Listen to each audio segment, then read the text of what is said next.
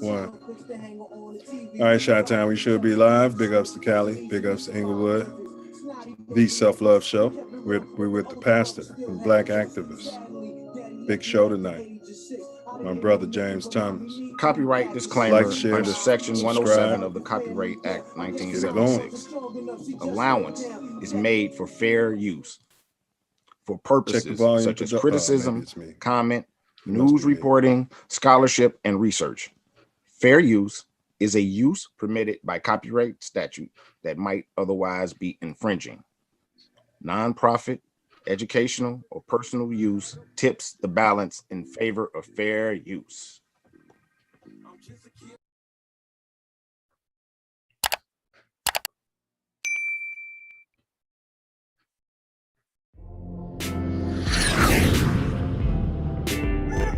Self Luv Show will start in approximately 7 minutes. Please like, share, subscribe. Please share this link.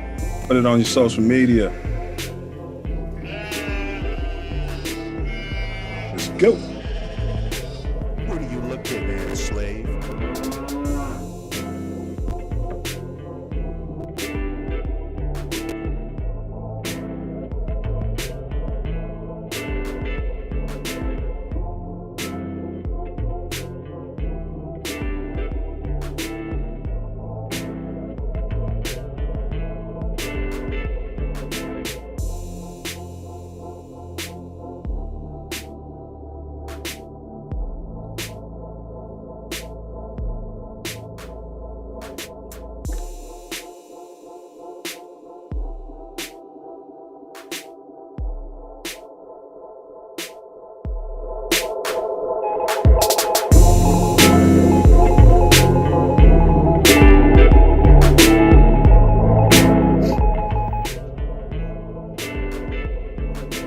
Silence is violence, and evil's greatest ally. Those who turn a blind eye act like they don't know why.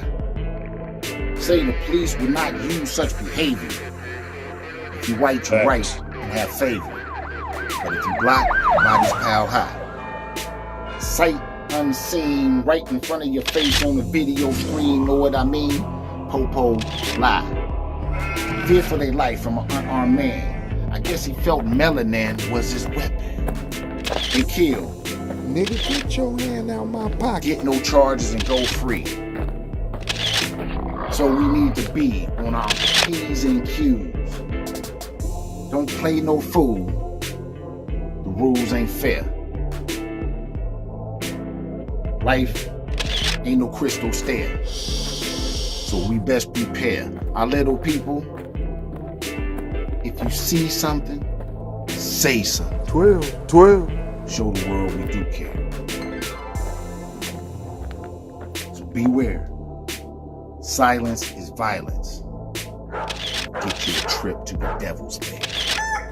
Self-love, you done did it again, Loop. You a genius.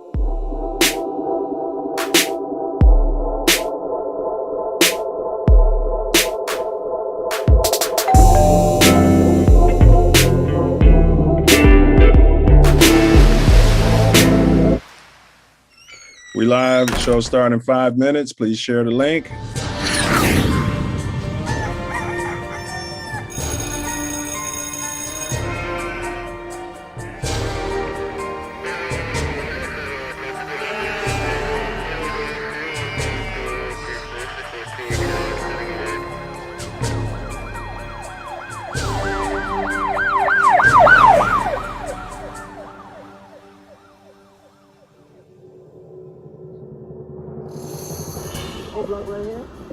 I shit call this shit no block. It's 10 o'clock. Where the fuck y'all niggas at? Hey, this what y'all wanted me in Chicago? No block right here. I shit call this shit no block. It's 10 o'clock. Where the fuck y'all niggas at? Niggas ain't outside. It's only 10 p.m. Where the fuck y'all niggas at, blood? O Block right now. Where we at? Tell you something, man. This Nino Brown, man. I'm live on O Block right now. Where we at? This O Block. I'm from Miami. I just want to tell niggas, man, we gotta stop killing each other, man. Yeah, this shit ain't about nothing. All that killing shit, we gotta work together, man. Stop killing each other, my nigga. I had to come over here and tell niggas that shit, my nigga.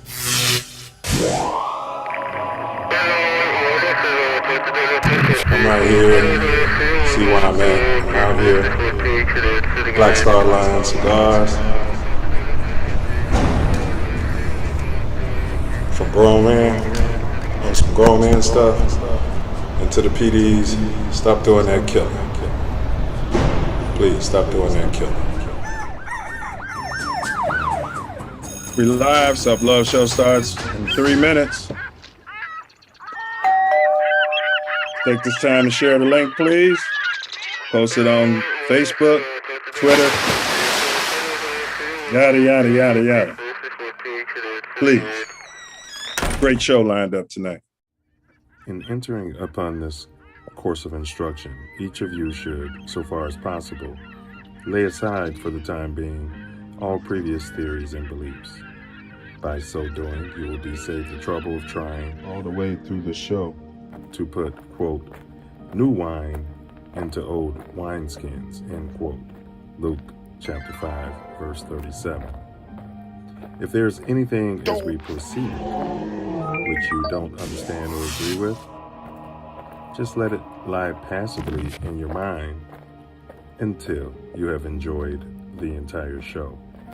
For many statements that would at first arouse antagonism and discussion will be clear and easily accepted a little farther on. After the show is over, if you wish to return to your old beliefs and ways of living, you are at perfect liberty to do so.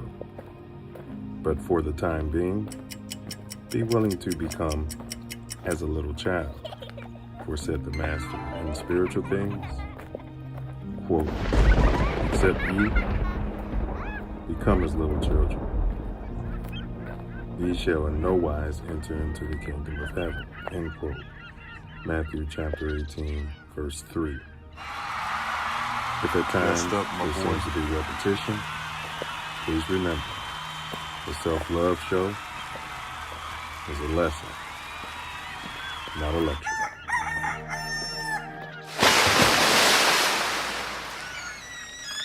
Lessons, not lectures.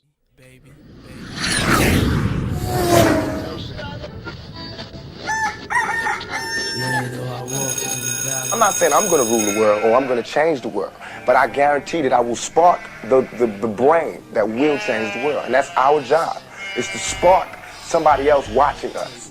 We might not be the ones, but let's not be selfish, and because we're not going to change the world, let's not talk about how we should change. 24 years ago today, iconic rapper Tupac Shakur was shot here in Las Vegas. The rapper was shot inside of a BMW while stopped at a red light on Koval and Flamingo.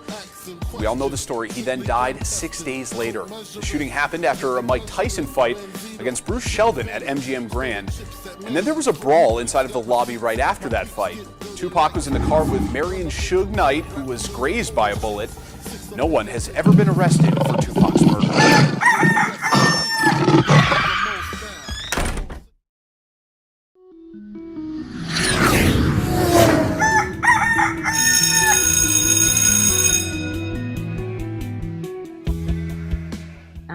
And even in this instance, if I could be of service to a 9-year-old girl or a 19-year-old woman or girl who wants to be a woman, is to really remember that self-love is the best way that you can receive love from anybody else, because it's coming from you. A lot of times we forget that. We look externally for this love. We look externally for this feeling of validation and adoration and approval, and it has to come from within.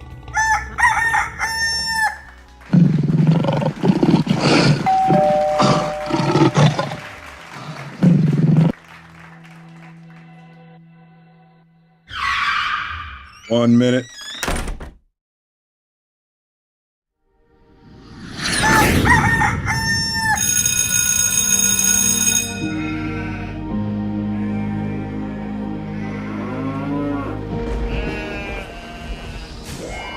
This is your last chance. After this, there is no turning back. You take the blue pill, the story ends. You wake up in your bed and believe whatever you want. You take the red pill, you stay in Wonderland. and I show you how deep the rabbit hole goes.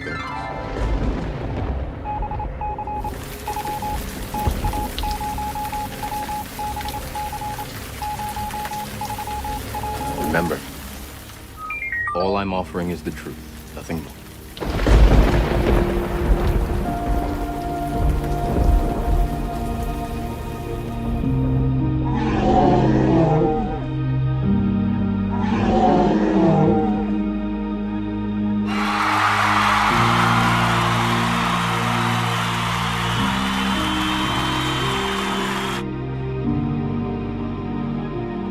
Mic check.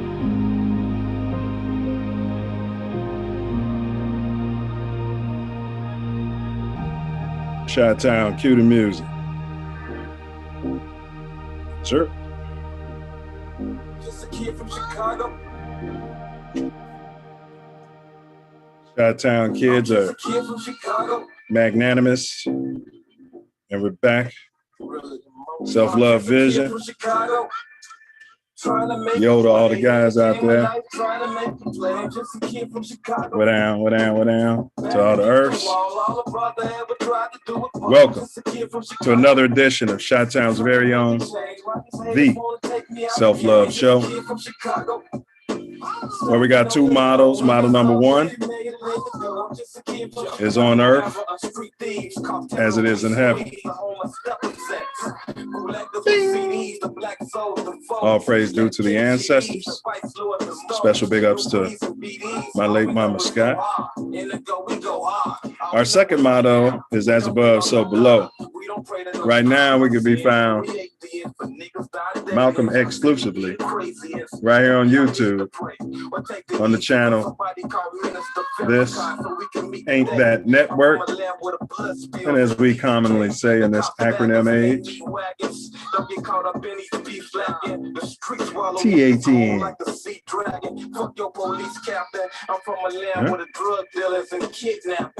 Huh? This is your co-host 9 Mills, also known as Self Love.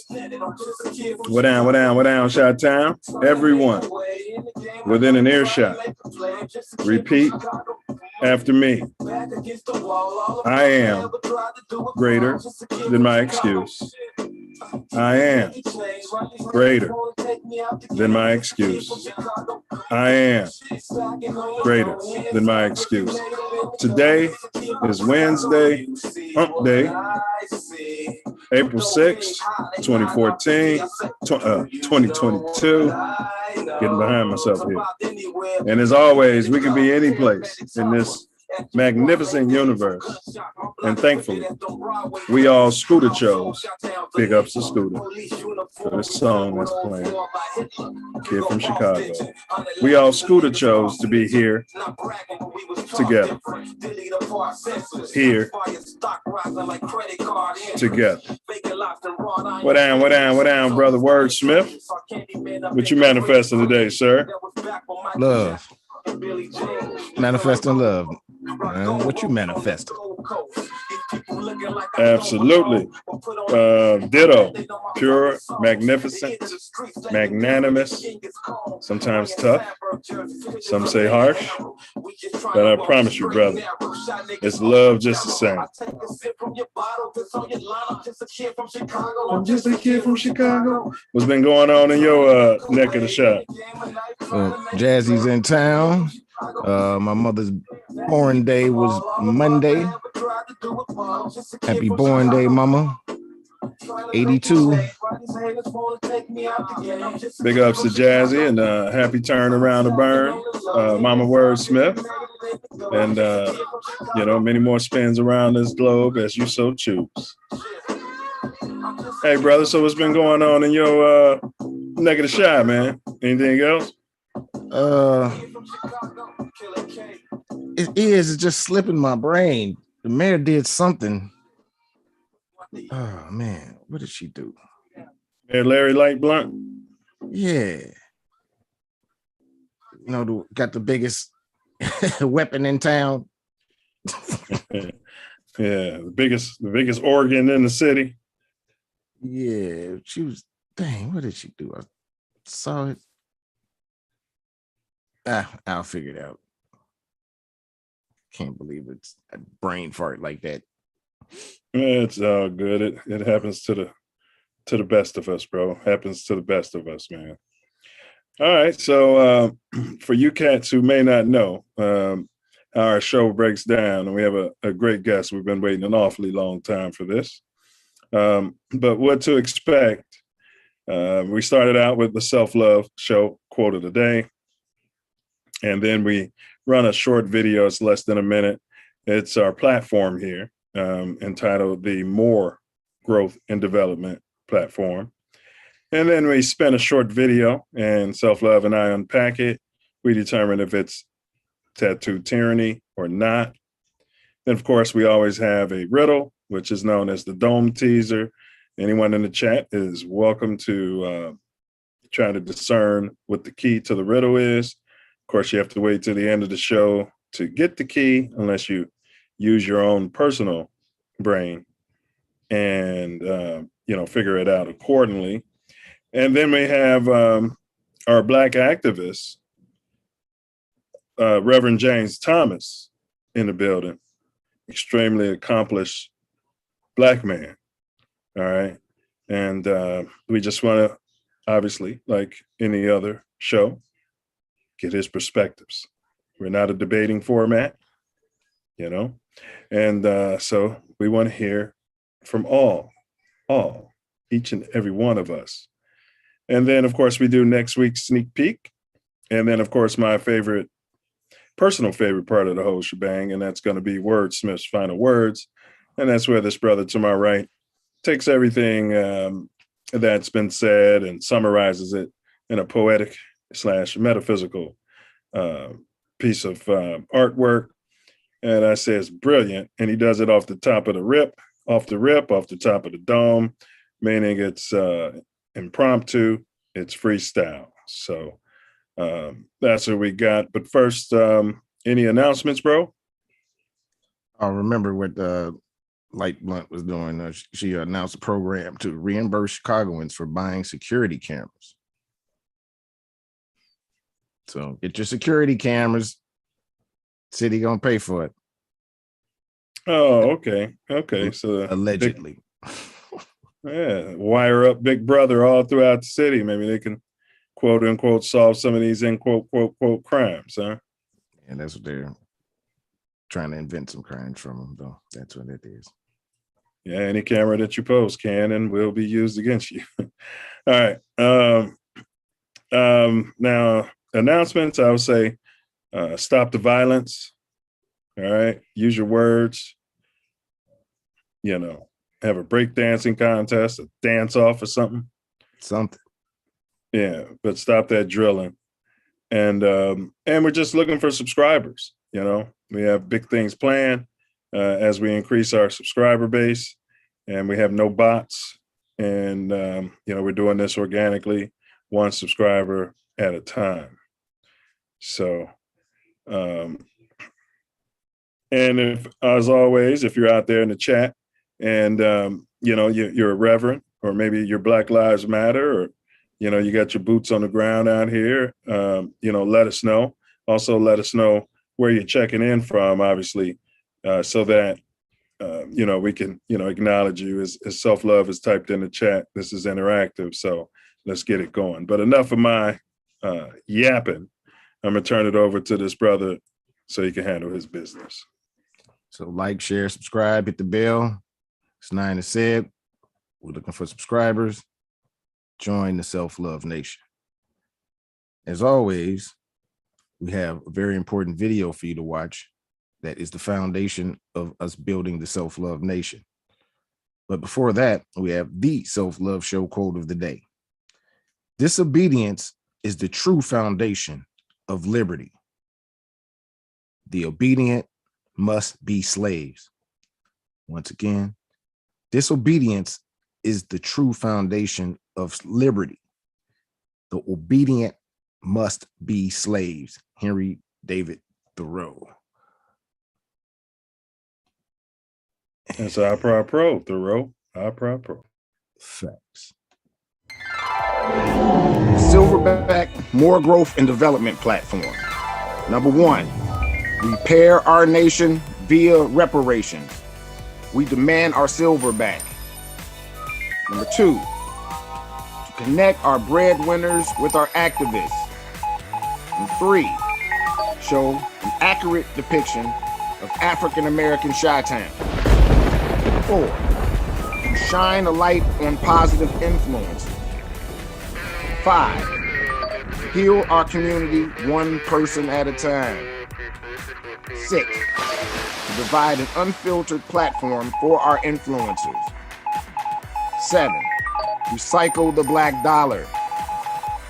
8, to provide mentors for the mentorless. 9, to close the gap between us and our pink kinsmen. We're closing the gap.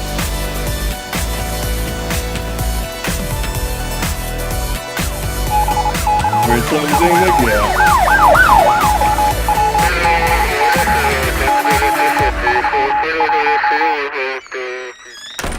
And Brother Wordsmith, number 10 on the platform.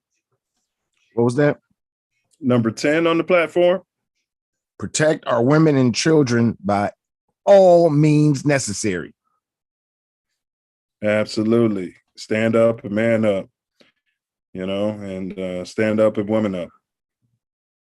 You got to protect the children and ladies first. So that's part of our purpose here. So, and that's one of our main goals here. Number 10 could be number 1, but we're big on reparations around here.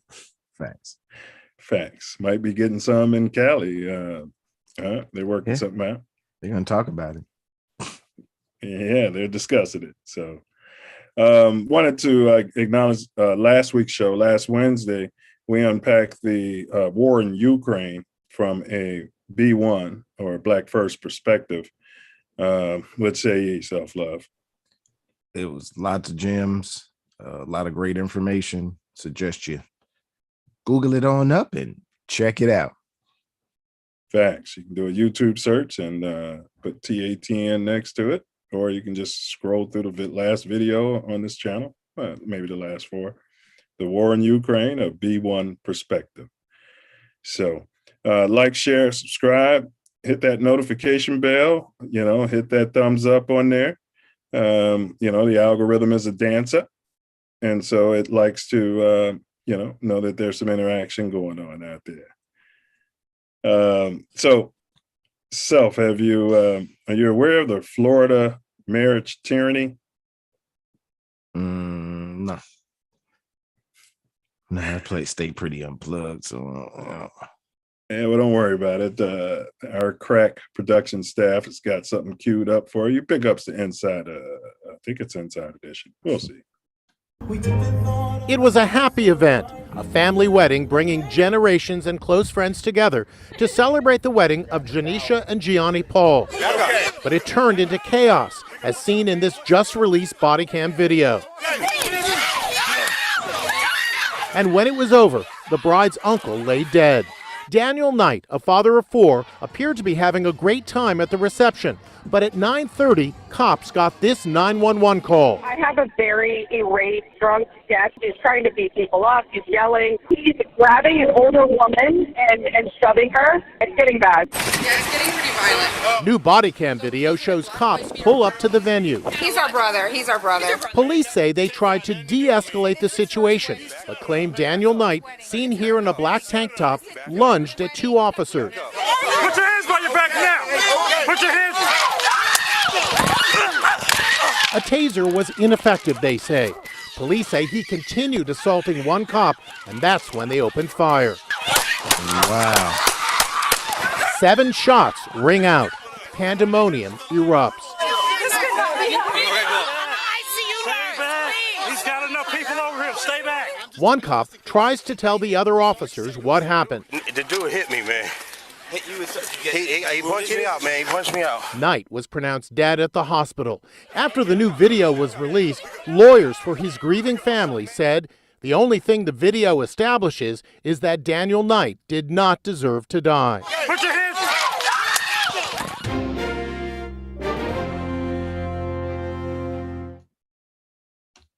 Wow. Wow. Yeah, I mean, wow is right. So you got, a family member, probably overserved. Nobody's going to talk about that. Right. Feeling good at the wedding. He was aggressive with law enforcement. He was. But did he deserve to be shot down like a dog? That was tyranny at its worst. Don't know what to say. Tired of seeing it. Tired of beating a dead horse. Yeah, it's overkill. It's overkill. And I agree. It's tyrannical.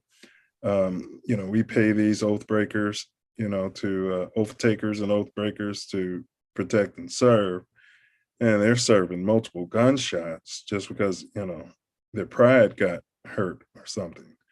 I watched one, bro, where they shot the guy first and then tased him.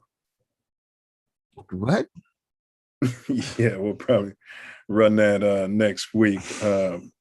Yeah, so I think we're both in agreement and tyranny, huh? Yeah, all day. All day. Every day. It's ridiculous. Man, absolutely. Absolute tyranny. Give me a second here, bro. No doubt. Brother Thomas, chill in the waiting room. We'll be with you shortly. Yeah, so I was texting him that.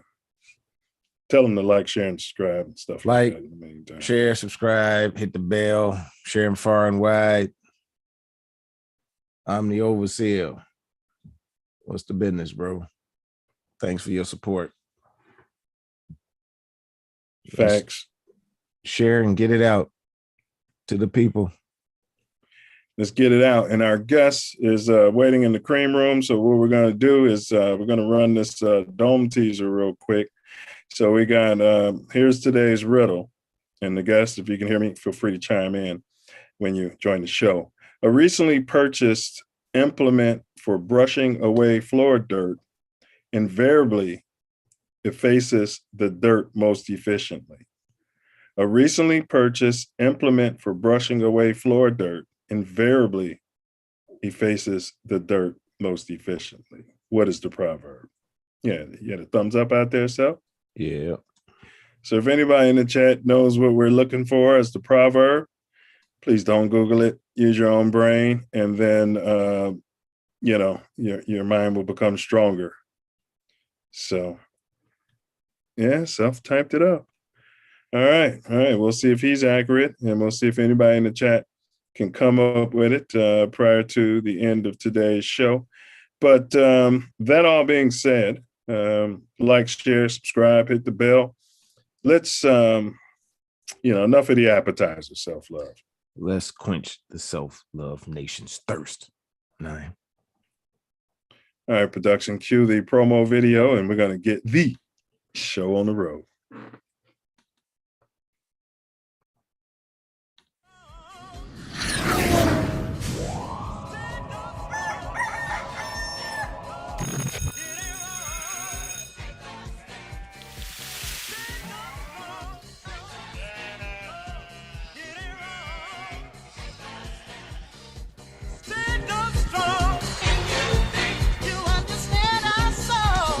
But that was the riddle, Self, and our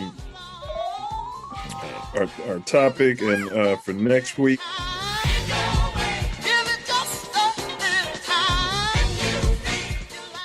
He does it for a very specific purpose.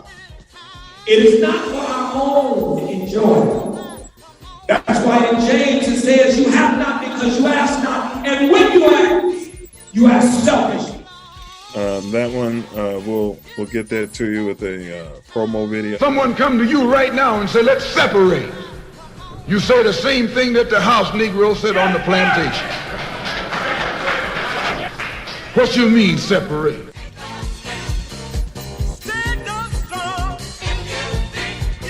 I'll let you know who the next guest is that so that you can heap upon yourselves what pleasure upon earth. That is not why God blesses us. God blesses us because people need to understand and know that number one, He is in the blessing business. What you mean separate? From America? This good white man? Where you gonna get a better job than you get here? And that'll be next Wednesday. We're going to push the show. I want you to know it's not a testimony for God to bless you and then you're not willing to even bless somebody else. It's not a blessing for God to bless you. It's not an encouragement. It's not a testimony for God to bless you. And then you have an attitude that you feel like you're too good for the people that you left behind. Here. I mean, this is what you say. I ain't left nothing in Africa. That's what you say. While you left your mind in Africa. That's what's going on. This is Cotton. Be sure to subscribe to my channel if you haven't already, because subscribing makes you feel good. Do you still have them? All right, so joining the show, we got Reverend James Thomas. He's a master educator.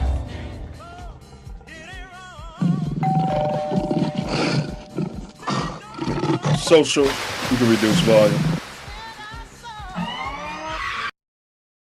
Social innovator, urban community content expert, and specializing in diversity and inclusion. He got his undergrad degree from Fisk University, historically Black college. University of Southern Cal. That's where he did his postgraduate studies. That's UCLA. Yeah, it's UCLA right here in my current backyard. He's an adjunct professor, Cal State University, LA. Senior pastor, executive director, mentor, leader of men. He's a Noop, which means he's achieving in every field of human endeavor. So let's get our electronic hands and our claps together for this brother, Reverend James Thomas. And one of the Noops said he was good with his paws too, so don't surprise me. We'll ask you to unmute here. All right, so welcome, my brother. Been looking forward to this conversation. I got the memo. I didn't get the memo. I got the police shirt. That's cool too. Yeah, that's a great shirt. Much appreciation for doing this. I know you're going to expand the Self Love Nation, and conversation is going to be wonderful. Hey, you know it's always a yes. I'm in my classroom, so I had a late class, and it is what it is. So I hope it's cool. I got the little thing in the back. So no, that's all good. Oh yeah, yes, sir. It's all good. And brother, I appreciate you doing this as well. I want to reiterate what Self Love said. What are the purpose of our platform? You know, we ran a video, but more importantly, we come to realize, you know, if the lion doesn't tell his or her own story, you know, the narrative will always be governed, you know, by the hunter. And right. So we don't really see, I don't want to say regular guys, because that's not you, but I should say everyday brothers and sisters, you know, coming on a platform, not debating and arguing and talking about entertainment and all of that. So how we see this, our vision is that this goes up in the cloud, you know, your kids, you know, can watch it someday, and they can hear, you know, from their father, great grandfather, or anybody's child can hear it, how times were, you know, as you came up, and now from our own words, because we know how history tends to get a bit pink washed, right, for lack of a better term. So that's what our aim is here today. And I want to, you know, start with CBAC. This is your program, right? Mm-hmm. Okay. Yep. And he's providing students with rigorous and culturally relevant learning experiences that improve opportunities for a bright future. Is there anything you want to say about the program? And I'm going to pin it into the chat. So you guys do check that out and support the program. Yeah, what I would say is that we've been doing this for a while. Our track record is phenomenal in terms of students going to college, students doing well in math. It's actually a math program, culturally based algebra camp, and then it's spun into a nonprofit, culturally based achievement collaborative. But basically, you know, here in California, they determined that Black students were not proficient in algebra. And so we at the church said, there's a few of us that may know a little bit about some math. So let's bring together a program. And the whole idea was, we didn't want the church kids because they're going to be okay. You know, so we wanted folks who were not affiliated, associated with the church, who could use some extra help in math. And when we went to the district, I know this is a long kind of conversation, but take your time, man. When we went to the school district, now Los Angeles Unified School District is one of the largest school districts in the country. I think only second to New York. And so we went to the school district and we asked, could they give us the names of 15 kids? School district told us that they could not, and that 15 kids nor their parents would probably not be interested in the program. Just 15? They claimed you couldn't get just 15? Yeah, they said that they said that they wouldn't be interested. And I thought, and as always, they always bring in one of us, which I think is an important topic to discuss too. They always bring in one of us to co-sign what they're trying to sell. Facts. And so my strategy has always been, if you want to carry the water of white supremacists, then I'm gonna treat you like one. And so, needless to say that meeting didn't go its best or the way that they thought that it would. And so we decided to go word of mouth. 60 kids showed up. We only had space for 15. They said the parents would not be supportive. The parents went out and bought tables and chairs and food and everything that we needed for the program. And so we've been going strong ever since. Now we have about 150 Black kids who give up their summer to study math. Many of them will walk out of our program into their classroom in the fall. And the thing is that they come in there, they may come in failing math. When they go back to school, they get A's and B's in math, and it becomes their favorite subject. And so it's not the math. The motto is you got to be able to do math because you invented it. And so it can't be the math because there's not enough time, right? And so many of our people are not able to excel because we don't understand how brilliant we really are. And we're never told that. And so they get a lesson in, I guess some people would call it Black radicalism. We tell them, we go 1st through 12th grade. We explain to them that Jesus was Black, and we explain to them why. And so they're getting that kind of information very, very early on. And so that's what we've been doing for the last 15 years. The majority of our students end up with either full scholarships or partial scholarships to college, doing very well. We have sets of them now that are in law school and medical school, and we have kept the program free because we did not want, some folks, the people that we're trying to serve, let's put it like this, the people that we really want to serve and want to help, many of them cannot afford it. And so, but what we have done is we moved to a registration fee, because there are also folks that don't appreciate anything unless they have to pay a little bit something for it. It's many of them look like us. Yeah, I like free stuff. I like free stuff. If it's free, it's for me. If I got to pay, I can't stay. But that's but you'd be surprised the number of people that don't feel that way. So that's pretty much about the camp. And so it's credentialed teachers. For the first time in California, this is not true in Chicago, But for the first time in California, these students are seeing they're in an all black classroom with a black teacher. They've never seen that. You don't see that in California. You don't see that in Los Angeles. And so the first time they're getting a chance to see that, and it's a wonderful experience. It really is. And even in terms of offsetting the fact that, Black kids don't want to go to school, that's not true. Those kids beat me there. And this is over the summer. They're waiting for me to get there, waiting for us to open up. And so all of these myths and all this stuff, they're not interested in what these folks are selling. They're not interested in their brand of education. That's what it is. That's exactly what it is. Self Love and I, we have a series we run called Black Educators, and we've had several educators come and pretty much say, similar to what you said. And to your point about those of us, we call them blackface. They're in black bodies, but they're pushing white supremacy. This has been going on, even when Margaret Sanger, was pushing, the abortion, not that, I'm here or there or whatever on abortion.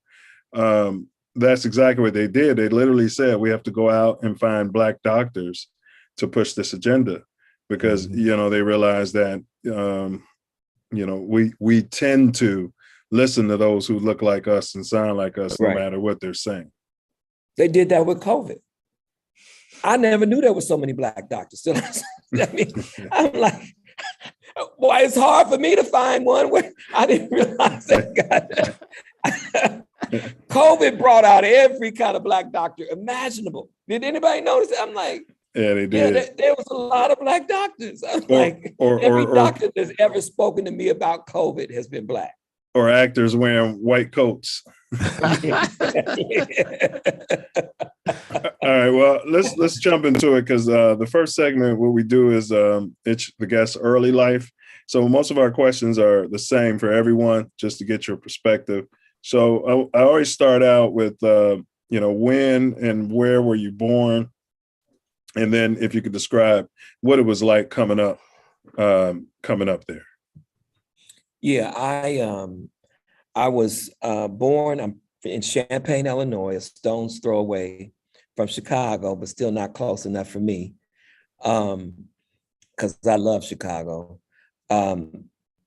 And I was born in, I don't even think they exist anymore, but I was born in the projects. I lived in both two sets of projects. Birch Village was the first one, and then Bradley Park. And so Bradley Park was kind of the newer ones that they had constructed, but Birch Village was kind of older. And, I never really knew that I lived in the projects. I didn't find out that there was a problem with where I lived until I went to school and white folks were telling me, they would treat me a little different when they found out where I lived. And so, cause they were busing and that kind of thing. And so the schools that I went to were all white. So that's where, and again, I love living in the projects. We had a good time. I still have some of those friends that I grew up with in the projects. We still stay in contact. We're still cool. And often I will refer back to, but it was probably one of the most loving communities that I've ever been in. And so that was my experience. Projects in Champaign is a lot different than maybe some like Los Angeles and things like that, but I don't know. I never lived in the projects in Los Angeles, maybe exactly the same, certainly the same kind of poverty. Mm-hmm. All right. Yeah, that maybe explains why a couple of brothers made at Beta in the 80s said, yeah, I know James and he's good with those hands. So I don't want to put all your business out there, but maybe that's where you develop, some of your pugilistic skills. Yeah, that's why I wasn't mad at Will. I couldn't get mad at Will. That's hypocritical. Because somebody asked me would I have done it, and I said no, I wouldn't have done it. But wait a minute, if I had his money, see, that's the He could cash out and got generational income, you know? If I had his money, I don't know. I might have walked up on them white folks stage and acted a fool like that. Hey, I love that he resigned too before they fired him. You know, you can't fire me, I quit. You know, right? Yeah, you're right. All right. Can you kind of, because you know, like you said, the projects are probably the same all over, and it's the time frame of it. It's interesting that you said, you know, you didn't really realize, you know, there was poverty and there was a sense of community. So with that being said, along those lines, can you kind of touch on, you know, the messaging, the elders, or they may be ancestors now, how they were interacting with you and your friends, any lessons or even sayings that you can think back on and share with the Self Love Nation? Oh, absolutely. One saying that really stuck was, no stream rises above its source. And so basically, you know, don't get too big for your britches, realize where you came from. Mm-hmm. And so, you know, if you're great, you know, the source was great, you know, or greater. And so that was one, you know, and I think that that's really, really important today, because we have a lot of folks who are doing some phenomenal things, but, you know, young people who are doing phenomenal things, but when you try to sit them down and try to give them some advice based upon your experience and based upon what you see, you know, sometimes they can have an attitude, you know, you can't tell me nothing kind of attitude, Thanks. You know, until they run into exactly the thing that you were trying to get them to avoid, and now they want you to come and help clean it up, you know. But that was one thing. I think another thing that was kind of ingrained in me was that you take pride in your family legacy. You never allow anybody to make you feel like, you know, your family isn't important or your family name isn't important. And so you realize that, you know, when you step outside your house, you are a Thomas. And so Thomases act a particular way. Thomases do certain things. Thomases don't do certain things, you know.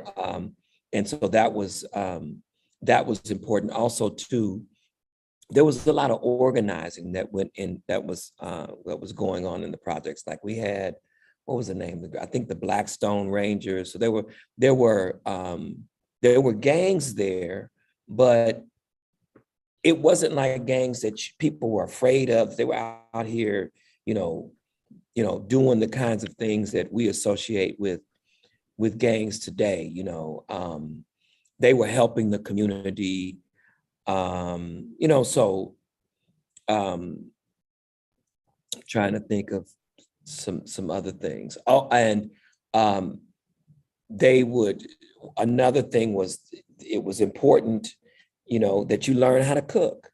You know, that was important. Learn how to cook. Also, too, of course, fair fights. You know, you know, there's nothing wrong with a fair fight. And so now one of the things that was kind of a default learning was, if you lived in the projects, you know, and this is how I categorize even the Will and Chris Rock thing. You know, if you shooting a dozen, you know, I don't know what they call it today, you know, but, you know, if you're talking about, like, you going back and forth, you would have to have quick comebacks in the projects. So if somebody says something to you, you know, if they cracking on you or whatever, you need a quick comeback, or you're gonna run home crying every day. You know, you gotta, when they hit you, you gotta hit them with something back. And so that has been a special jewel, especially for me, in terms of, you know, the kind of work that I do, is I can come back on you and come back on you hard, like quick, without even thinking, you know. And so that's, you know, I can push back on you hard. So that was a very, very important skill, to just know that you're not obligated to just let people say any and everything to you, that you can, say something back, you can. And I can tell you for certainty that if I were Will Smith and Chris had done that to me, joke or not, I would have said, at least I got a wife. I would have said that. Yeah, now, I wouldn't have jumped up and hit him, but you would have heard me say from my chair, at least I got one. Where yours? And you're saying basically use your words. I want to touch on something else you said. I have a saying where, wisdom can't be taught, it's acquired. We had a guest who was an ex-offender. He caught a case in Indiana as a 16-year-old, and they gave him like 50 years.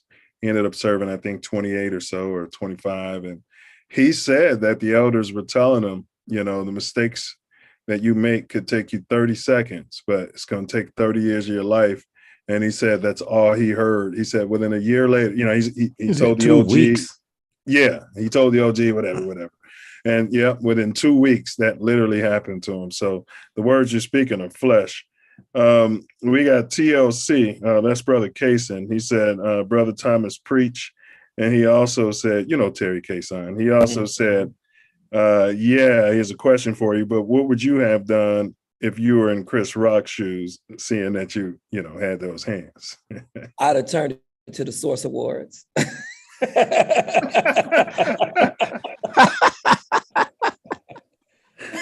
It would have just turned into the Source Awards. That's it. It would have turned into the Source Awards. That's what it would have done. And I would have had everybody pray for me, and I would have repented and did all that, but it would have turned into the Source Awards. Oh my God.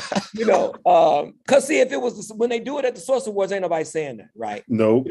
So the thing is that it's because it was in front of these white folks. That's why this was a problem, and that's what's disgusting to me.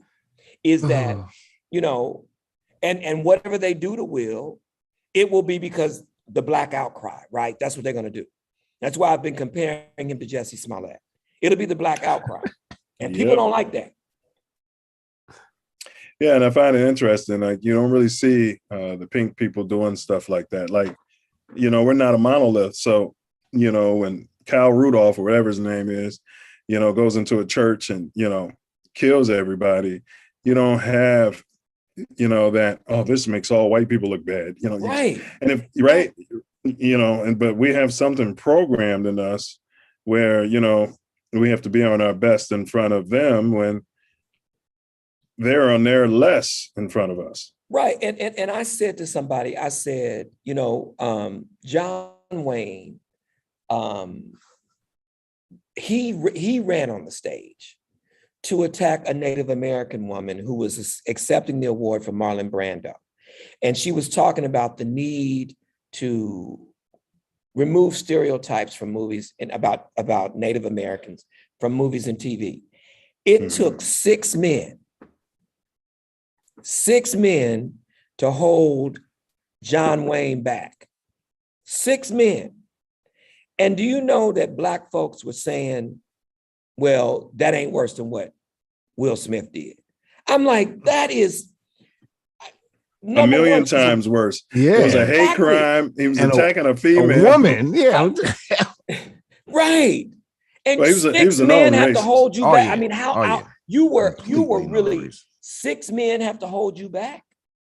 Come on. But see, we're so, and I've just never, I guess for me, I can't, I don't know if it's because it doesn't resonate with me because I really don't care what white folks think about me. I mean, when I say that, I mean that from the I could not be more sincere. And it's not that I don't like white folks. I love everybody. I have like nieces and nephews that are white, and I love them to death. Matter of fact, sometimes they have more Black than Black folks in my family. But I love them, but I'm not putting on, I'm not going to be a special person. Yeah, I don't have to prove anything to you. No. I was with, he was a little homie at the time. He actually appeared on the show, and we worked in a white community, and we were going into a grocery store, and I could tell that the white lady was afraid. You know, he's holding the door for her and saying ma'am and all of this, and she's still like terrified. And I told him, I said, man, I used to be that way. I said, at some point in your life, you're going to stop that. There's nothing you can do to reconfigure her spirit, her mind, her heart, you know, and she isn't worth that. Now, I said, I wouldn't be saying this if we were together and you were holding doors for Black women like that and saying, yes, ma'am, you know, I wouldn't even be having this conversation, but somehow we go out of our way, right, to try to make them feel comfortable and safe when we should be doing that for our own women. Right. And I should feel, I mean, the reality is that the kind of violence that has been perpetuated against us, we should feel, you know, we should feel unsafe around white folks. You know, we should, it should be us, you know. Facts. And you know, I said I was going to do an experiment here at Cal State LA that every time I'm on the elevator and a white person gets on, I'm like, act like I'm gonna start holding my stuff, you know, getting back, you know, because you need to understand how that makes people feel. Oh, I do that all the time. Tori knows. If I walk past a white woman and she clutches her purse, I clutch my wallet and shot. And I do. I just do the exact same. She clutches her purse, I clutch my wallet, and I'm looking at her. I sure do. And we have that moment. I've been doing that since I was a shorty. But let's jump to the next question. What were your interactions, if any, with the police, which youth call 12? Back then, back in the day, did you have any interactions with them, or, you know, we positive? Did. You know, we had some great stuff that we used to do. You know, in the projects, like if you, well, y'all know Champaign. Yeah, those police were awful, but go ahead. Yeah. So, you know, if you go down, is that Bradley? Yeah, I think that's Bradley. So when they would drive down Bradley, right, you know, you had like Birch Village, which was right on Bradley. And so what we would do is, you know, we would throw rocks. Well, I didn't really do it, but I was hanging with the guys that was doing it. So I may as well have been doing it. You know, it was like the thing that we did. And so, and, you know, they would throw rocks. And, you know, it just for fun, not ever even thinking, they weren't ever even thinking that you could really like hit somebody's car and they could crash and they could, you know, there's all kind of stuff. They never, you know, that wasn't something, it was just like, we would throw rocks.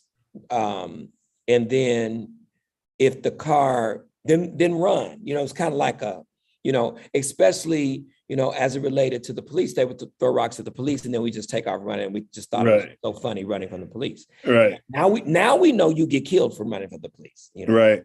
And so the rocks never hit any cars, anything like that, but they knew that we were throwing rocks. But, you know, but I do remember it got real one time because I do remember that they were doing this. These were usually the older guys and we were just kind of hanging around, thought it was funny. But I do remember one time they threw a rock and this white guy, he was mad. And so he got out of his car and he actually came into the projects. Oh, bad idea, Jeans. Bad idea, bad idea. Horrible idea. Horrible idea. And so they whooped that man. I felt sorry for him. I did. I felt sorry for him, you know, but it was a learning lesson. Yeah. You know, he was coming in there using the N-word and doing all that. I'm like, I don't know where he think he is. You know? White privilege definitely don't fly in the jets. And he was right. And he was surprised at what I'm like, you should be surprised they let you get out of here. Yes. You should be surprised that, you know, and then I saw, you know, so that was, so the interaction with the police were always terrible. One time my mother, she was hanging up clothes, you know, for your younger audience who don't even know that happens. To dry them. Outside, hanging up clothes, right? And so this young man, you know, walked past and say, hey, how you doing, Mrs. Thomas? And they, you know, she said, I'm fine. How you doing, young man? And they had a little conversation. And so maybe 10 minutes later, this young man is laying in the middle of the street. The police killed him. Oh my God. Said he had That's a what's up. gun, said he had a gun. And my mother was like, said he had a rifle. I was like, he didn't have no rifle. He didn't have no gun.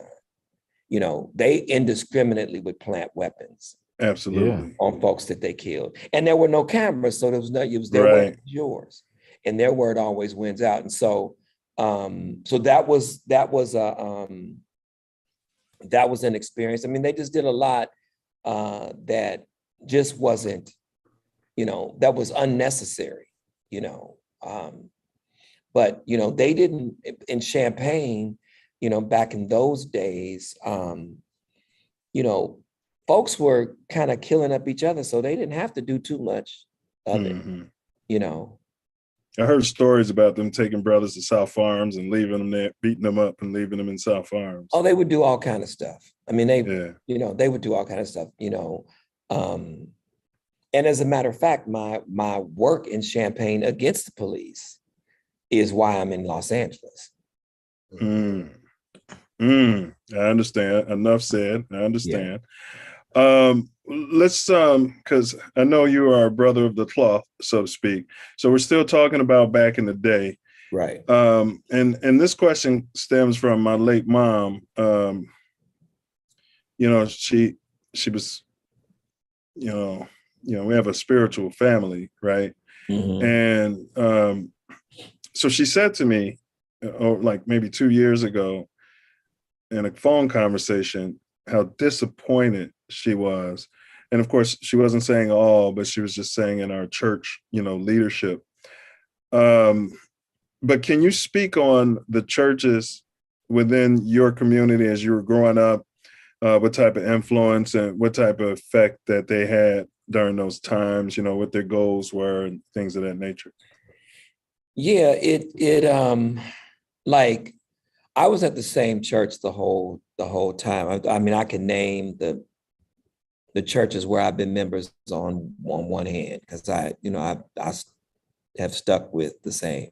But there are different pastors.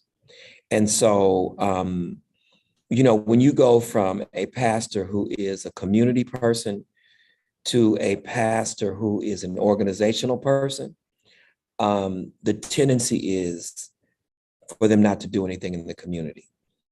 And so one of the pastors, when I was very, very young, his passion was for the community. And what I've seen, and so churches were very vibrant, very active in, kind of the civil rights movement. That's what it was called at the time. But as the civil rights movement came to a close, and this is, a lot before my time in terms of, what I found, it was that churches were not really trying. I think Martin Luther King caused a lot of pastors to just turn inward because they realized how dangerous it is when you are, working for change. And so I think that if it doesn't come within my church, if it's not related in any way to my church, then I'm not sticking my nose in it. It's not my business, so to speak. And so I can say that I agree with your mother, absolutely agree with her in terms of the disappointment. One of the reasons that I'm with Black Lives Matter was because I noticed that it was the modern day civil rights movement, human rights movement. I noticed right off the bat, that it would be the only one where the church wasn't involved. And so I kept trying to recruit pastors, and then finally, God spoke to me and said, "Ain't you a pastor? Don't worry about them. You do what you need to do. You do what you think you're led to do." And so that's what I did. And so, but I know we're back in the back, but yeah, I think, there was a time when, and I think the time that I grew up, pastors were kind of larger than life. You didn't question them, you just did whatever they said. And it was all about church. It was about Vacation Bible School. And, it wasn't about anything else. It wasn't about, organizing in the community. And at the time, they used to call it the social gospel. And that was like of the devil, right? So if you were talking about fighting, for Black folks' rights, or, I mean, even in terms of, fighting against poverty, and some of them even like feeding the poor, that was considered to be a social gospel, which meant that it was not authentic, and so there was very little of that work, being done. People who went to church were people who went to church, and there was really no intersection between what was going on in the community and what was going on in the church, like none at all. And I can just say from my church that I was in, I always felt, now maybe it was, but I always felt that we were treated a bit differently because we lived in the projects. That was my, that was my feeling. And maybe I was wrong, but but that's how I felt, because the church that I grew up in was a middle-class church. And so, as is most churches are middle-class churches. And so I always felt like, I'll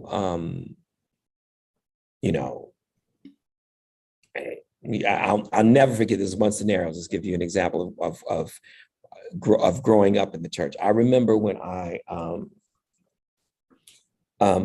the church was giving a scholarship, and I've been in the church all my life. I mean, I used to go to Bible study, Sunday school, stuff with nobody there. I was the youngest person there, and so what would happen is, so they had a scholarship because I, was going to Fisk, and so I applied for the scholarship. They want to know everything about me. I mean, it was the longest scholarship application I think I've ever filled out. And they awarded me the scholarship. Now, the scholarship was $500. And literally, it was the longest scholarship application I have ever completed in my life to this day. Okay. And had been a member to this church all my life, And so they gave me $250. And to this day, I ain't got the other $250. What?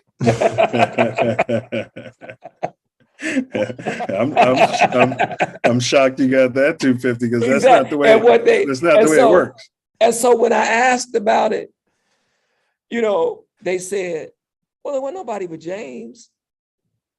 I'm like, wow. Now, I didn't trip off of it at all, because I knew the mentality, so I knew that. So I wasn't shocked by that at all, but my point in saying that was, and then in your next breath, you'll be talking about why young people don't come to church. Correct. So as the same thing with educators, you're not talking about anything that would motivate people to want to get involved. True. You're not making it resonate. Yeah. So even then, I mean, and one last experience that I think you'll get a kick out of. I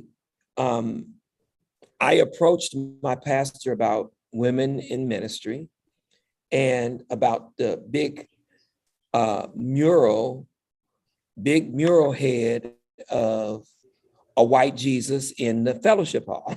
Yes. I think I was like 14, 15, 16, something like that. I'm like, I'm sorry. Why do you have that big old picture of that white Jesus in the fellowship hall? That should not be. There's not one white person in this church, but not on. one white person in this church. And the interesting thing about it is, when I brought white people to the church later in life, they would get upset about it. Of course. I'm like, but this is a white person who's down. This person is cool. But you got this big old, so, and then the other thing that caused our Baptist Youth Fellowship, I hope ain't nobody listening, because they probably don't know how this stuff went on. But, I said, they kept telling me, and I'm going to say this person's name because it's important. they kept telling me that, women can't preach and God is, is the devil and all of this. And I'm just like, no, that can't be true. It cannot be true. I said, because I know Miss Evelyn Burnett Underwood. And Miss Evelyn Burnett Underwood is more godly than all y'all put together. Now, I didn't know how to say it at the time, but that's kind of the way that I said it. I said, so you can't tell me that Miss Underwood is of the devil. Now, because she was like one of the first, female preachers that had come out of like a traditional setting, a traditional church. And so even to this day, she is still ministering. And she was also the school board, secretary of the school board. And so her responsibility was to sign all of our diplomas. And they decided, why don't we have the secretary? We should have the president of the school board signing it. But when they switched to the president instead of her, the students at my high school said, it was Urbana High School, they said, if her name ain't on it, we don't want it. They had to put that woman's name back on them diplomas. Because she was, she was there. I had this similar conversation when you were talking about the image of Yahushua, some say Jesus, with my grandmother. And she was, deep Church and God in Christ. My great grandmother was one of the founding members, with Bishop Mason. So that's how deep we were into it. Oh, that's huge. Yeah. And so I asked her one day as a child, like, why are all these images white? And she said, well, it doesn't matter. And I said, well, if it doesn't matter, then why are they all white? Right. Obviously it matters to someone because they're making this image white all the time. Right. It mattered to, and that was some of my research, at USC. I did a survey, I said, the question was, do you think that Jesus Christ was of African descent or European descent? Overwhelmingly, over 90-something% of the folks said African descent. I said, then do you think his ethnicity matters? They said, no, it doesn't matter. And I'm saying it matters obviously to somebody. It does. Absolutely. And it matters to white supremacists. And so whenever there's a book called The Color of Christ, the saga of race, I think in America is and they track when, most people say, well, this is something out of Europe and, who was that? Michelangelo painted, No, that ain't got nothing to do with why Jesus is white. Jesus is white because of America. Jesus is white because of white supremacy in the Klan. That's why Jesus is white. That's where that comes from. It didn't stick in Europe because they knew better.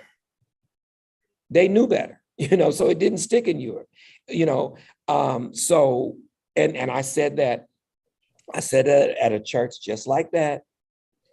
And those folks got angry with me and said they weren't going to invite me back. I'm like, I don't go there to come twice. So it really doesn't matter. It really, you really not breaking my heart, because if you teaching this nonsense, you don't need me here anyway. You don't need me here anyway. It would just be, hypocritical for me to be here. So, but yeah, people they don't want to hear the truth.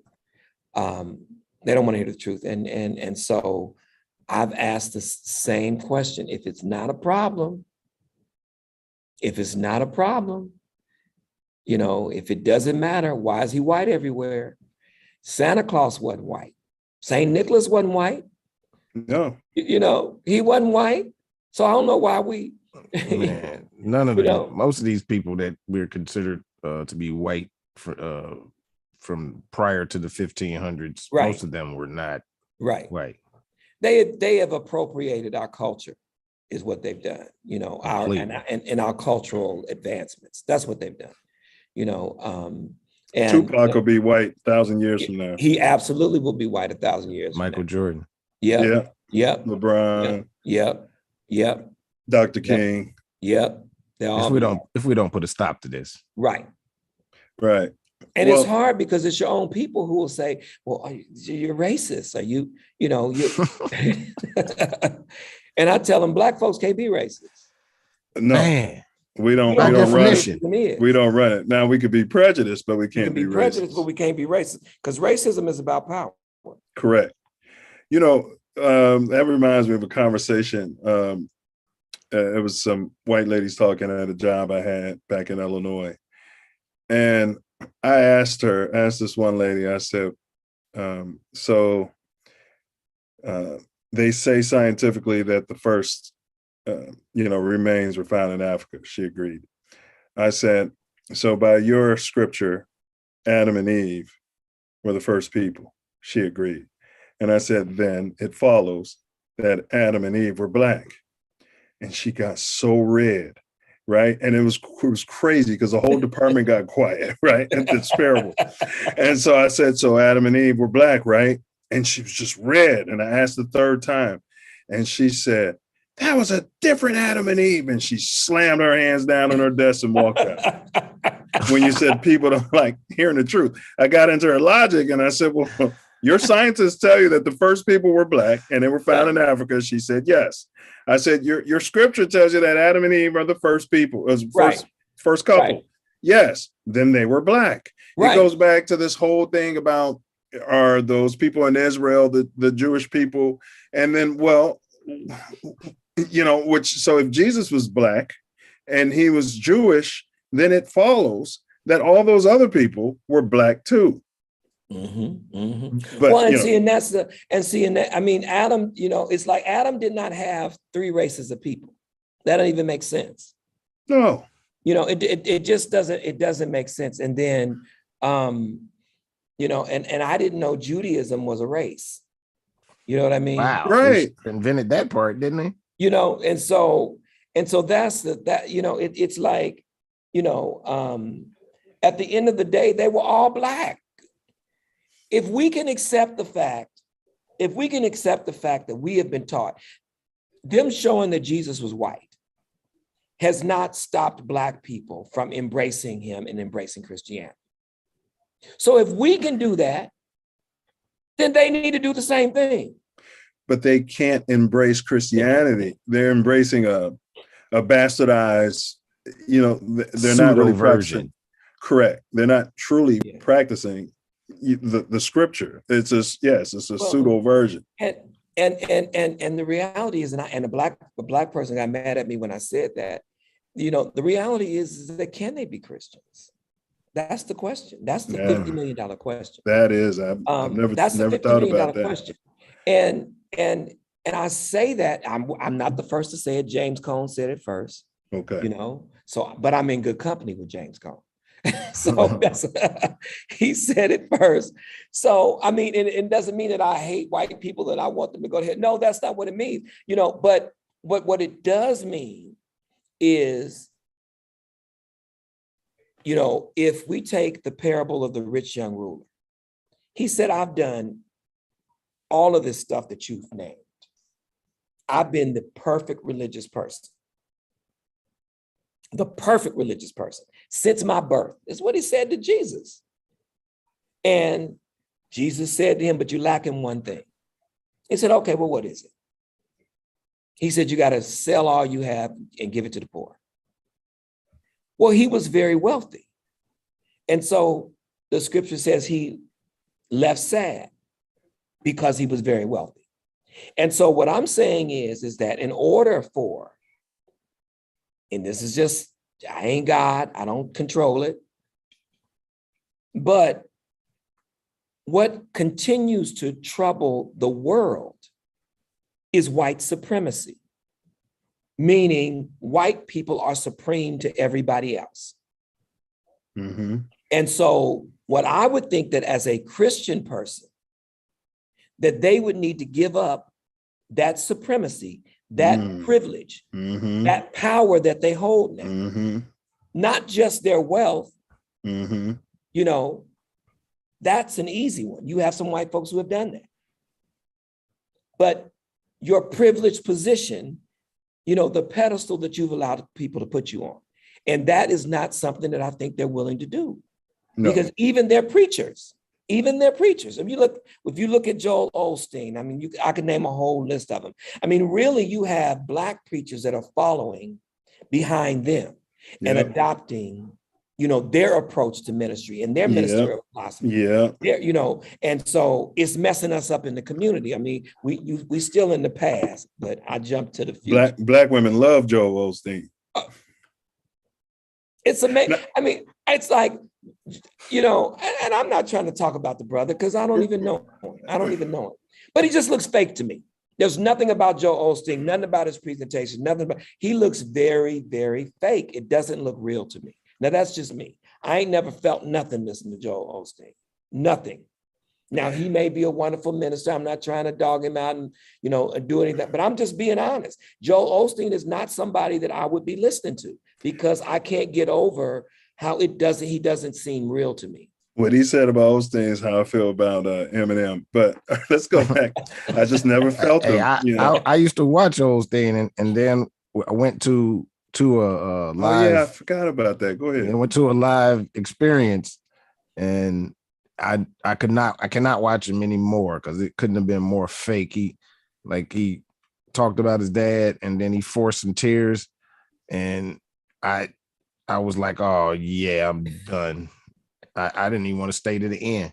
Yeah, I think you said something about like in between takes, they're powdering them up. Yeah. Yeah, like it was literally like a show. And so I want to back up a little. Because, you know, Jesus, as he's commonly called, he had a revolutionary spirit, and, you know, he wouldn't even let the disciples, you know, sit up in a church every Sabbath, which I guess was Saturday, but you know, he said, we have to go out here and minister to the people, to the poor, to the sick, you know. But let me jump ahead. I got one more question for you in this segment, then I'm going to throw it to self-love. Do you remember hearing, you know, gunshots in your community growing up? If so, how often? Every week, every day? And then when did you get a sense of things turning more cutthroat and violent? Like around what year do you think that we started, you know, losing our way and just going out for self completely? Right. Yeah, I remember hearing gunshots, but never hearing gunshots thinking that somebody got shot.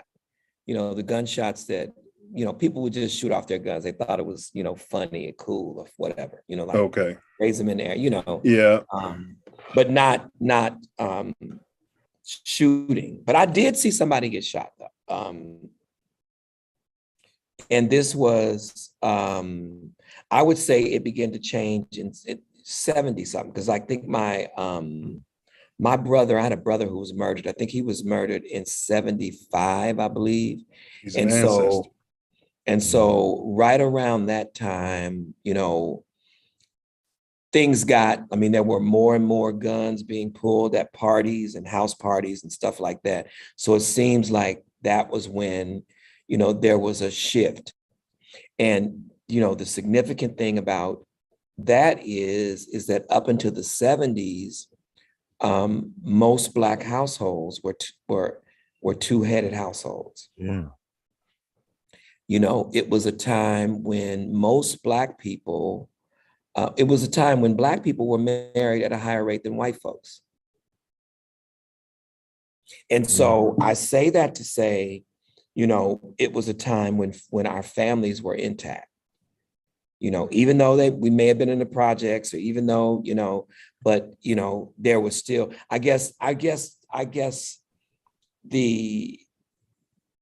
when I think about it, I think that you can live in the projects and be poor with an intact family.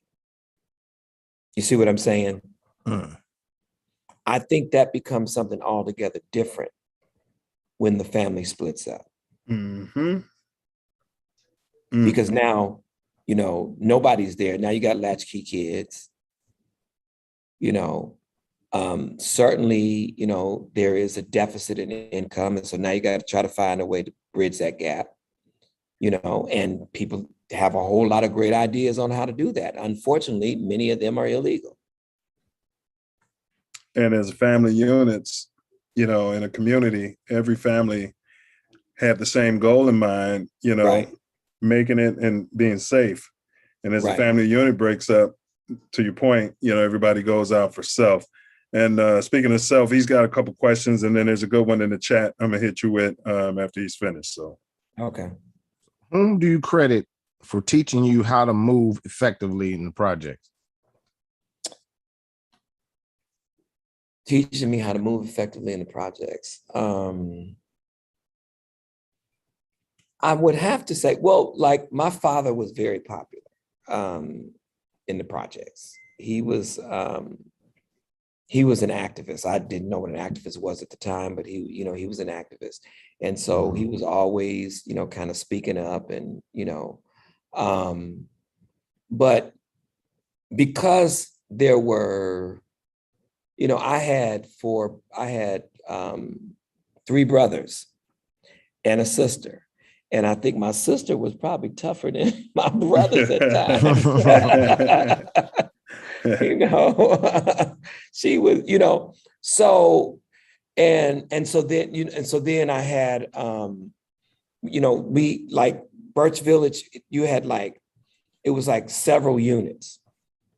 And so within those several units was another family that had 2 sons. Mm-hmm. And so you got 5 young men in the same, unit. And so it was kind of like one of those things where nobody was really going to mess with us, kind of thing. But also too, we were seen as the church boys. So, but at the final analysis, nobody was really going to mess with us. And so I would, if there was anything that I think played a pivotal role, I think it was the fact that, it was my mother who was so, who was so devout and who would help anybody in the community. I mean, she, they knew they could come there and eat. They knew they could come and hang out.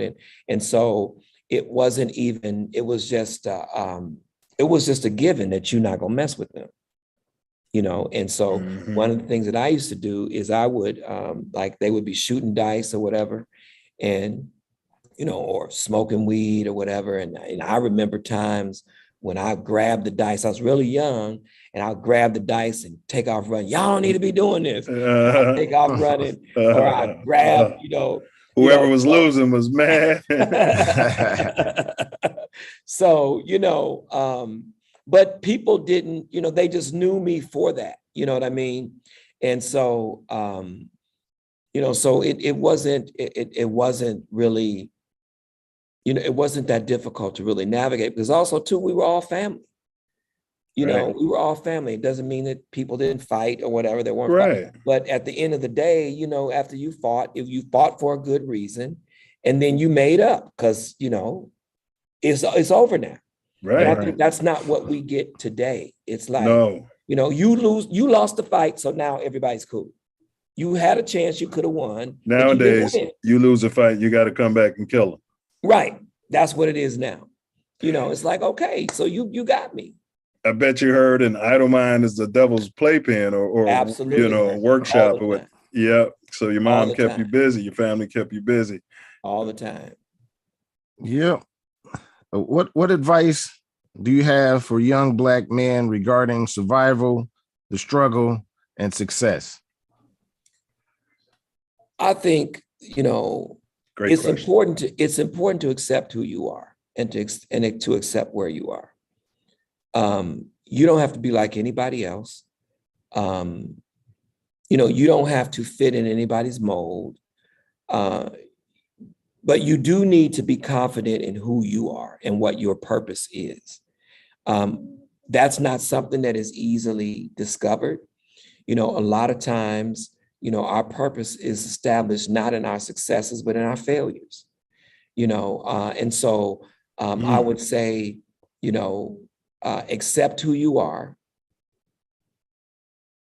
Just accept it, but wherever it is, accept who you are. And then I would say also too, that your failures are important because they can help you to determine you know, what your purpose is. You know, some failures are, I just shouldn't have did that and I shouldn't have been involved in that, you know, and that's not for me. You know, some failures are, I'm supposed to conquer this now that I know that this is out here. Now that I know that this is out here, now I need to do something about it because I'm not the only one that fell into this trap or that will fall into this trap. And so, and then the last thing is that whatever we do, we need to consider our community and consider our people. Man, and so if my people are at the forefront of my mind, I can't kill you. I can't kill you. If you know, and you know, I had thought about this campaign, and I really want to do it someday. I don't know when, but it's a "You Belong to Me" campaign, and so that's everybody, whether you gangbanger, drug dealer, prostitute, whatever, you belong to me. And the suggestion is because you belong to me, I care about you, you know, and I care enough to try to help you. And so, because we have this syndrome as Black people that folks got to be squeaky clean for us to vouch for us to support. I've had debates with my late mom about that, and she came around towards the end. She did. Yeah. It's like, no, I don't, you know, I mean, I got a lot of pushback because I went to Chicago and was there at the sentencing hearing for Jussie Smollett. I got a lot of, I mean, people from Chicago were going off on me and, you know, and so for me, it wasn't about guilt or innocence. I don't care about that. To me, it was about this man this situation had already been settled. And this quote, so-called disgruntled residents trigger another trial where he gets 150 days in Cook County. Now, y'all know, come on. That was a death sentence. Especially if it's in general population. You could shoot somebody in Cook County and get less time than that. Exactly. And so, you know, and so for me, it wasn't even about that. It was saying, you know, I'm going to let this brother know that he's got some support, you know, bottom line, because this don't even look right. And why anybody from Chicago would ever trust anything the Chicago police officer says is beyond me. Completely. You know, if they said the sky was blue, I wouldn't believe it, you know, because they are corrupt. That's, you know, they have one of the most corrupt police forces in the country. Yes. Oakland PD. Right. LAPD. New York, CPD. LAPD. Yeah. We got, look, the chief that we got a new chief running up. Somebody, he's the chief now. We want him out, but he's running for sheriff again. Right. With a gang. He's got a gang of deputies. Yeah. Right. But this is what he said in his piece. He wrote a piece where he's criticizing the LA Times. Yeah.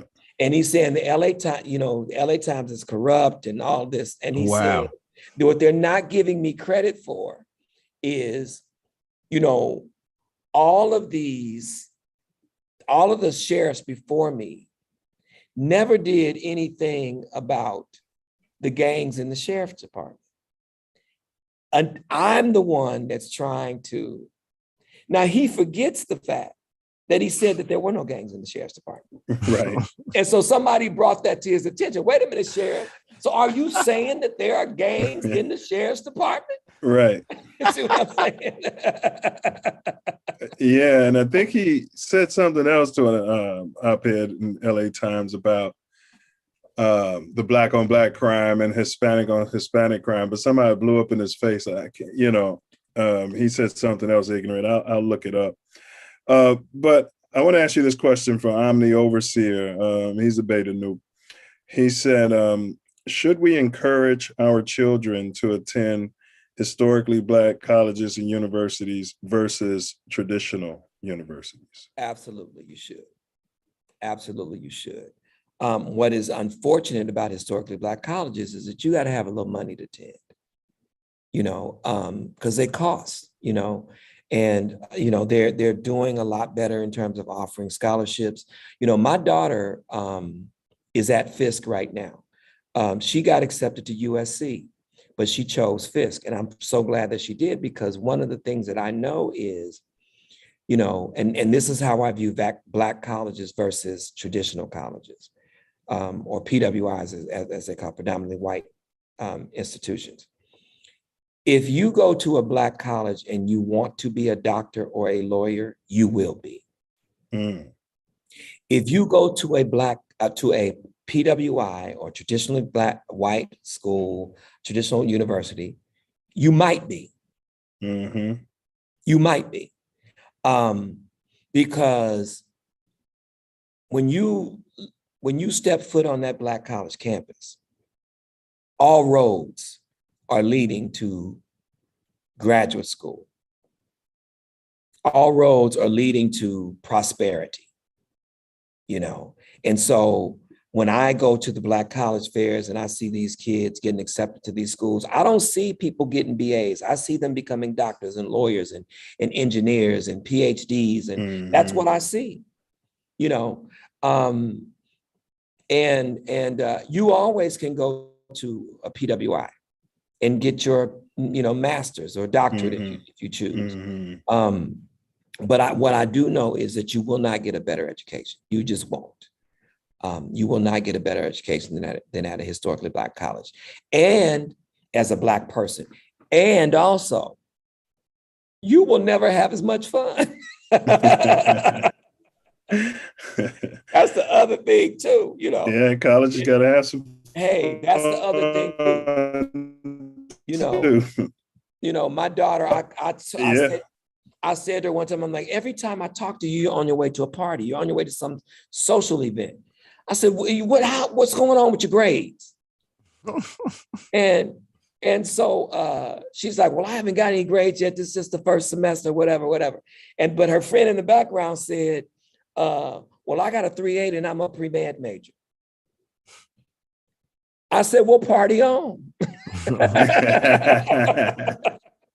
Party on, you know. And so my daughter, when she got her grades, she got all A's. I'm like, what can I say? I mean, you know, what can you say? Well, you know, you're not partying enough. Right. Getting all these A's. Right. You're embarrassing the Thomas name. All right, so we're going to jump into the foundational questions. It's the second segment, and man, great stuff. Great stuff. And yeah, my niece is pushing towards a Black college too. She still hasn't gotten that highlight reel I was going to get you, so I'm working with her on that. But number one, what's your take on reparationals for foundationally Black Americans in this country? Oh God, you would bring that up. So you don't even know what has happened with me with that. And I'm so glad that you asked that, because it gives me an opportunity to talk about it. I was going to give public comment. You know, I don't know if you know that California has just passed a bill. Oh yeah, I'm ready. Yeah. But and go ahead. So discuss it. And so I was on so they had I guess there's a reparations committee that has been appointed that is looking into what this should look like. And so I was I was supposed to give public comment. Okay, yeah, I know Tariq Nasheed was a part of it too, but right. Go ahead. And so a part of that was, so in the ninth hour, I was asked to give public comment for not for foundational Black folks, but for all Black folks, right? Okay. And so I have some folks who are foundational folks, and then I have the other side. And so I tried to bring them together to talk. And so hopefully to work something out. It did not happen. They did talk, but they weren't able to come to any agreement. And so then we got to this actual hearing. And so I'm hearing, the reason that I didn't give public comment was, one, the technology failed. But even had the technology not failed, I would have not been able to give public comment because I was sitting there just like weeping.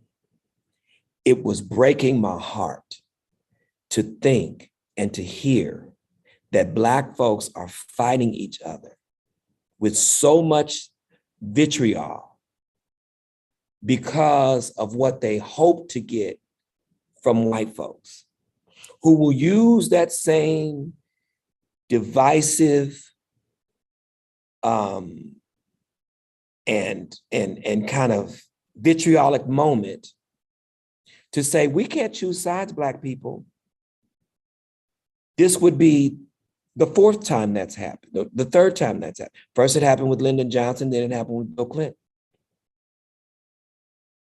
And so, but more importantly, I'm saying the sad part of all of this, we wouldn't need to decide who needs to get reparations if these white folks hadn't done this to us.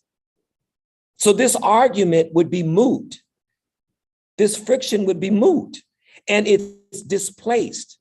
It's, you know, we're fighting each other, but we didn't cause this. We ought to be fighting white folks who caused this. And the issue is that I think that on the ADOS side, they don't think that there's enough money because they're looking at it from a pot of money perspective. This is what I think. Now, I don't know, but this is just kind of what I think. And so the thought is, maybe if it's every Black person, then clearly you're going to have immigrants that are going to get it, because that is what some of the pushback, you know, and that's an issue that needs to be addressed. It's an issue that needs to be addressed because, you know, you have some immigrants that do not identify as Black,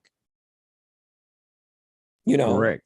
And, you know, you do. I mean, you have some that do not, you know, they are, you know, wherever they come and you know, that's not all of them, but, you know, but there are some who act that way. Now they're lost, I think, because you were colonized just like we were, you know, and the impact of colonization in your continent, it ain't no different from ours, you know. So you shouldn't see us in any worse way. So this is the argument that's back and forth, and you know, and so what I tried to do was introduce what Justice John Paul Stevens said when he made the argument for reparations. Now, in California, the argument was Prop 209, racial classifications have been deemed unconstitutional, that it would not pass, you know, the scrutiny test, the legal scrutiny test. And so therefore it would be dead in the water before it began. This is what the ADOS people were saying. However, people like Justice John Paul Stevens says, and George W. Bush, they've said that the impact of the institution of enslavement has been so pervasive and so broad that it would merit a broad-based program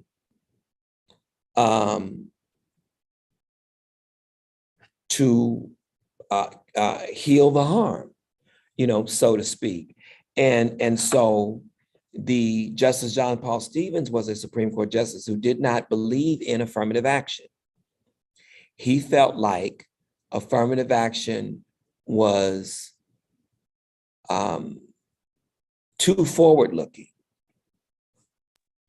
and that if we're going to do repair, then we need to look in the past.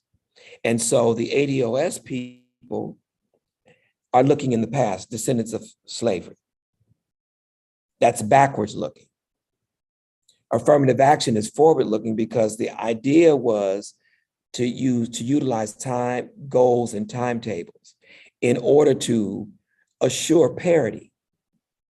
And so Justice John Paul Stevens says, no, we need to, the repair needs to be on the back end. And so what I was proposing to both of them was that whatever eligibility requirement you consider, you should consider it, it should be forward-looking and backward-looking. That way you get everybody. And so for me personally, my grandfather was lynched.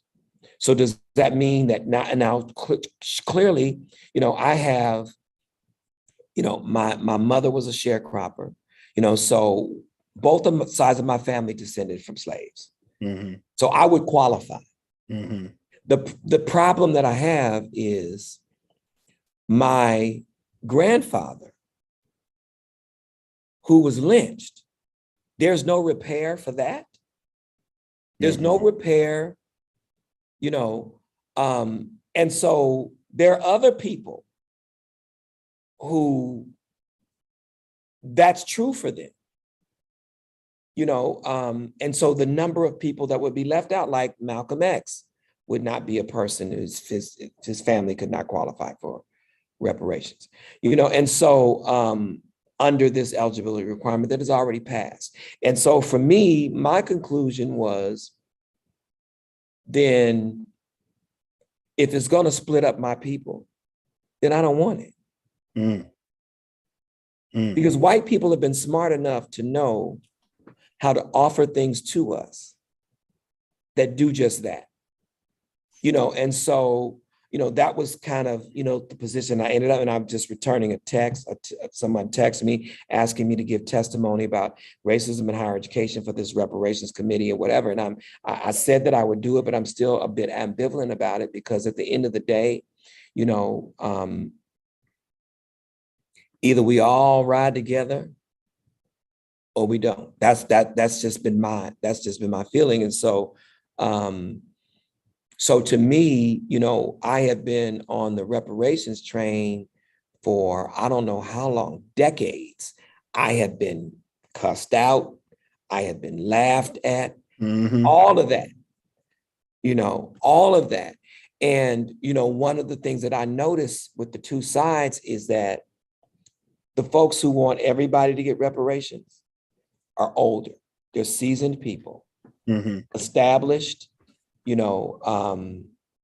like our heroes. The other side, they're young, they're younger. They are establishing themselves, right? And so, they both talk about each other, and, this is about money and this is a right-wing group. I mean, so there's all kinds of things that are circulating about this.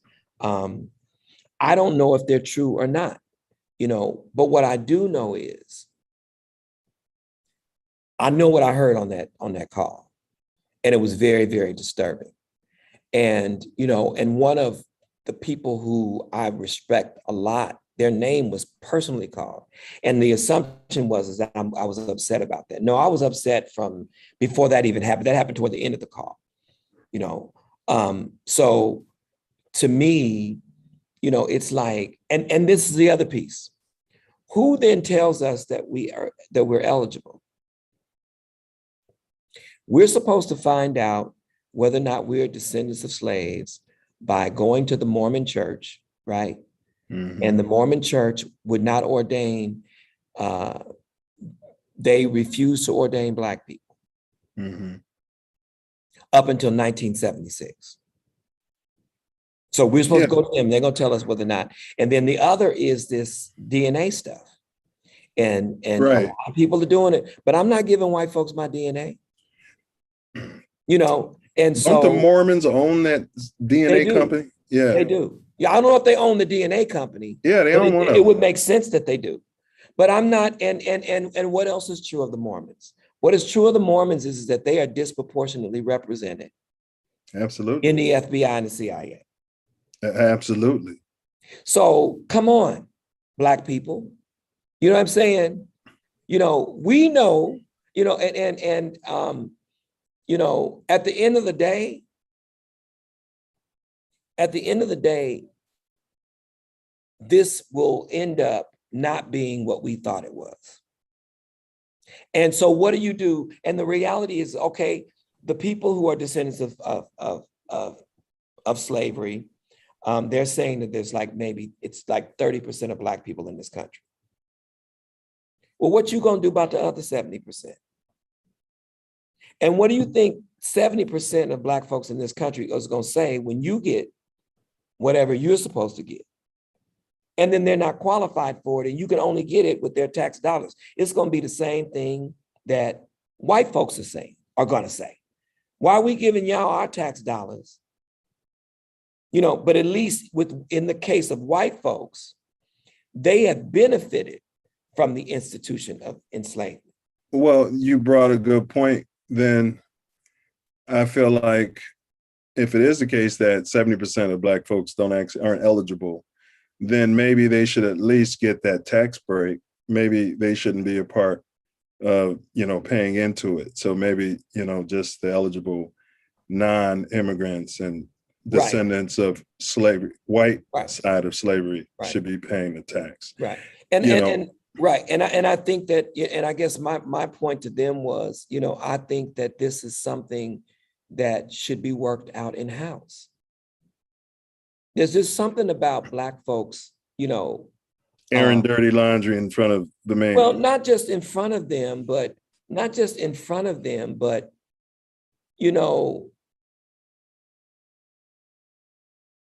allow it. No, it's not that it's in front of them. It's that they commit the crime and now y'all fight. It would be like Will slapping Chris Rock, and then P. Diddy and Denzel Washington are fighting about it because they can't agree whether or not Will should have did it. Right. Will was the one. What are y'all fighting for? You see what I'm saying? Right. That's what I mean. So it's not just because of being. That's what I wonder what the fight is. I mean, if you weren't here for slavery, what are we repairing for you? Right. Well, and seeing that, and I think that's the thing, because you have Jim Crow. Correct. So you have Jim Crow, you have Reconstruction, you have last week, you know what I mean? Right. Killing a black, so that's the thing. It's like, you can't, if we're going to deal with this, because this is the other thing too. What is this going to mean for Black people? Is this going to mean that from now on, we can shut down affirmative action, which only works for white women anyway? True. Will we no longer, because remember, all we did was got a Black president, and they said it was a post-racial world, ridiculous. A post-racial America. So imagine if they give us reparations. Well, look, we're still getting that now without the reparations. So cut the crap, cut my check. This is my position, right? Oh, now, no, I want my, don't get me wrong. Don't get me wrong. Yeah. So racism is going to exist, check or no check. Right. So what I wanted to just cut in and say this, I love, the tier system. Self Love and we did a show on that. And that was one of the questions on reparations. How do you feel about, non-foundational Blacks? And I said on the show, maybe it could be tiered, but I said that it wouldn't be a deal breaker for me, and I hate to sound so thirsty, but something is better than nothing, Also, it's a stimulus. It would stimulate the Black economy and the US economy, so you look at it as a stimulus package. And last thing I wanted to add to that is I had a conversation in my Uber ride today. It's funny, we're talking about this. It's a Nigerian guy. He married a Black American. And we kind of touched on it. It was a 30-minute Uber ride. And these things you're saying about that conflict. And he said the exact same thing you said, man, that we shouldn't be fighting with each other. It could be another tool of white supremacy, divide and conquer, right.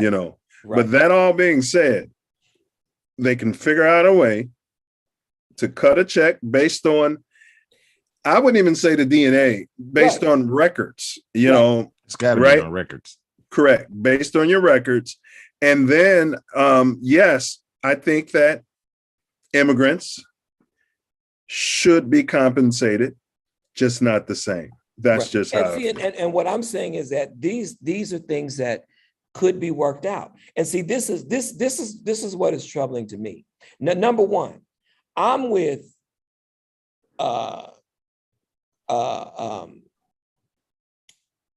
Congresswoman Lee. She say they owe us $181 million each. Wow. I want my $181 million. Yeah, I'm with that. You understand what I'm saying? I don't want 180 million. Man, you I can get want my $181 million. So we push that number in front of them, and I settle for 400 to 600 stacks to give the same to my wife. You know what I mean? And let's get this going. You know what I mean? Like, but this is the thing, though. This is the thing. You know, this from the year 2000 to 2020,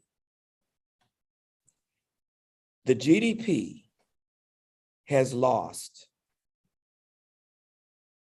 $16 trillion. That's trillion. Yeah. $16 trillion. Yeah, the bottom's falling out of the dollar. And this is why they lost it. Discrimination against Black people. Facts. In housing, facts, business loans, facts, income inequity, and higher education. Facts. Now, if they stopped discriminating against us, that would add $5 trillion facts to the GDP every 2 years. Facts. Well, look, the stimulus package wasn't $5 trillion that saved the economy.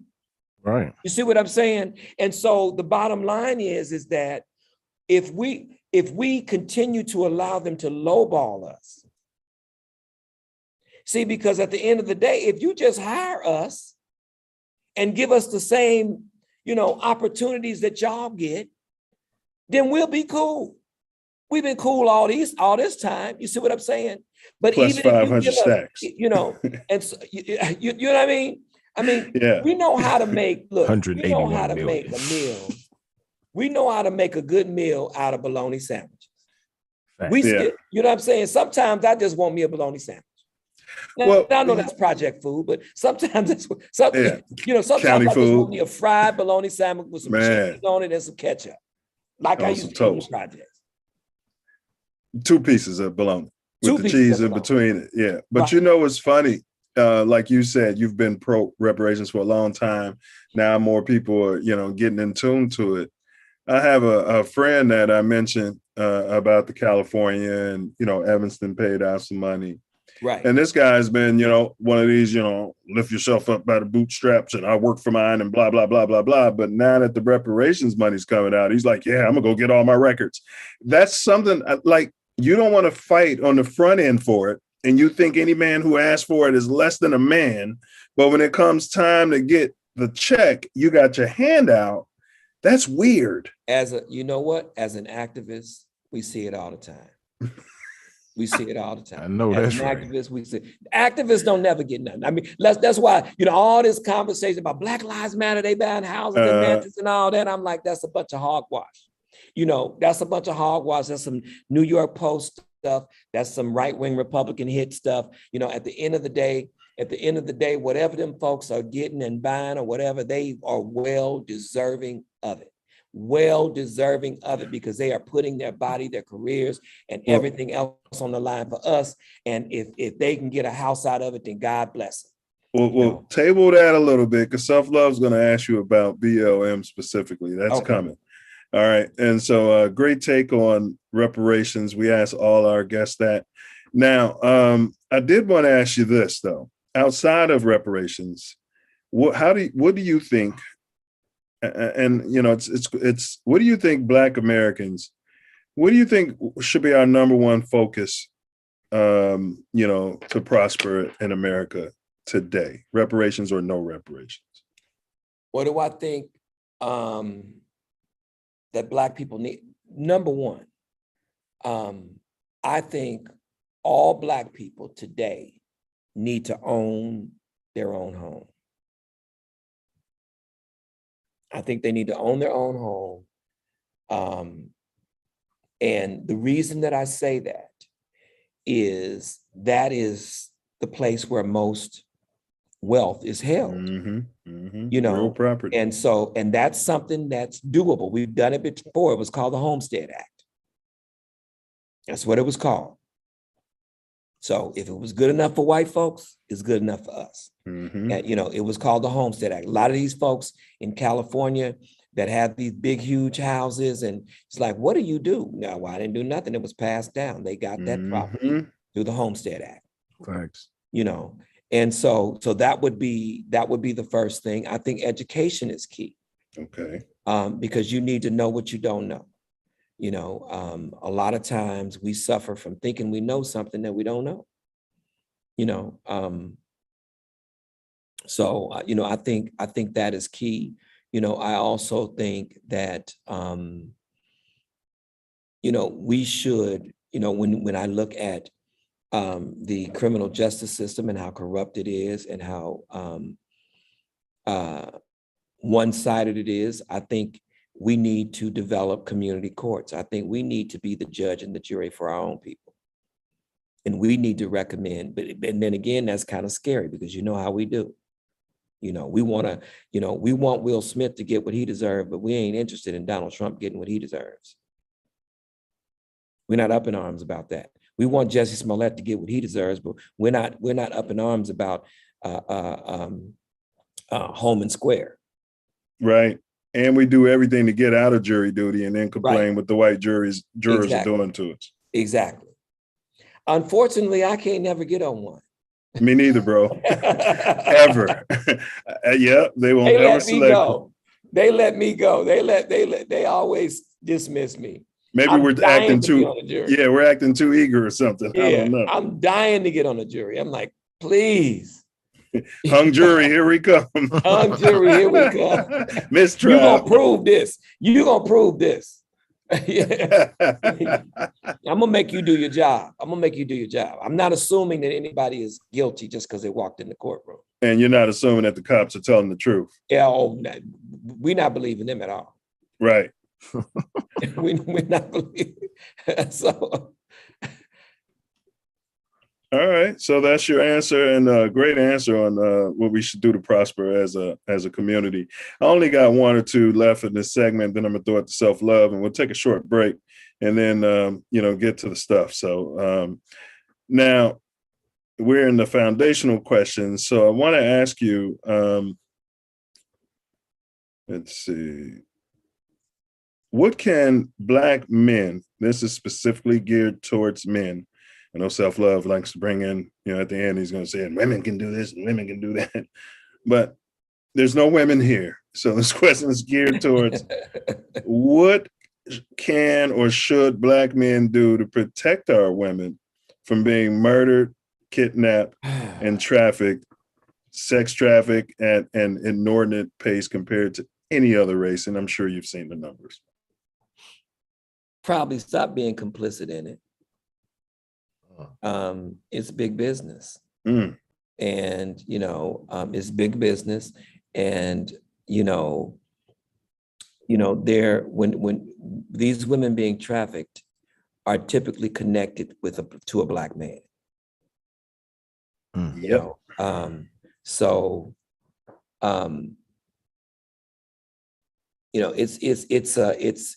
a product. It's a commodity now. Instead of, it's more lucrative than selling drugs, and less likely, to get caught because some of the police officers are your clients, and there's a high demand, for people who buy folks to be their sex toys. And so you got to have money to even enter that game, right? So these are very, very, very wealthy people that are doing this, across the globe, and so in terms of Black men, protecting Black women, I think we should not be so quick to allow, Black women to just be on their own, Black women just do too much by themselves. They go too many places by themselves. And so maybe we need to learn how to be friends to Black women, not just want to sleep with them, right? You know, maybe we could, you know, if we find out that there is a Black woman that's going someplace by herself, that we could say, I ain't trying to, you know, I'm not trying to, you know, but I don't want you to, you know, if nothing else, you know, I'm going to drop you off and I'm going to pick you up, or, you know, something. I know. I mean, I think we need to do that. I remember my sons, you know, I got 3 sons, and, you know, there were a lot of women whose daughters, you know, out here in California, the Black girls don't get asked to the prom if you don't go to a school with a critical number of Black. And even if you do, even if there are schools where you have Black boys, you know, they'll ask the white girls to the prom. And so there were like 2 or 3 girls that didn't have prom dates. I said, well, I got 3 sons. So one of my sons went to look at him pimping. Go ahead. One of my sons went to 3 different proms, right? And, you know, and it's just really, really sad. And then when these girls when they go to like a Howard or a, you know, an HBCU, they're like thinking that guys are stalking them. Because they ain't never had guys pay attention to them, you know, and so, you know, you know, I think that, you know, treating Black women as if they're our sisters, I think that would help, you know, because then they could trust us. Then we could be there for them, even though we may not be dating them. You know, I wouldn't recommend this, of course, for married men, unless you bring your wife along, you know, but I think we have to treat Black women better. I really do. I think we need to respect them more. I think we need to, and I think that's the first step, you know, because a lot of time, and of course that pendulum swings both ways, trust me. You know, I know that, you know, self-love. Don't worry, self-love's going to cover that. Yeah, it swings both ways. That pendulum swings both ways, and it may swing a little harder one way than the other.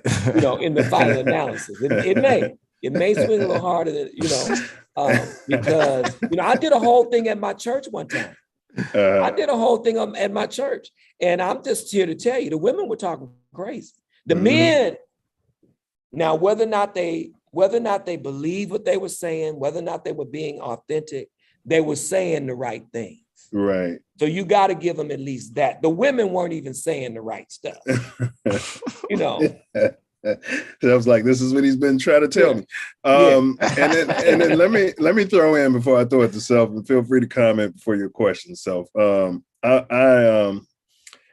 I would say this, Black men, we need to start having these real conversations with our daughters as we have with our sons.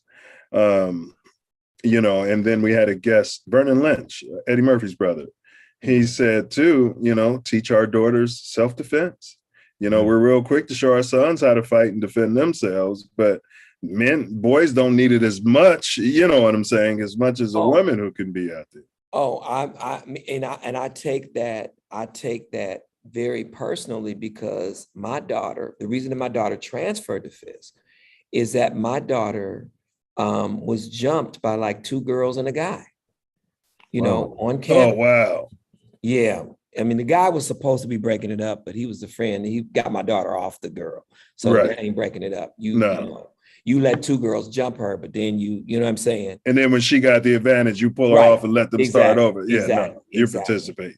And so, and she'd never been in a fight before. So she didn't know. Like, she didn't know when the girl called her a B, that, I mean, the typical Black woman knows that when you get called a B, you know, all bets are off.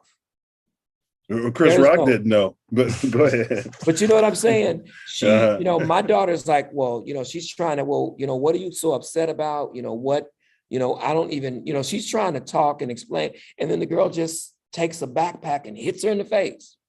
Right. And so, you just out of nowhere. And so, my daughter is tough because she got 3 brothers. So, she didn't know how to fight, but she learned real quickly. Absolutely. But my point in saying that is I never even thought that would happen. And you know what caused the fight? Is Jealousy. that your real hair? Yeah, jealousy. You think you cute. Yeah, you think you talk better like than a me. white girl. Yeah. And I'm just like, I got in a lot of those fights coming up. Yeah, Oh it's boy. just, it's amazing. It's really amazing that here we are in 2022 and self-loathing people, and that's what we have to, just kind of deal with as a people. Some of us, we loathe ourselves. We're self-loathing. And I bet if we called this the self-loathing show, we'd have a lot more viewers. Go ahead, bro. People, yeah. We'd have 1 million subscribers and yeah, 100,000 views every. Exactly. Yeah. And so you have, and then that ideology is multiplied exponentially when you talk about women. I mean, it just is. Some women will get mad at me saying that, but it just is, so that's kind of what, she's dealt with. And we had to have that conversation, and I never thought that I would have that conversation.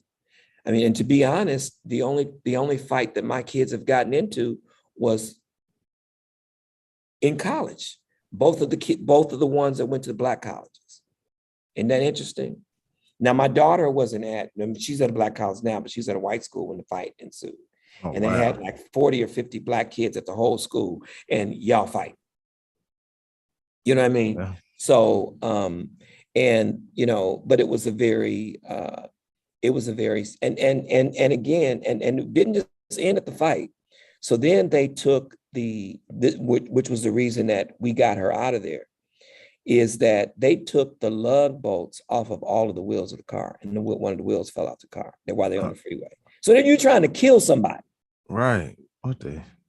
So this is so I take that, very personally in terms of defending, because I just never thought, they never went to schools where that was even an issue, Right. That's and, crazy. When we send our kids to these schools, we try to do it because we want them to have, the best opportunities, but, we can also handicap them.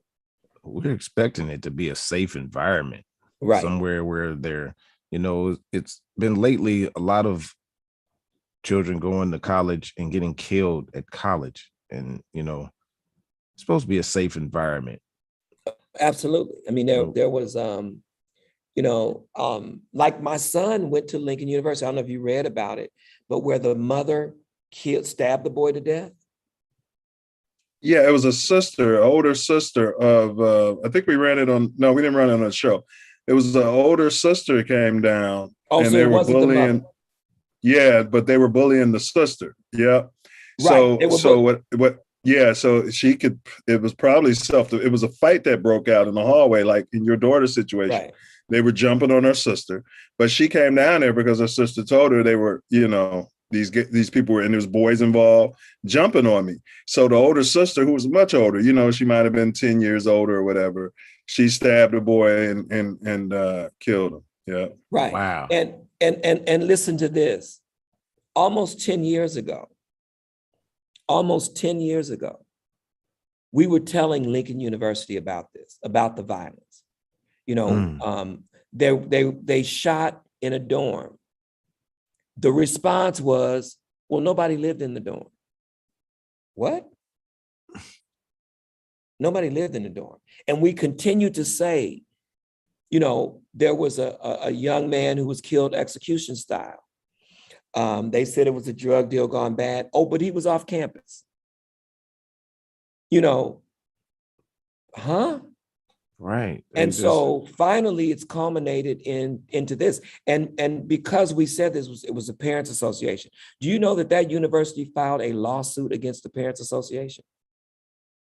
Because we were concerned about our kids. That university filed a lawsuit against its parents because the parents were concerned about the safety of their kids, and they felt like that they were sullying the image of the university. Slandering. Do they want students? I mean, I don't get that part. Like, they do, but if you're going public and saying, it's a dangerous environment, then they basically sue them for slander or defamation, that kind of thing. Well, it actually is. Well, yeah. But this is the thing. You can't sue people for slander if what they're saying is true. True. And so so the chair of the board got her friend to file a lawsuit, who is in this large law firm and who probably had some kind of connections with the judge, and got this ruling. But the point is that now here we are. We were talking about the fights at the school, pictures of blood, at the school. All of this was reported to the school, and they did absolutely nothing. My son would say, there's not a party where there's not a fight. Wow. And I'm talking almost 10 years ago. And so, if your reputation, this is the oldest HBCU, whatever reputation you have, this is not what's going to mess it up is the fact that you continue to try to hide it. Right. Don't do anything about it. Absolutely. We know that we can't stop people from fighting and doing stuff if they want to do it. But we do expect you to deal with it. Yeah, find the students and kick them out. Right. They were, and we're talking about this, this stabbing. Well, it was reported, they do this scholarship competition. And so one girl did a spoken word. From the moment that she opened her mouth, I'm like, this is not spoken word. I'm from Los Angeles. I know spoken word when I hear it. I don't know what this is. This is not spoken word. So at the end of whatever she did, and she was talking about the rape environment at Lincoln, right? That's what this was about. And then at the end, she closed it with, how do I know this? Wow. Because it happened to me. And then when she said that, like 9 other girls in the audience stood up, and it happened to me. And they just went around, and it happened to me, and it happened to me. Did you hear that, Brother Newman? He said he's not hearing about a lot of this going on with women. Self, going with your questions, then we're going to clear the chat. That's huge. That is. And so I'm sure all the Lincoln alum are going to be mad at me, but if it was happening at Fisk, I'd be saying the same thing because it's wrong.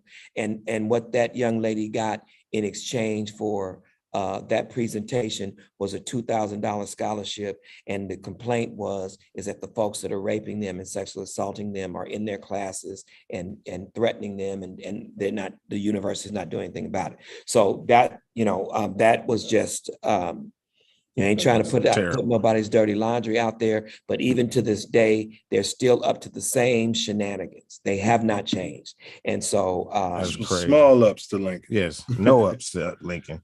Yeah, we're at Self Love Show. We're huge on mentorship. Can you discuss the necessity for mentorship? Huge. And not just when you're young.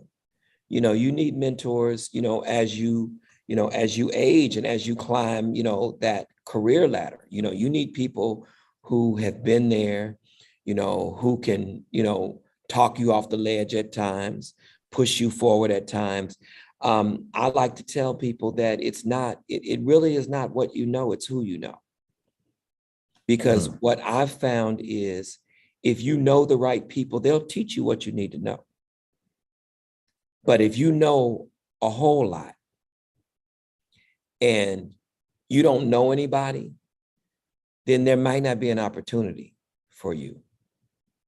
And I know we think, you put the resume in, you do that, you begin to learn that if you don't know somebody at that company or at that organization, have some kind of relationship with somebody there, then you just may be wasting your time even submitting your application. Okay. Well said. Well said. What's I think we know, but what's your take on Black Lives Matter? And we ask everybody. We ask every. I love Black Lives Matter. I do. You know, I love the folks, you know, with Black Lives Matter. And because I think they show us in real time a glimpse of how we can move together as a collective. You know, and what I'm saying is that in order for you to see this, like there are like on my Facebook page, I've posted actual Black Lives Matter meetings on Zoom when we were having them on Zoom. And so I've posted, and there's a lot of, I've posted a lot of the meetings there because I want people to see that, the way they're being characterized in the media is just not true. These are folks that love their people. These are folks that are down for their people. These are people who are really committed. I mean, I'm missing an action right now. Every Wednesday, there is an action in front of the police union, the police association. We don't call them unions. Oh, that's dangerous, but go ahead. But every day, I mean, every Wednesday, that's where we are. We're in front of there and we're telling them, that they ain't about nothing. And, we're speaking truth to them, right in front of their building. And so, they have to walk out and see us or look at us. They don't come out the doorway where we are. But we're there, right across from them is the ACLU building. Well, the ACLU building has a mural of Black Lives Matter leaders.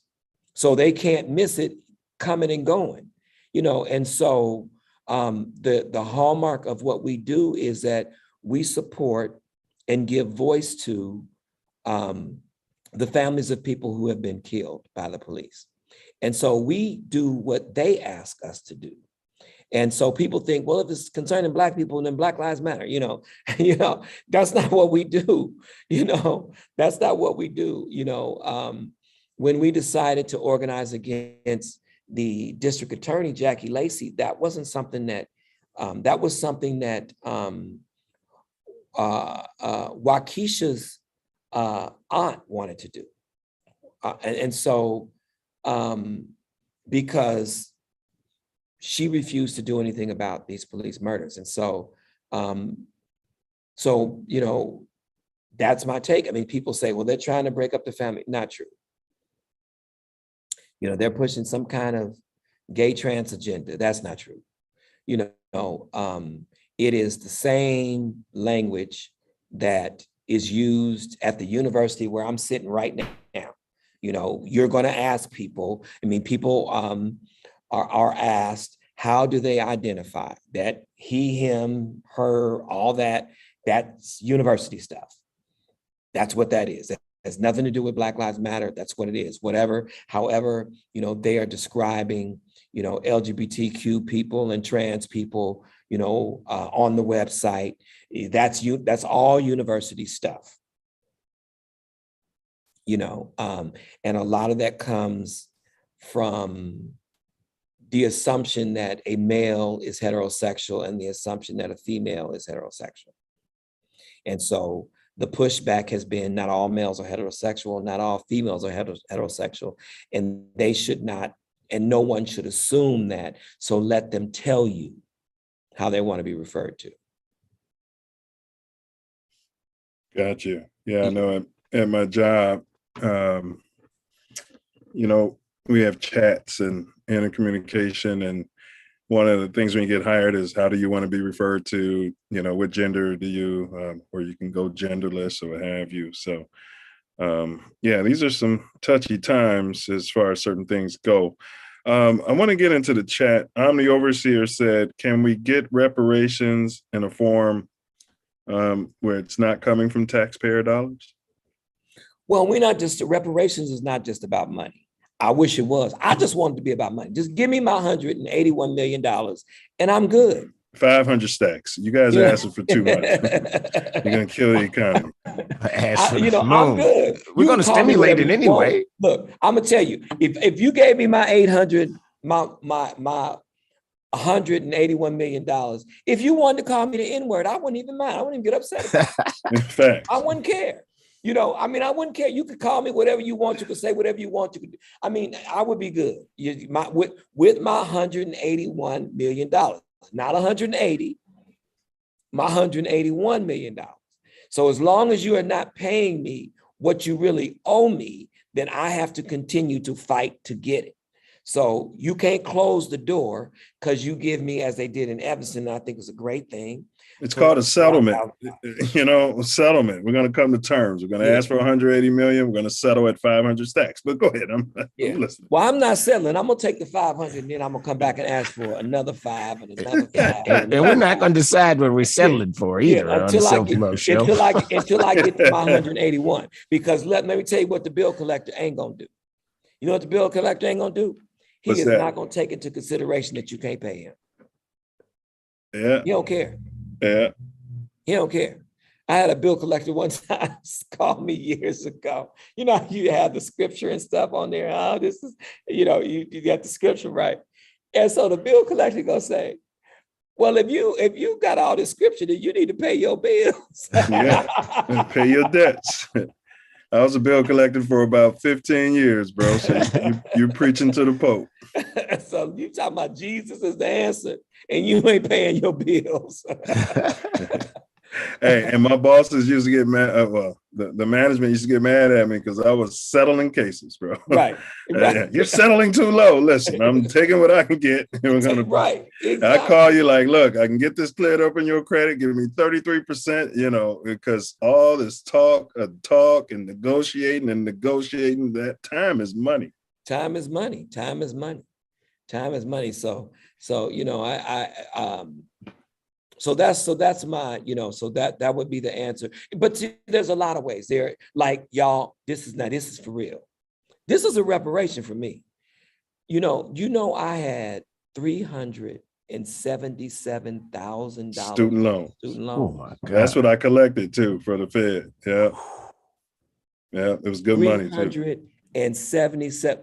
And then I was trying to do, fill out the FAFSA or whatever for my kid. And somehow or another, I got on my account. And when I got on my account, I saw $12,000. I'm like, wait, something's wrong. Something's wrong here. Something, So I'm like, this got to be my son's because, his name is James too. And I'm like, but no, that's my social security number. What is this? And then I looked above, there's a little number. It was amount owed, which is $12,000, amount borrowed, $3,077,000. Right. So my loan, I guess, was forgiven. Yeah. And so, and I've been in a loan forgiveness program, but I just didn't know. I never expected it to amount to anything. Did you pay the 12 stacks? Not yet. I'm going to though. You better know I'm going to. I can pay that. I call him, give me 4,000 and we call it.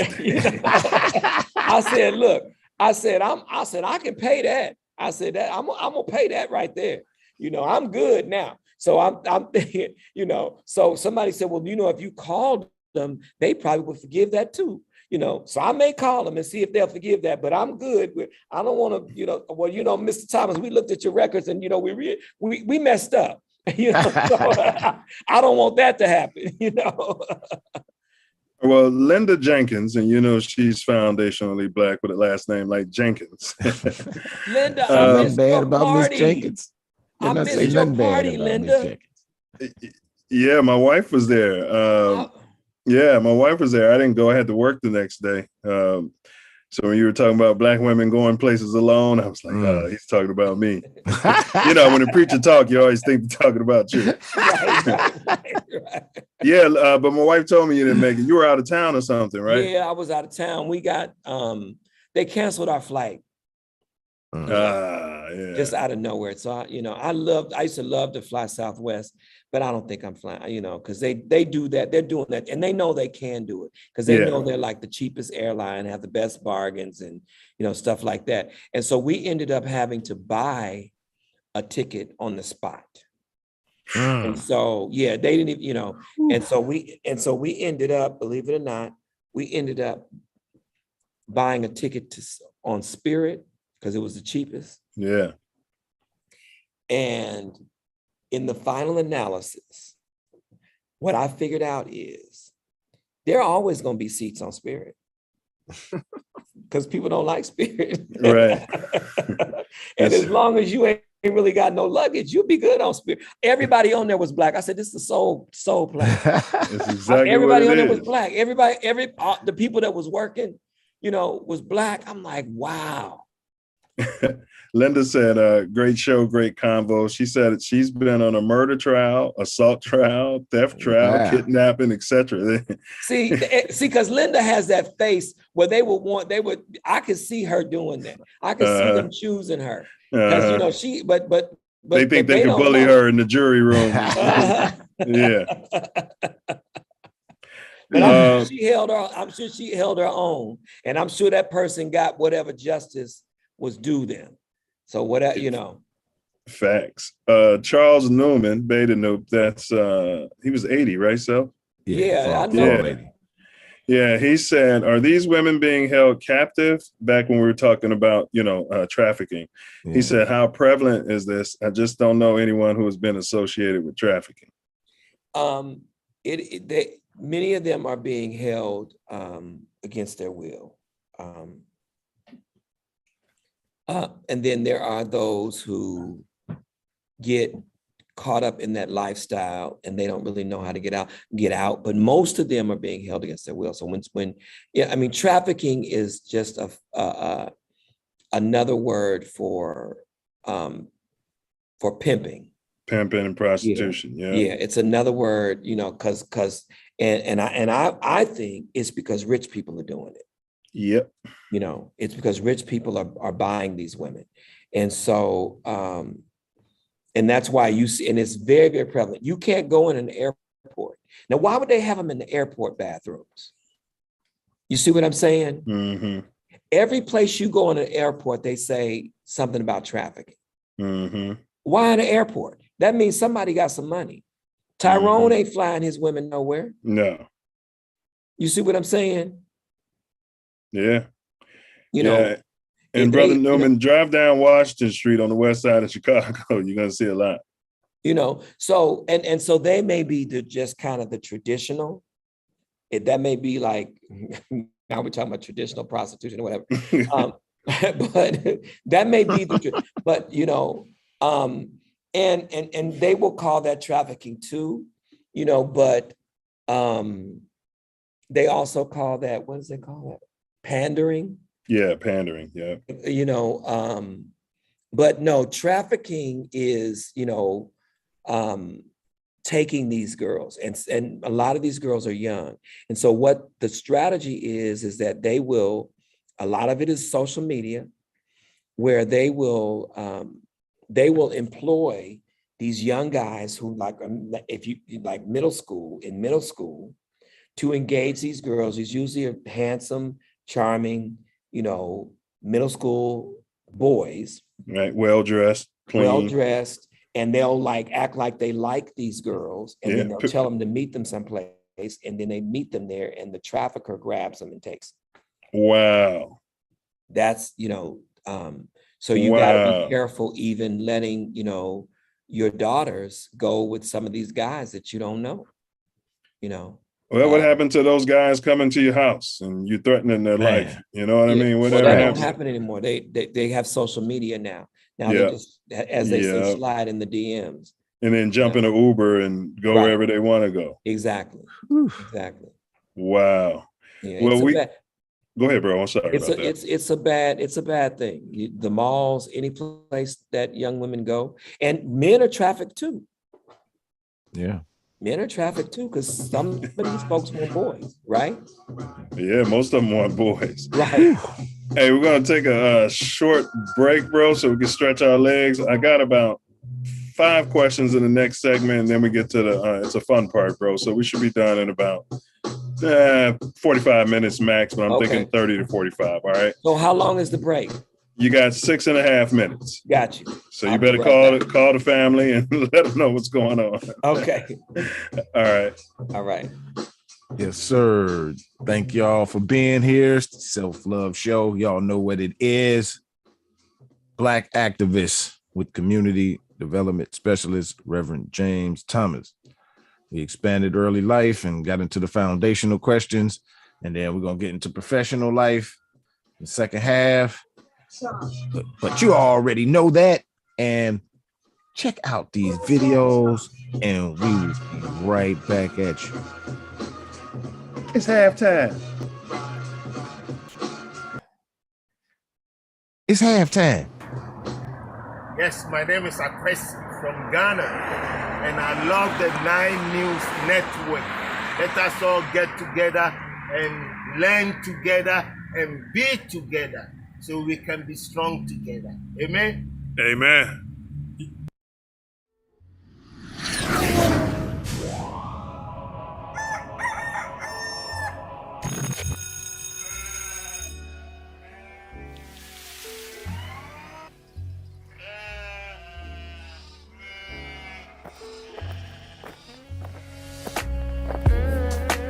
Hey, snap out of it. Snap out of it. We got a movie to do. The same thing with Ali.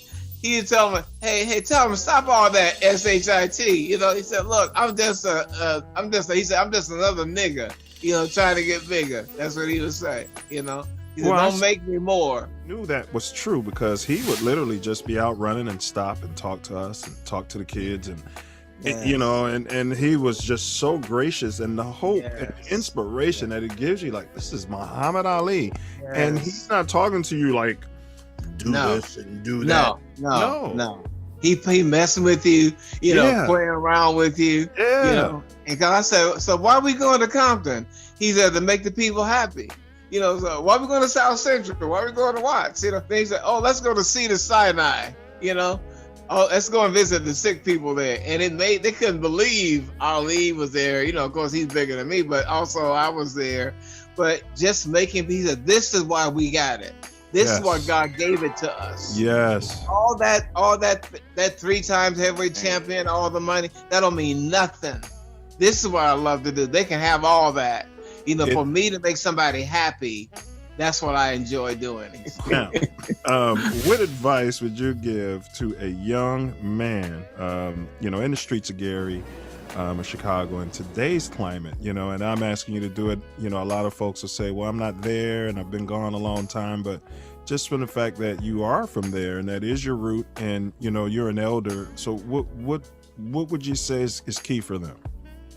You know what? It's like to know who you are, to know you are from divine lineage, that the first man, Adam, you know, of color, God breathed his breath. Everybody came from us. And I don't mean we have to look down on people, but every race. I mean, the white man will tell you that, you know, Leakey, you know, anthropologists, everybody knows that, you know, but a lot of white people are in denial, you know, but a lot of my white friends know, but Black kids need to know.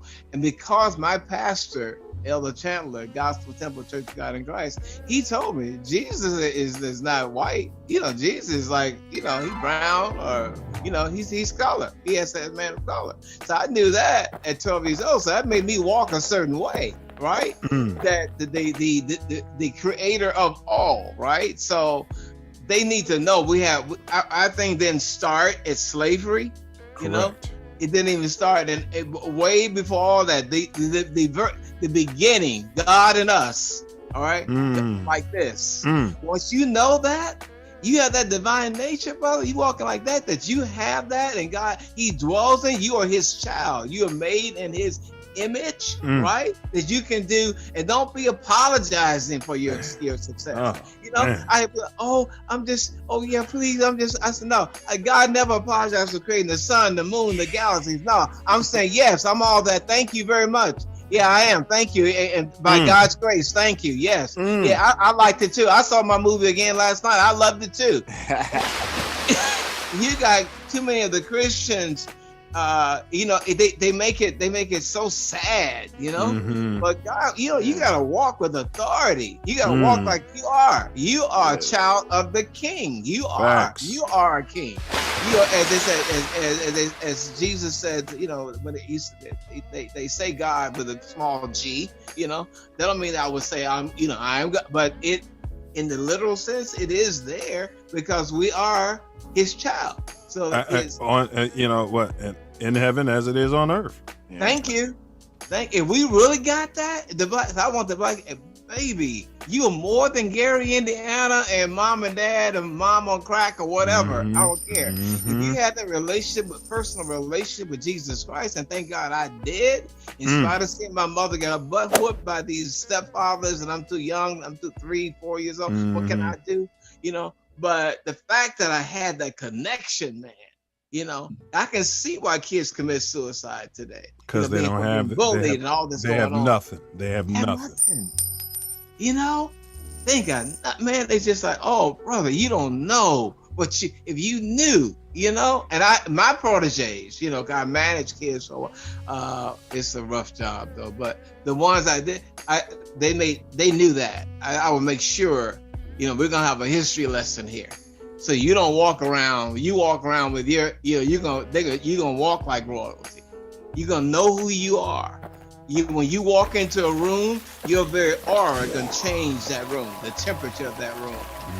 Because the divine God lives inside of you. When you walk in that room and you say it, speak. I can do all things to grow. You walk in there, and I've seen it. You're moving the vibrations, brother, I've seen it, but people have a frown on their face. You walk in the room, they can't help because they can't help. I'm prayed up. Ain't nothing you can do with me. I'm prayed up, brother. I got the sword in hand. What? What's going on? This is Cotton. Be sure to subscribe to my channel if you haven't already, because subscribing makes you feel good. Do you still have them?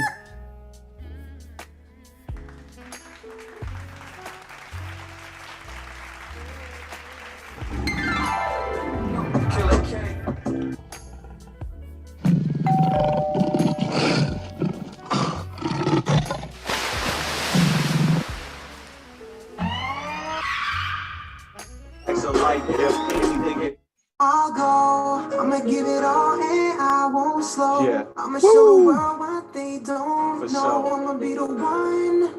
I'ma be the one when I'm done. If I made it this far, I'll go higher. If I made it this far, I can make it anywhere. Yes, sir. Welcome back. The Self Love Show. Black activist, the community development specialist, and Reverend James Thomas. Been a blessing. We've expanded on early life and foundational questions, and now we're going to get into the thick of professional life in his career. Absolutely. We are back. Big ups to Trife Mac from Chicago's Altgale Gardens. He made this song right here. If you can make it in Chicago, you could essentially make it anywhere. This one's called Anywhere. So we're here with Reverend James Thomas, and I put his link for CBAC, and that's his program where they're providing students with rigorous and culturally relevant learning experiences that improve opportunities for a bright future, so that your child and or student doesn't tune out when they're looking and learning about stuff that doesn't motivate them. They can get a little taste of algebra. Like I found that when I was learning algebra, and I went to a good public school, the best public school in Chicago. And so when I started learning algebra, I'm like, hey, some of these other kids, they already know this stuff. You know what I mean? Like, how do they know this stuff? You know, so if you have students, and we all know people who need to excel, as the adults, we need to reward them for their educational achievements 10 times more than we reward them for academic and entertainment. Not that we shouldn't acknowledge that as well. So welcome back, good brother. Welcome back. Absolutely. And great first half, man. You unpacked a bunch of gems. And as you see, we do clips where we actually chop up the videos. So I'll send you the links from time to time when when we do clips from this show, so that some people can, hear more of your gems as well. So absolutely. All right, let me cut the music. Well, that was Ernest Thomas from What's Happening? What's Happening? Yeah. Yeah, he was made at Hazy, I think, 71, Self? I don't want to get that. Oh, I didn't know that. Yeah, Indiana State. Yeah, he's a brother, man. Yeah, he's a brother. And my wife performed in a play. She started in a play with him. And so, that's how we got that connection. Of course, once we found out we were brothers, And then the rest is history. Yes, the rest is history. Great brother too, man. Thanks. Great brother. So, all right. So we're going into the professional life, and here's one that I need to ask you. How do you feel that your ministry, or how do you feel your ministry or your spirituality? How do you think this is aiding you? As you would, participate in the struggle, and as you attack the, fraternal order of pussycats, as I call them? It's it's everything, because it makes me fearless. I don't believe that God isn't just, and I also, believe that one of the things that, I have, accepted my prophetic voice. And for a long time, I had not, because I was looking for my voice to sound like the voice of the other folks that I knew, other ministers and pastors that I knew. And I always wondered, why don't they see this, or why don't they say something, or why doesn't this bother them? Why is this a burden, to me? And so for me, I do what I do because I believe, because of my faith. I am, relentless in my pursuit of justice. And I thought that was something outside of the faith tradition, but in fact, righteousness is really a synonym for justice. And so for people of God to want to live righteously and to be righteous, but unwilling to pursue justice, is contradictory. And so for me, when I see, when I think about God, I think about a just God. When I think about God, I think, I see Christ as a liberator. I always have. Facts. There are people who would claim something different, but, that's what he was. And I always say that if any one of us pastors decided that we were going to honor the poor, decided that we were going to commit ourselves to the service of the poor in real ways. I'm not talking about, giving them sandwiches and turkey drive like the drug dealers. No, I'm saying that we are going to turn this world upside down on behalf of poor people. Then we would end in the same way that he did, on a cross, dead. And so because the system cannot afford for us to want justice for poor people. I mean, that's what got King in trouble. When he was talking about uniting the world's poor, that this man got to be out of here. It wasn't the Vietnam War that people have said. Nope. He said, was letting people know. It was coming to get that check. Right. He was saying the 99, y'all, it's 99% of us. It's 1% of them. Why are they ruling everything? That's the kind of language that gets you killed. 8 days before his going to get the check. Right. Yeah. And so that's the Bishop Mason Temple. Go ahead. Right. Go ahead. Yeah. The same thing. And so that is so and if you don't know God, like this is what I say. This is what, I'm very leery of people who fight for our people and they don't know God. I mean, I'm saying by no God, I mean, you can be Muslim or, right. I'm not even saying, what God you claim to know. A creator. But you need to know that it doesn't stop and end with you, that there's somebody more powerful than you. Because if you don't, you're not going to be able to do anything for Black folks. That's just my view. You might write some great books, you might give some great speeches, but where the rubber meets the road, this is a spiritual battle, and it's going to take spiritual power to be able to,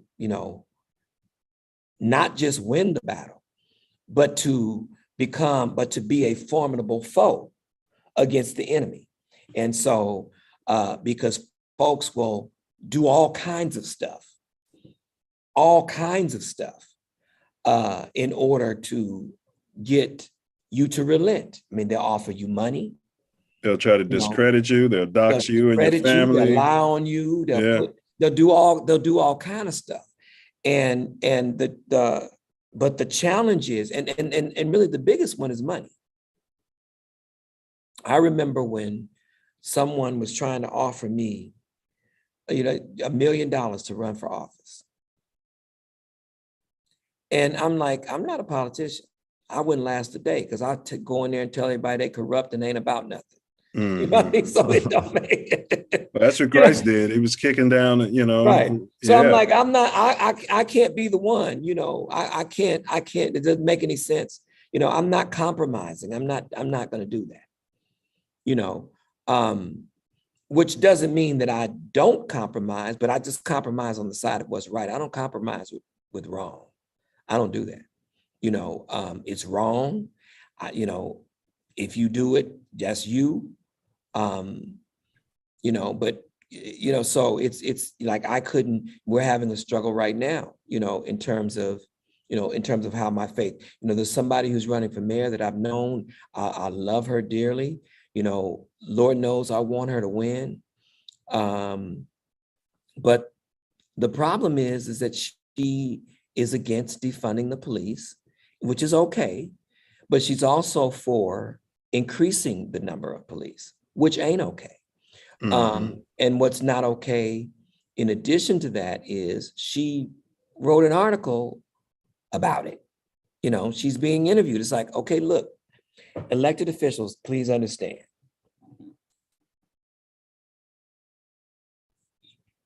By virtue of being an elected official, that means you're probably status quo. So those of us on the defund the police side, and I'm wearing defund the police, but I really want to abolish them. This is just the first step. So we know we don't expect you to be carrying a banner talking about defund the police. We don't expect you to. What you can say is, you can talk about police accountability. You can talk about, better relationships between the community and police. How do we better the relationship? But you don't have to attack defunding the police and then turn around and think we're going to give you our vote. What does defund the police mean to you? Oh, I should have said that should have been the segment in the BLM. Is this the BLM segment? Or no, we passed that. Yeah, we might add that to the foundational questions, but that one was because I know that's your thing. So we had that. Basically defunding the police. This is what we've done in California. In California, we've took about $950 million from the police budget, and intend to invest it in community organizations in the community that actually do work on the ground to reduce poverty.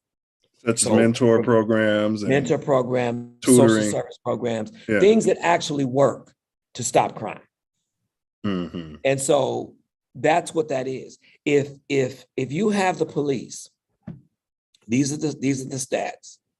50% of all violent crime never gets reported to the police. Of the 50% that gets reported, 11% end in arrest, and of the 11%, only 2% end in conviction.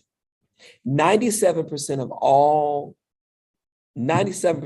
Black defendants of all 97% of Black defendants take a plea bargain. So they plead guilty to get out of the county jail because they can't afford the bail. Right.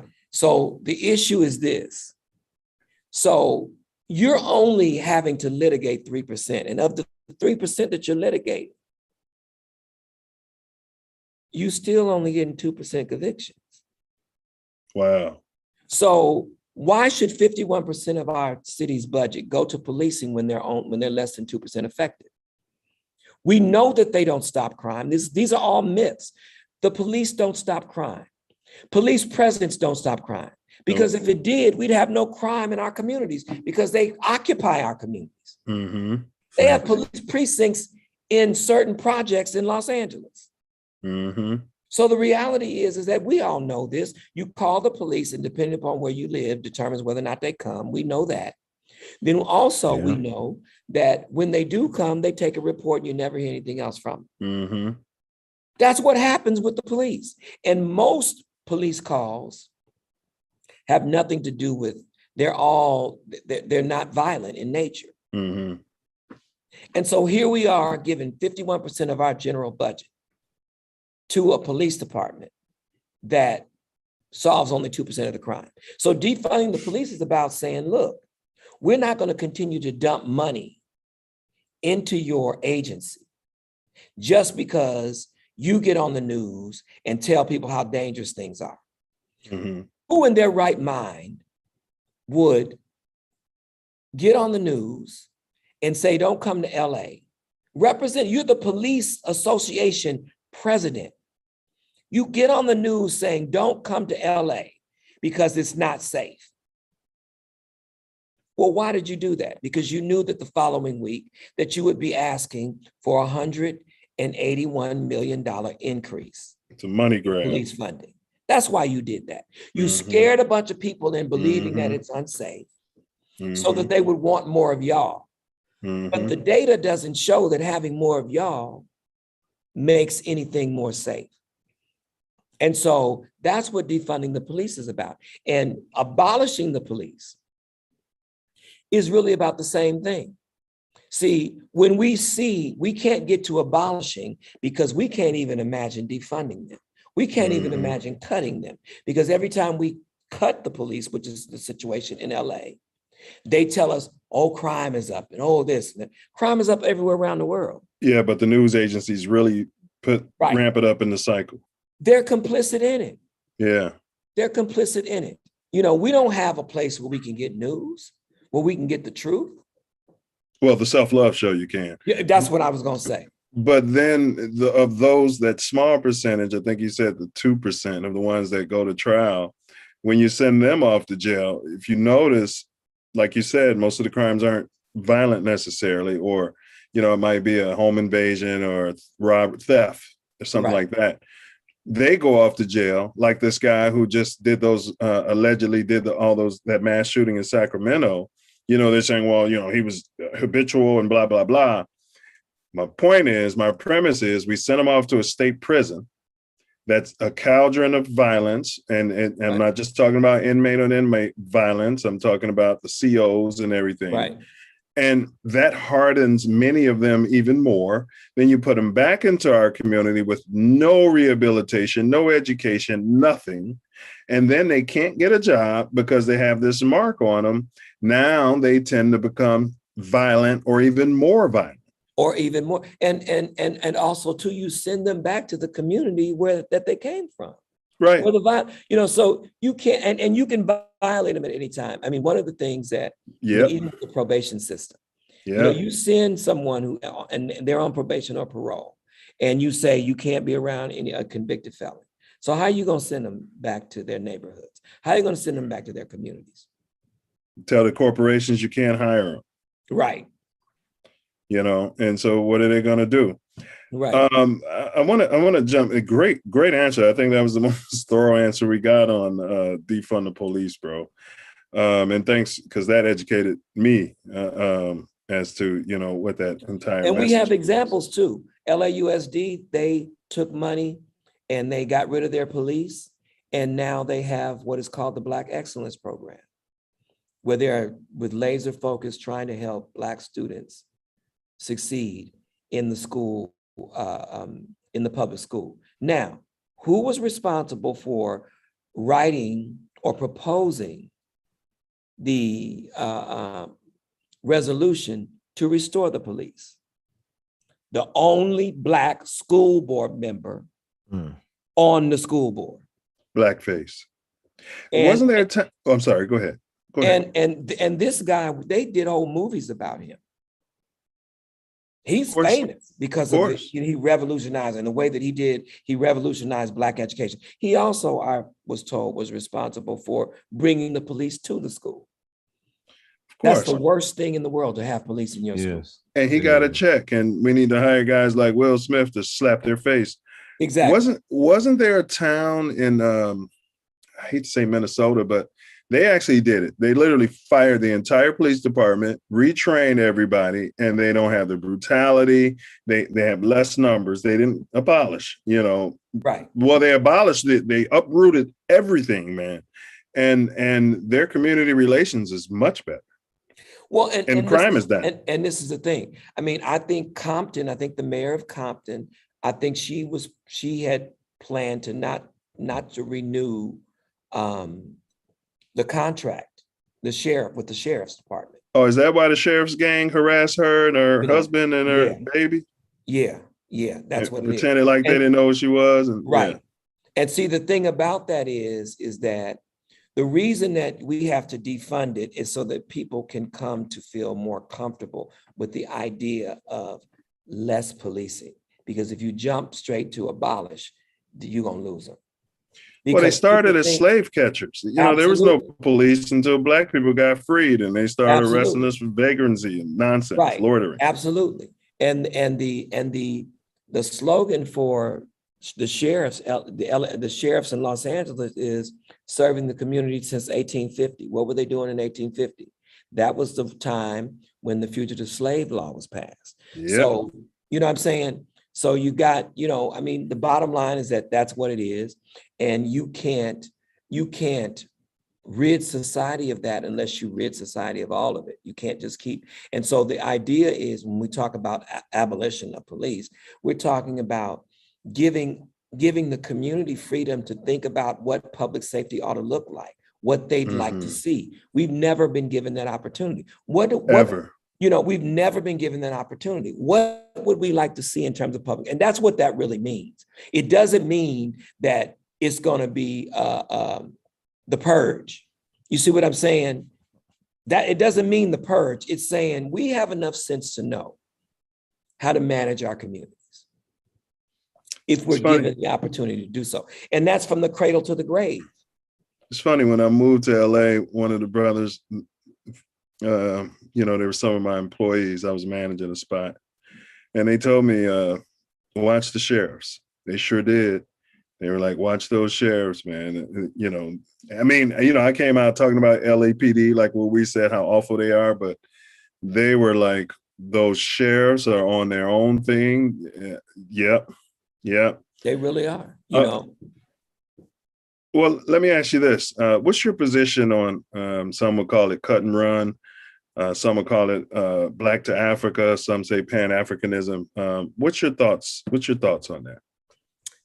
Well, and that's one of the things that has come out of the reparations kind of debate between the two sides is that, you know, they have come out very hard against Pan-Africanism. You know, but, you know, for me, I think every Black person needs to go to Africa. You know, I think that, you know, it's, you know, Ghana specifically, I think, but I think, you know, other places as well. I haven't been yet. I intend to go. But I think, you know, I was on a call with, I don't know, maybe 100, I don't know how many it was a bunch of Nigerian pastors. And many of them in this country, many of them were like doctors and, you know, they were very successful. And so we were having this conversation about the police. And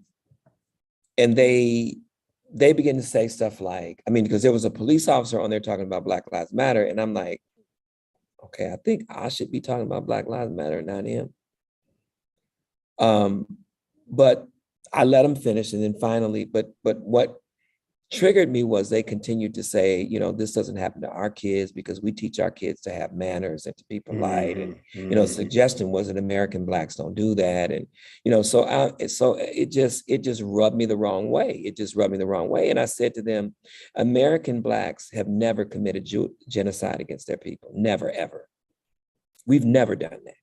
Now, Tyrone may shoot somebody in a drive-by and get an innocent person, you know, that he didn't, but we've never committed genocide. And that's like blaming a lady who wore a bikini to the beach for getting raped. But, you know, but go ahead. And so I say that to say, you know, there is a move to go back and not everybody's like that, you know.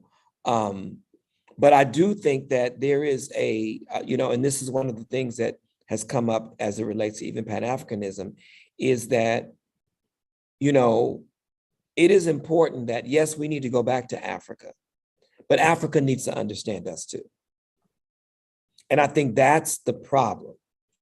I think we think that we're missing something if we haven't been to Africa, if we don't understand our culture from that perspective. And I think that's true, but they're missing something when they don't understand us, but they don't think that they are because they are approved by white folks. Mm-hmm. You see what I'm saying? Mm-hmm. They can come over here and, you know, get their degrees and do very well and sit in rooms with these white folks and never find a problem. Never able to identify, you know, the injustices that occur with American Blacks, you know, and so, and not even accepting the fact that, why do you think you're here? Why do you think you're here? You wouldn't be here if it wasn't for us. You see what I'm saying?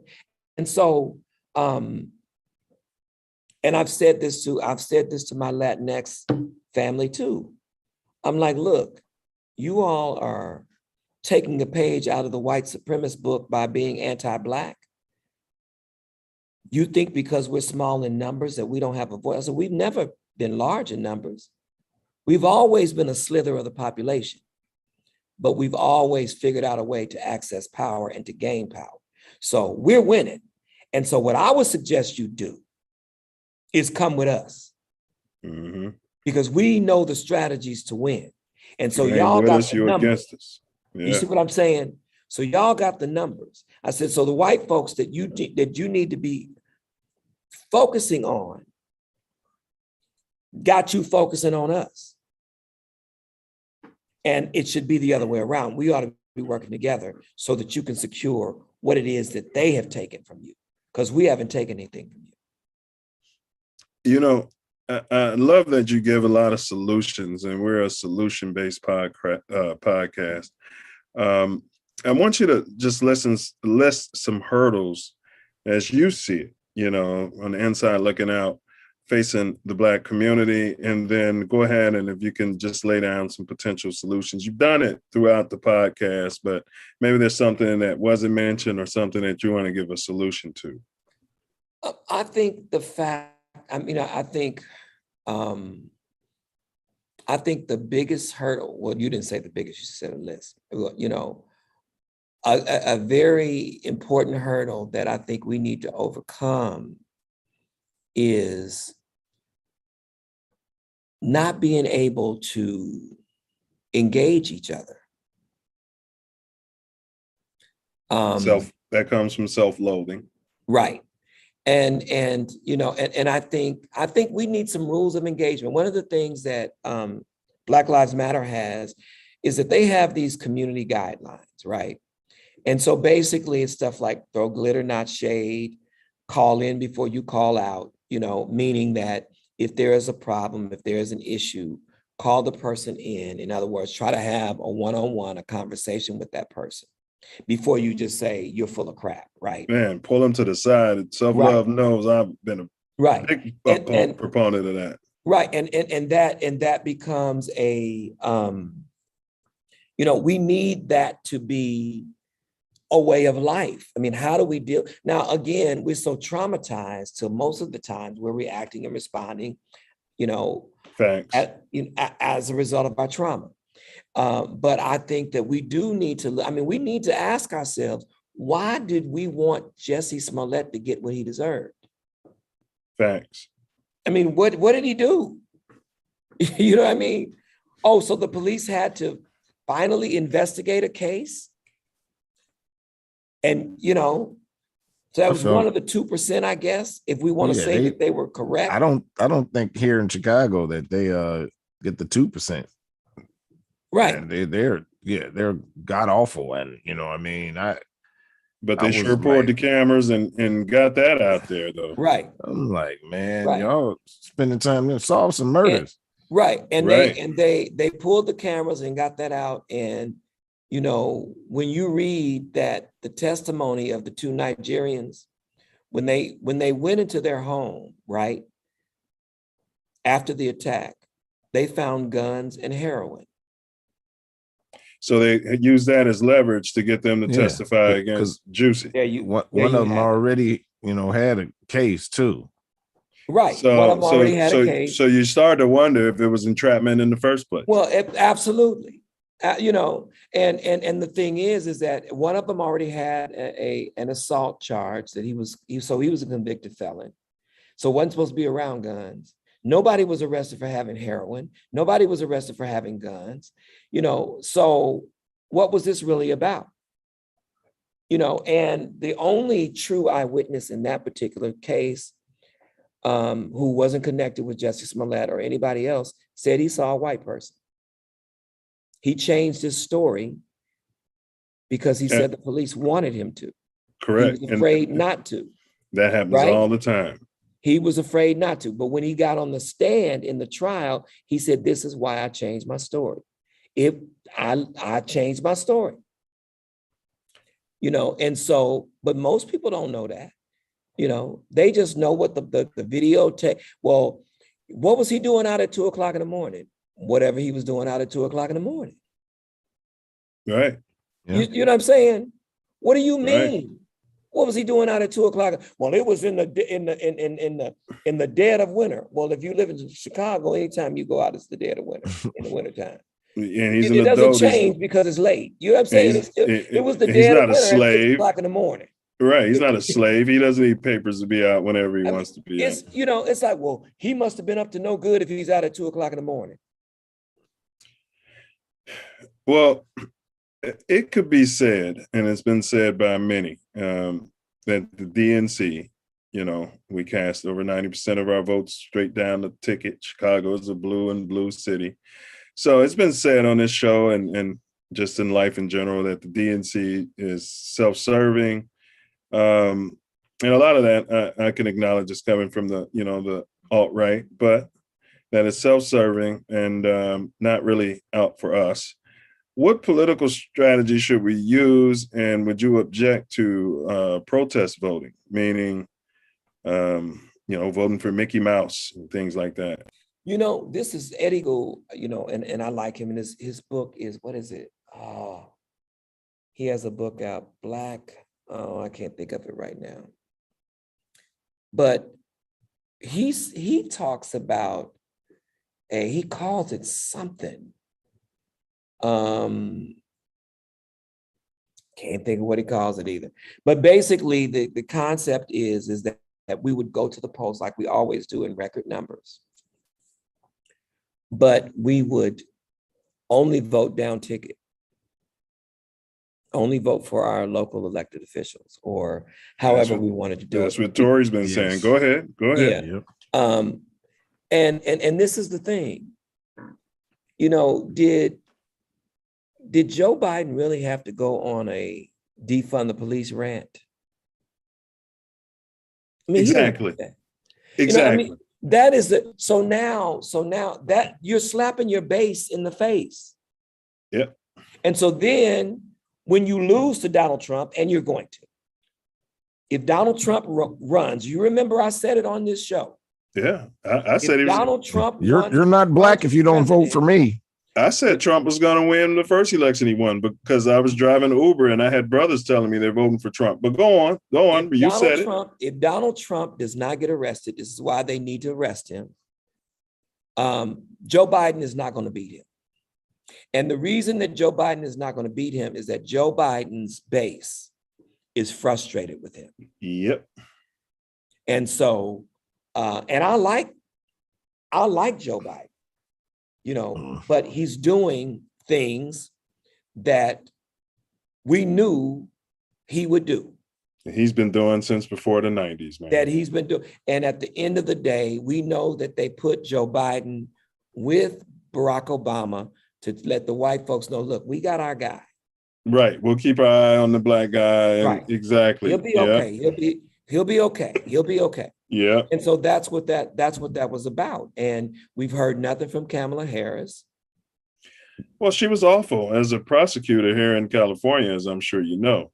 Oh, absolutely. There's a Noop who is related to her, so I can't talk about her as bad. I hear that, but hold on. You can't, but I can. But the FOP, and Yolta, her husband, but the FOP was one of her main supporters. Like, they backed her, they endorsed her.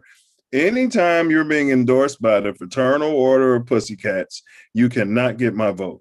Right, and because you know what that's about. You cannot. In Oakland, up in Oakland County, Self Love. Yeah, I mean, so you absolutely know that people are innocent and hiding it and keeping people locked up. I mean, Well, she kept when this is the thing. This is the thing that I was at her house, right? Y'all know, no, not Kamala's, but Jackie Lacey's. Okay. They cut from the same cloth. Yeah. I think. Right. I think they're cut from the same cloth. Right. Yeah. But politicians. Yeah. It's and at least in the case of Jackie Lacey, I don't know about Kamala. Kamala Harris went to Howard, right? So she got a black card from Howard. She's an AKA, so she got a black card from. That's a significant black card. But that's all part of the sham. Yeah, she's a Canadian, and but go ahead. I want you to finish your point. No. But I'm just saying that's she. Yes, she got her black cred with her white husband. But with those two moves. And her white husband, she didn't meet him at Howard, but go on. Did she meet him at? She didn't meet him at Howard. No, she did not. Jason Gray. I think Jason. He's a beta noob. His wife is her Sands or Ship, whatever the AKAs call them. So they play together. That would be interesting to talk to her, find out what's up. Yeah. Yeah. And so. I could tell you, but I'm not going to tell you on here. I will tell you. You got to call. Oh, yeah. You got to call. She got her black card and she loved the Noops. We'll just say that.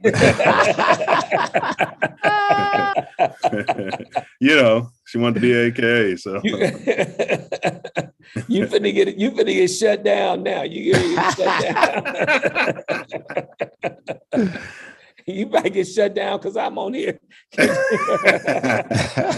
Police gonna be looking at you now, brother. Oh man, I've had that my whole life, and I'm like you, man. Sacrifice, the root of that word is to make holy. Right. So, it is what it is, and we're all gonna punch out at some time, right? So if I punch out before our time, that's the thing. Correct. But if I punch out for that reason, then it's God's grace and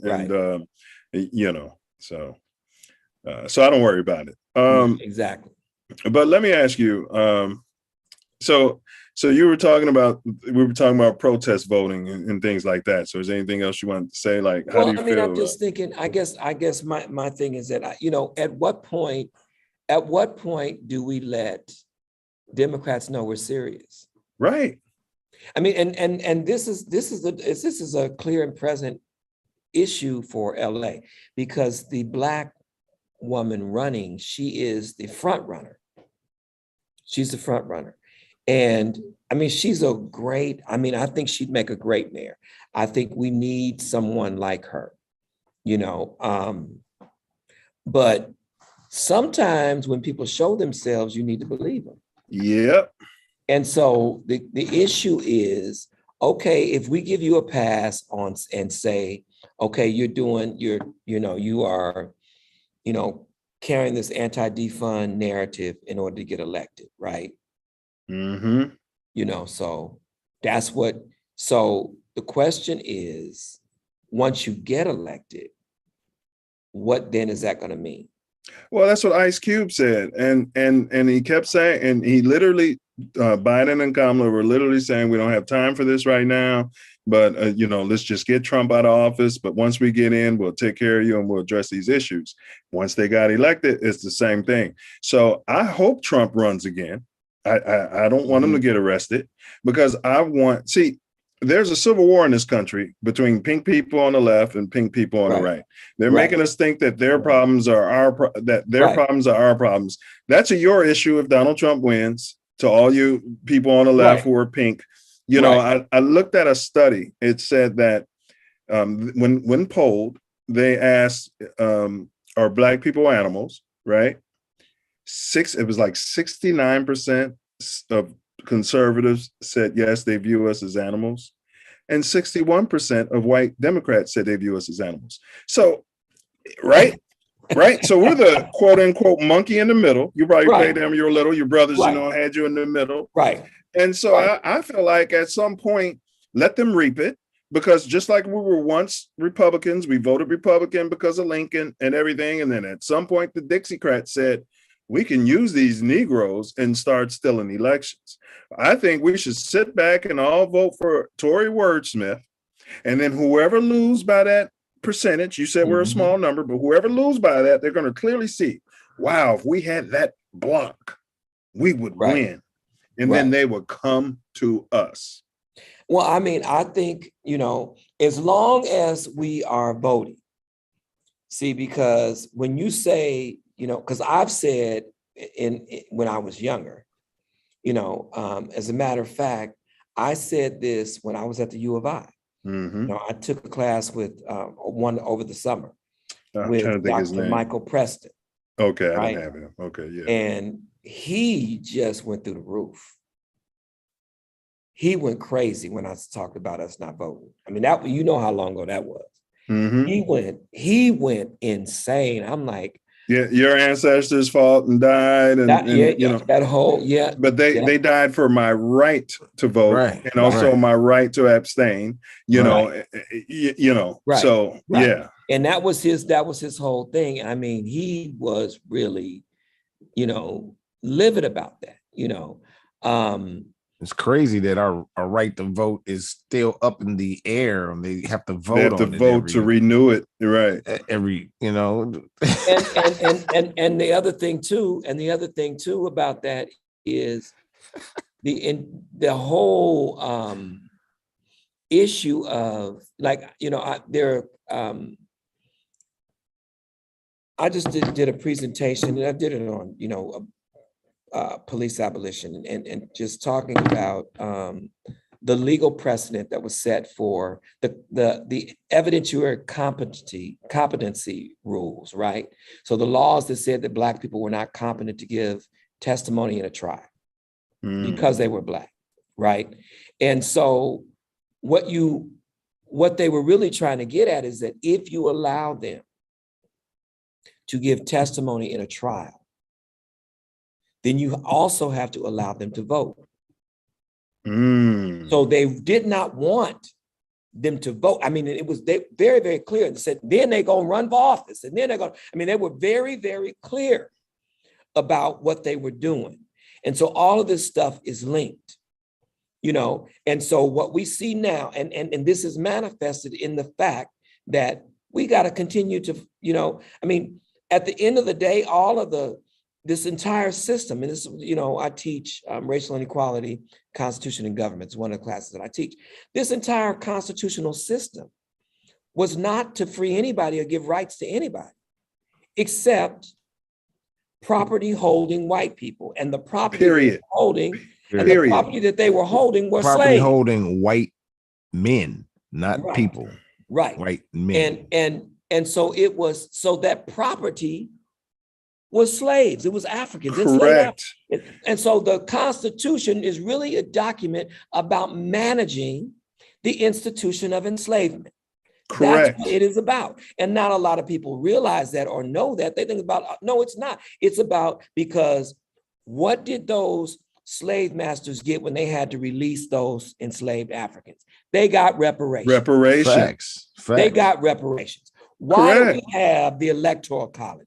We have the Electoral College because if you did the popular vote, if you voted and you won elections based upon the popular vote, if Tory messed around and won, you would never have a Republican in office. You see what I'm saying? Right. Tory would have a very easily chance of winning because all you need is Los Angeles, all you need is California, right, New York, right, Illinois, and you might need Florida, maybe. But if he messed around and won, the Electoral College reserves the right to say, oh, no, we're not putting him in. He's not part of the cabal. Exactly. Right. What do you mean? They have, did you know that minority only refers to a non-citizen? Right. So that's another thing, but wool they put over our eyes when you were talking about the Constitution. So I tell our people, stop referring to yourself as a minority if you're a citizen of this country. So-called. Right. Yeah, and so many words. And citizen is a problem too. I'll break that down one day. Yeah, it is. It is. Yeah, it was so-called. That's why. Yeah. So this is so I mean, somebody's got. The bottom line is that the Democrats don't have a message. No, they don't have a message, and the progressive folks got the message. You know, those of us, you know, out here in these streets, we got a message. You may not like it, but it's consistent. It's rational. Yeah, but you're never going to win. They're going to talk to you. They're going to give you $1 million, Brother Thomas, and say, we need you to be a little more moderate. Right? And that's what they do. That's what they do. That is what they do. And, but like right now, there's a woman who's running for mayor. She is a part of White People for Black Lives. And there is not a mayoral candidate that she runs circles around it. But she'll never be given the opportunity because she'll never really get the platform. She won't get the funding. She won't get the platform. Right. Yeah. Right. The TV won't talk about her. Yeah, she won't be at the debates and stuff. But somebody might. She'll get one question if she is. But what I'm hoping is that we would follow in the footsteps of Chicago and pull a Harold Washington on him. You saw what happened to him. They blew his heart up. Exactly. But that's what I'm hoping. I'm hoping that we can. He was a great man. He was. Right. And a great mayor. Yeah. Folks in Chicago, he was truly for the people. He stood up and talked about the FOP and all of them. He said, I'm the top cop, and I would see him. Almost every day, bro, on my way to school. He would talk to us. He was a great, great person, man. That's all I've ever heard about. He snapped on the city council, all them aldermen trying to bring all that BS. Yeah. House music, bro. When you had the gay community and others, partying when house music started, the police would try to shut that down, and he made them have security. And he was for the people, and I'm talking about the black people, man. Rest his soul. Right. And so so that's the thing. It's like, I said, look, maybe we can have a Harold Washington situation around here. And see, he didn't leave any votes behind. He went to everybody. That's what I'm saying. And we called him. We called him. He got votes from prostitutes and pimps. And yes. He got votes from everybody. and it's not Harold Washington. It was Harold Washington. Right. Harold Washington. So as you finish your comment, I'm gonna throw it to Tori for he's got a couple questions for you, man. Yeah, we all know Dr. King had a dream. It was massive. And what's your dream? Wow, that's I guess my dream is that Black people would really take their rightful position in the world. He said in the world. When Malcolm X started talking about human rights, they killed him. But go ahead, bro. Right, in the world. Because I think, and I remember saying this in seminary one time. I went to an all-white seminary out here in Pasadena, very prominent seminary, right?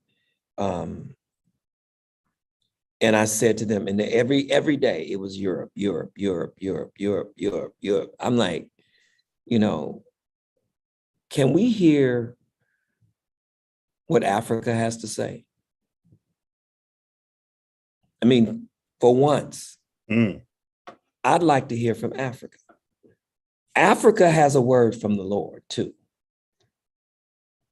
And so I'm saying that to say that, when I look at the ancient African constitution, and I guess I can be very specific. If you look at the ancient African constitution, the Constitution for African people, and this is found in Chancellor Williams' book, The Destruction of African Civilization. Do you know these people were so ingenious? This is what's in their constitution, that every person should have a house and land, enough for them to be able to work that land so they can provide for themselves and their family. Period. That the land is not owned by anybody. The land belongs to God. And the ancestors. And right. And so I'm just like, wow. And so that, and even when, people will say, well, the Bible, supports, the institution of enslavement, right? Slaves obey your masters. That's in scripture. And I always wondered about that. But that's not talking about chattel slavery, because that's an African book. So that's talking about the type of slavery that existed in Africa. And the kind of slavery that existed in Africa was, if you conquered a nation, then you could bring their people into your country as enslaved people, and they would work for you.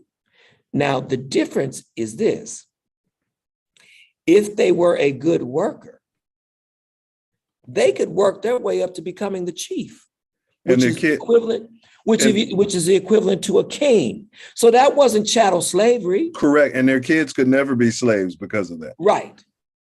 So it wasn't the same. And so that's one of the reasons that I know that the Bible is an African book, because that makes sense. Mm-hmm. Their wars wasn't about murder either. No, their wars were not about murder. Their wars were about they would provide a way to escape for their enemies. Where do you hear that at? In the Bible. Yeah. Yeah. That's where you hear that. You hear that provided a way for escape. Yeah. You don't hear that anyplace else. And so they would, allow, their armies to retreat. Their preferred weapon of war was not weapons that would kill you, but was to scare you.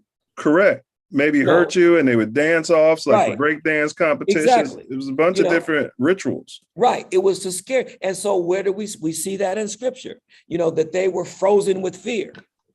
So all of these, all of this, we hear this language in the Bible, but we don't know what that means. And so reading, about Black civilization, ancient Black civilization, it gives you a framework and a context to really understand it. And so what I would like to see us, institute, the ancient African constitution. Now there is a part that talks about wanting to propagate the land so you can have 5 wives or how many wives. Hey, well, that was in the Bible too, but go on. Yeah. So that you're right. Yeah. But that's what so that's really what my dream is, that we would take our rightful place. The Constitution and a whole lot of other stuff was stolen from us in terms of the concepts, and slanted to favor one people group over another.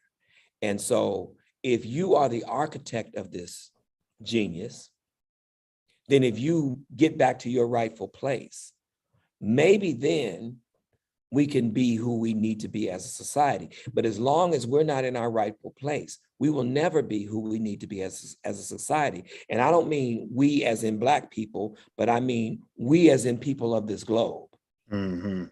This world is suffering because Black people are not allowed to take their rightful place. It's kind of like a family. You have parents. What was it? Yeah. You have parents, and those parents are important. But your little brother is the one that's running the household. Right. You see what I'm saying? Yeah. I Because told the Tori that parents are years being ago. ignored. So that's out of order, and that'll never be right. I told Tori that in college. I said, man, with these white people running things, with them being the youngest, it's the tail wagging the dog. It's like the kids are running the house and nobody's listening. Yeah. It's like the 2-year-olds are running the house. Yeah. Right. But so before you ask your question, you mentioned Pasadena. I had a flashback. Bro, early moving to LA, I was working in Pasadena. And I bought a raggedy truck off one of the Latinx guys. I don't even know why I bought it, but it was raggedy, but still. My first week on the job, I'm going in shirt and tie, suit sometimes. I got pulled over 3 out of the 5 days, bro. Just on my way to work for absolutely nothing. And then, well, if you didn't have this truck in it. And then I said, no. The last person who pulled me over, I said, if I was driving a Maserati, you'd want to know where I got the car. Did I steal it? So, and I told him, no, I said, do me a big favor. After he ran my license illegally, I said, listen, go back to your station. I said, I demand you, if you've got any soul. I did. I looked him right in his eyes. Go back to the station. Tell him that I've been run 3 times and processed, and this is still beneath me. But I said, please do tell them that I do not expect to be pulled over and questioned every time I drive in Pasadena. I will sue you all. Never got pulled over again. And to test it, know how I get down. I would be speeding and doing bogus stuff, and they never pulled me over again, man. But I'm gonna throw it to Self Love. Wow. Yeah. I may need that strategy. Yeah, because that's all they're doing is checking you out. But I understand, whatever. Check me out, but put it in a computer. Yeah, exactly. Right. Cut it out. Yeah, I just got a ticket for 10. Oh man, my windows are too tinted. I had a ticket for obstruction of the windshield. I had that tree on my mirror. Yeah, and they gave me a ticket for that. In LA? No, in south suburbs in Chicago. Oh yeah, definitely Chicago. Area. Showed up to court. It was a black. That's why I tell people go to court. It was a black judge and a black attorney. The cop didn't show up, and I was in suit and tie, and I'm like, so this is Exhibit A. Air freshener, right? And then the judge started laughing. I said, and this is Exhibit B. This is the actual air freshener I had dangling from my mirror. Man, so they threw it out, and I'm walking out of court, and another lawyer came in. He's like, Mr. Mills. I turn around the judge. He's like, can you show the court your exhibits for us again? I was like, this is exhibit A. The whole court was laughing, man. That's why the cop didn't show up. But Right. it's see, that's why, the most powerful people in the criminal justice system is the prosecutor, and number 2 is the police. Yep. Because they can just disrupt your life. I mean, they could have just wanted, I know the cop that gave me the tinted windows, which is a fix-it ticket. He just wanted to frustrate my life. And run your license and see if you have warrants and nonsense, and which is illegal. Yeah. They use all types of crap. Okay, what advice would you have for a young silverback? And we say silverback because we want our reparations. Interested in freedom fighting. Get involved. Get involved. I mean, join some of these groups that's out here in the street, or join a traditional civil rights organization and get them out in the street. And it'd be hard to be pulling teeth, but there's a lot of good work that's going on in these communities across the country. A lot of people who are in it, to win and in it for the right reasons.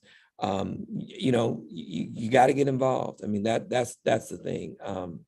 When you hear about some kind of rally or protest, just show up. You don't have to. Some of it is just showing up. You don't. You can be a face in the crowd. But the fact that you're there makes a difference to the people who are organizing that. You don't always have to be in the front. You don't always have to. You can be anonymous. That's one of the things that Jesse Smollett always was. He was always anonymous. He wasn't trying to grab the mic and say nothing. He wasn't trying to, say, look at me, I'm out here. I'm out here marching for the people. He wasn't doing any of those things. He was just showing up. And so that's a big part. That's huge, to just show up. And when you do show up, you get an opportunity to meet people and see who folks are. And then you have another perspective. You're like, look, this is not who I thought y'all were. It's not what I thought y'all were about. I thought this was something altogether different. And I know if you show up for a BLM, you're going to hear the firsthand account of what happened to somebody's child. And if you can hear the firsthand account of 5 or 6 people getting up, 5 or 6 mothers getting up, talking about, what happened to their child. Like one mother in particular, when she saw that they had shot and killed her mother, and the police were so hypersensitive that the idiots didn't even, think to put the car in park. They kept the car in drive, and the car drove over his body. Wow. Stopped on his chest.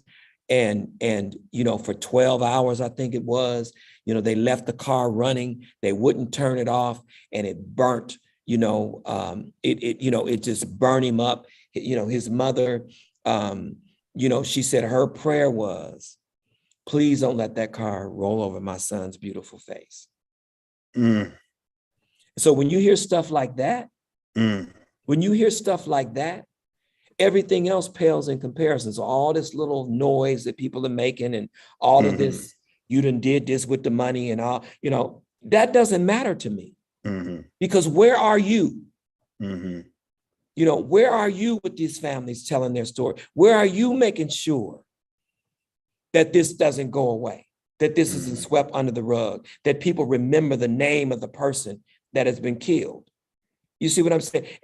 That's the thing that's the driving force for me. And, and as I told somebody earlier, when they sent me an article about BLM owning some mansion somewhere up high, whatever, anything you buy in LA, if you don't live in LA, you think it's a mansion, but it don't have to be a mansion. This is expensive. So the average price of a house is $800,000. I was going to say, you're lucky to get a house in Compton for $800,000. Right. Yeah, it's $800,000, and that's a shack. You know, that's just Yep.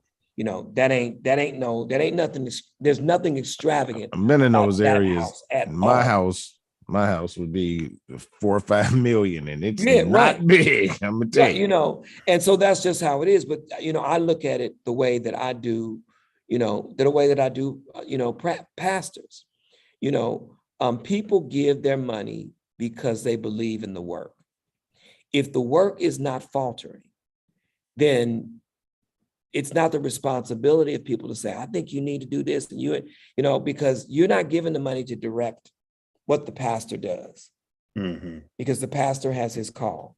You're giving because you want to support the work that God is doing through him in that ministry, right? So when that work starts to change, then you have a critique.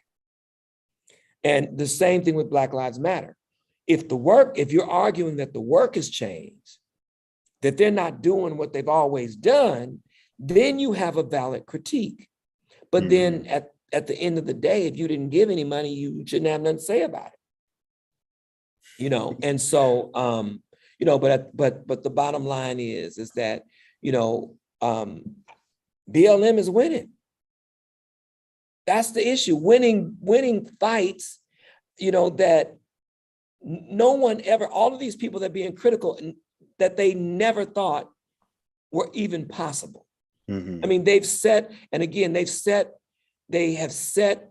you know, the world on fire with this new understanding of what Black people want and need, that they need to be valued. The world has set back and embraced and fought against that message, but they have responded. And so at the end of the day, and as we said earlier, they're talking about BLM having been given $100 million. NAACP, I think, was given $200 million. Has anybody ever asked what the NAACP is doing? Yeah, all those 401k funds. All those 401k funds, money comes up funny, but we keep throwing our money in the 401k, and they do nothing for the community. And so it begs the question, is this because BLM is a female-led organization, female-led group? Or Black-led? Or Black-led, and both, you know, and you know, and I think that it is, you know, and uncompromisingly Black, because see, that's the other piece. You cannot be a BLM member if you're not Black. So I don't know where they get this Soros, and you know, I've heard all that stuff. Yeah. You know, the people who determine the direction that BLM goes in is BLM. And if you go to the meetings, you understand that. Like if you go to the meetings, you know, that's what we talked about. That's what we said we thought we weren't going to do. And, you know that. Right. But if you don't go to the meeting, somebody can tell you that Soros dropped a bunch of money because, you know, it's just not true. We don't get a dime for being involved with BLM. We don't. Now, what do we do? Anytime you come to our meetings, two things are going to happen. You're going to get some food to eat. Unfortunately, chicken and watermelon. Now, unfortunately, now it's vegan. Well, that's actually a good thing. It is a good thing. Yeah. It is a good thing. So it's vegan, and then you're gonna get a box, like a box full of produce, all kind of stuff. You know, and a lot of vegan stuff, you know, but like you're gonna get some groceries. Let's put it like that. It's not just produce. It's like groceries. And so a lot of times I don't even take it, you know. But what I know is that if I take those boxes, then my wife cannot buy any. She can't shop. She can't get any produce or grapes or strawberries or any of those kinds of things. She can't get any of that. Be no room for it. That box. Yeah. You know, and so we won't have any place to put it. It'll go bad. We you know. Right. And so, so this is what, you know, and it's not like, it ain't food bank stuff either. Right. You know what I'm saying? These are farmers who, you know, and so they do those kinds of things on a regular basis. I mean, you know, for everybody who comes. And so there may be about 100 people who come to the meetings. Not all of them are Black, because we have a session where we have everybody there, you know, like a plenary. And then the Latino people for Black Lives break off into their group. The white people for Black Lives break off into their group. The Asian folks for Black Lives break off in their group. And then the Black folks are Black Lives Matter. Gotcha. So they don't meet with us. Okay. You know, I so appreciate our that. strategies are developed within that Black group. And then we report out what we want them to know, but we don't report everything. Correct. That makes sense. You see what I'm sense. saying? And so that's the way and then they report to us. And the idea is white folks need to be talking to white folks about valuing us. Asian folks need to be talking to Asian folks about valuing us. And Latinx folks need to be talking to Latinx folks about valuing us. And so, and not advocating for us, because we advocate for ourselves, but they support us. And so a lot of times, white people for Black Lives, that, you know, I was on one show and she so hated Black Lives Matter, you know, and I get very sensitive because people that I know and love are in Black Lives Matter. So I'm just not, and I know that these people don't know them and yet they try to, you know, tear them down. And so that's what this lady was doing.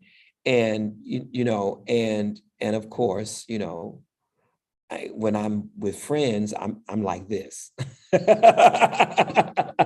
When I'm with friends, this is how I am. I'm calm, right. and, you know, cool. But when I'm not, you know, I turn up a little bit. Right. And so, you know, but the main thing was, you know, I was telling her that white people for Black Lives, they create a perimeter for us. So when we have our rallies, they surround the rally. Yeah, it's a great strategy. They are the security. Right. So they end up, and guess what? And the police don't bother us. And I gave an example about we did during the George Floyd, we did a memorial service. Not on the day of his funeral. I think it was either the day before. I think it was the day before. And so we brought hearse and caskets from like different areas of LA, Orange County, the Valley, you know, the Inland Empire and LA. And we all met up at First and Spring, which is where City Hall is. And so we blocked off Spring Street. And so like 50 to 100 cops showed up. You know, you can't block this street off because in Black Lives Matter, we don't get permits. Because we're like, why are we going to go to the man and ask for permit? No, we don't do that. So we just block the street off. Right. And so we blocked the street off and the police came. And so the police were about to arrest us. And one of the organizers got on the mic, because we had a mic, you know, we had a whole flatbed, we had a whole stage, the whole 9 yards. He got on and he said, we need, and this was a Clergy for Black Lives march. And so he said, we need our white clergy to come to the back of this flatbed truck and to use their white privilege to keep these police officers from arresting us. That's exactly what they did. And all them cops got in their cars and left. Well, and they turned pink first, but right. We tied that intersection up for the next 4 hours without any consequence whatsoever.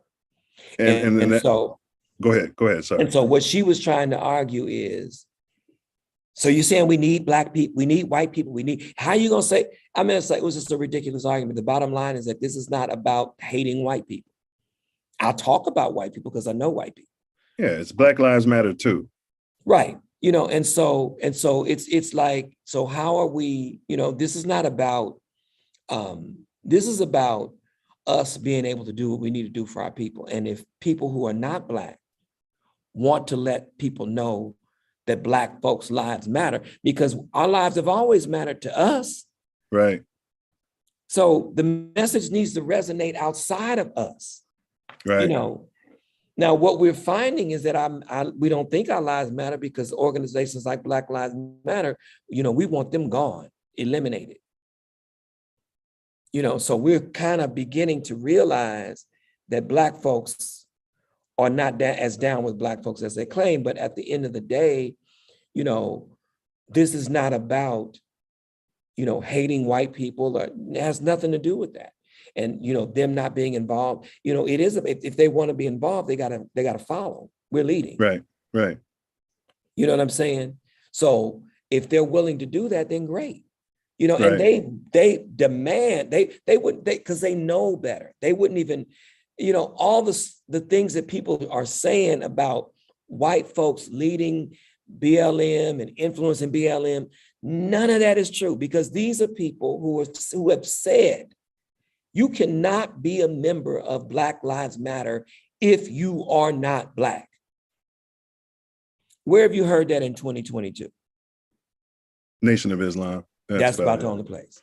Well, no, and I appreciate that thorough clarification, because you're literally the first person I talked to that's actually a member of Black Lives Matter, and we definitely appreciate that breakdown.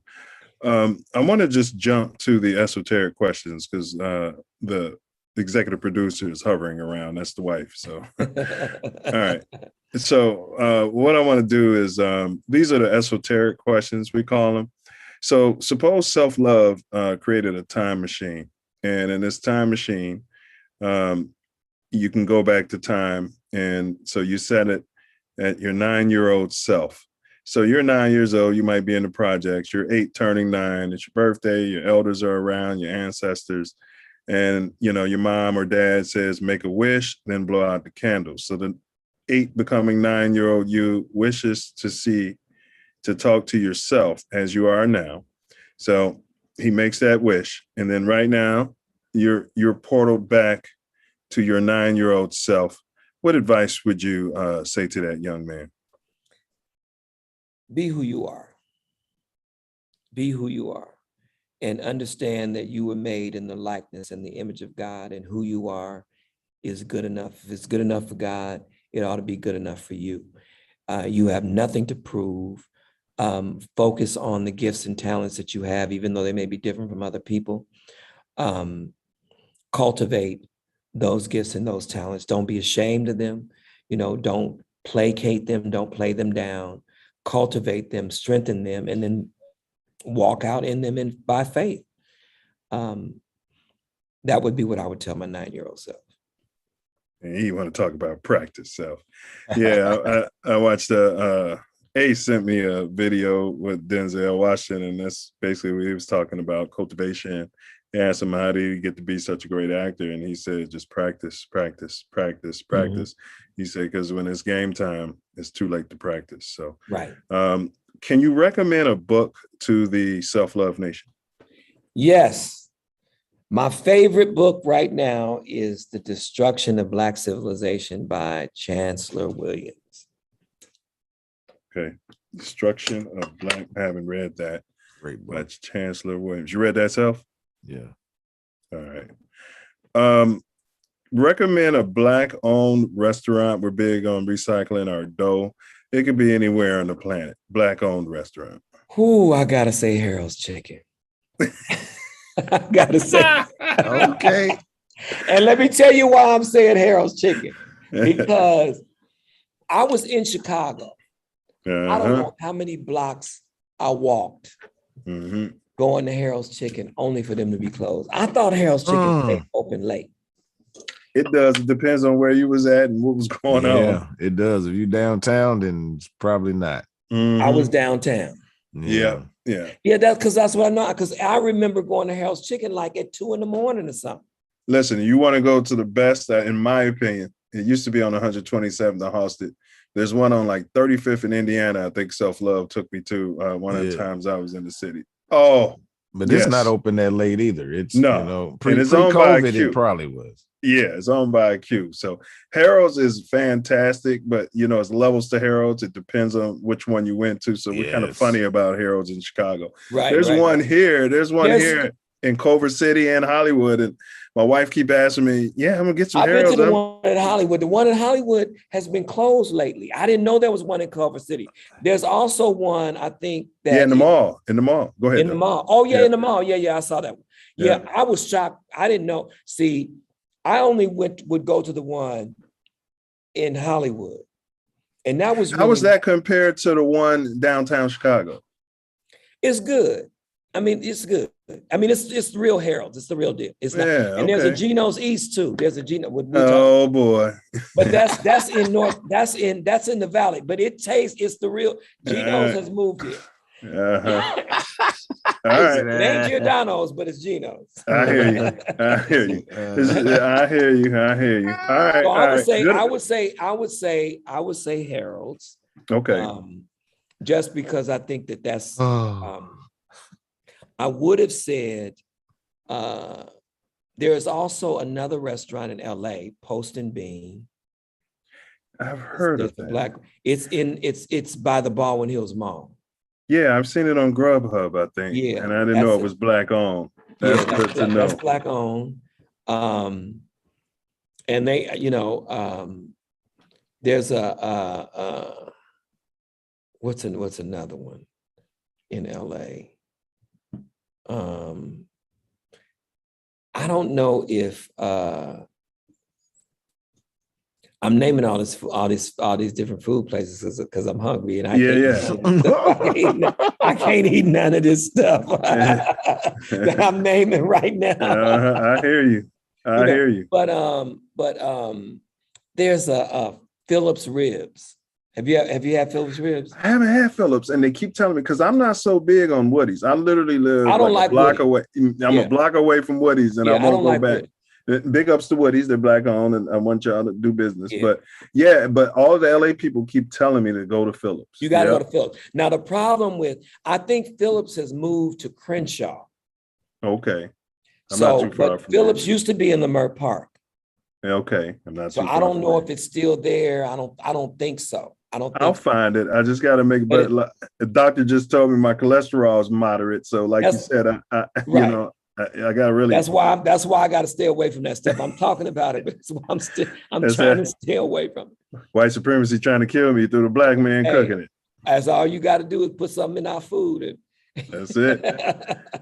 All right. Well, we're going to jump to the quick hits. This series, these next 5 questions are yes, no. Is there a God? Yes. Have you ever personally seen anything that you would say is supernatural? Yes. Have you ever seen a UAP, an unidentified aerial phenomenon, or a UFO? Yes and no. I don't know what it was. I saw something, but I don't know what it was. Well, then that's yes. Have you ever seen an alien? No.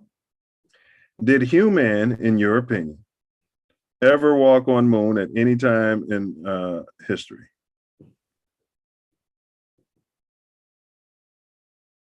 Did a human ever walk on the moon? I'm going to say yes.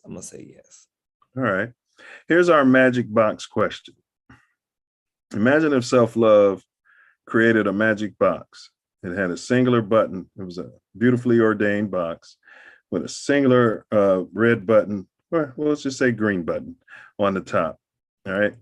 And God forbid that a person who you love the most or would have the most difficulty going on and living without had contracted a rare and terminal illness that they suffered painfully dearly from.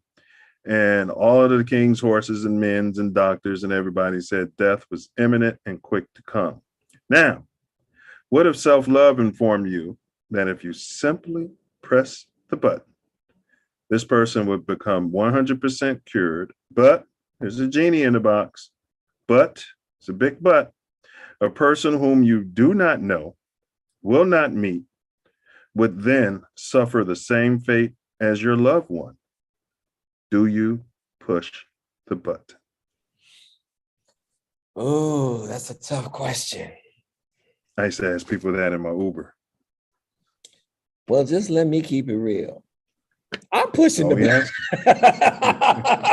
button. For my mama, yeah. My daddy. We get about 50-50 on that. Lately, we're getting a lot of button pushers, though, Self. I'm gonna have to pray for them. I'm gonna have to pray for them. That's a really good question. And pray for the poor innocent schmuck who now suffering the same, and loved ones who are suffering too. Maybe they'll get a chance to push the button. So self-love had to pass the button around. Yeah, and you go explain that to St. Peter at the pearly gates.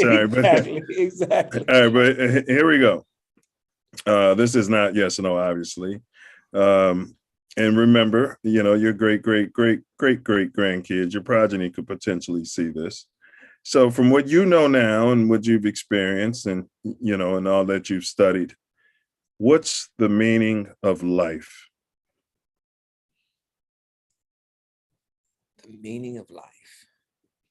I think the meaning of life is to love God, love your family, love your people, and do good whenever you can.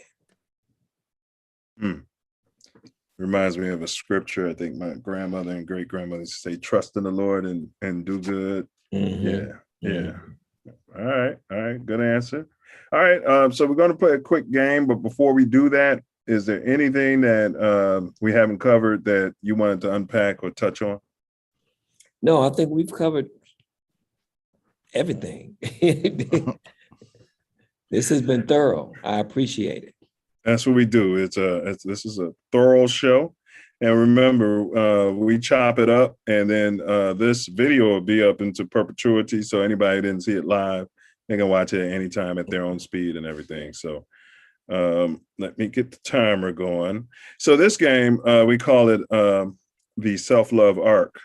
So it's a play on Noah's Ark. There's a pair. So I'm going to give you a pair of items, and think of it as a ink blotch test.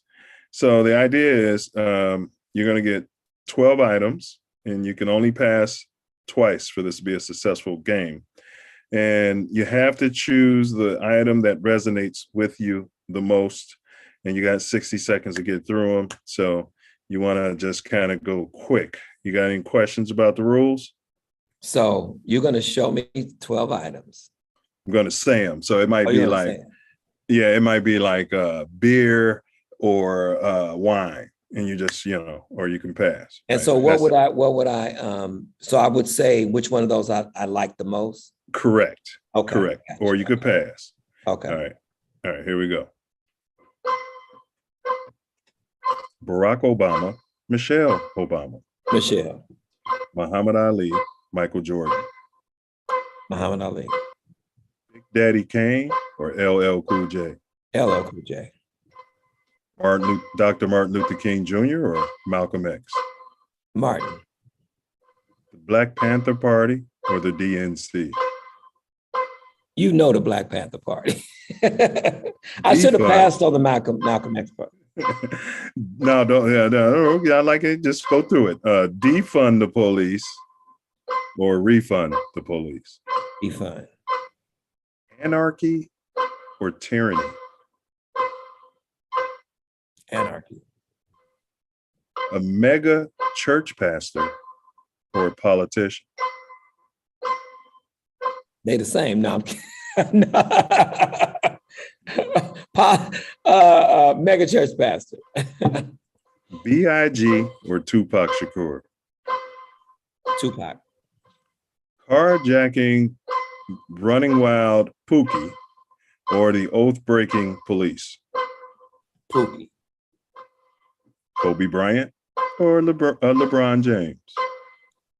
LeBron. Ukraine, Russia? Ukraine. People of color? B1. What's B1? Black first. Black people. All right, you got through them. That's 12 points. That's 12 points. Yeah, we have a series of questions. That mega church pastor, I knew that one would stump you a little bit because yeah.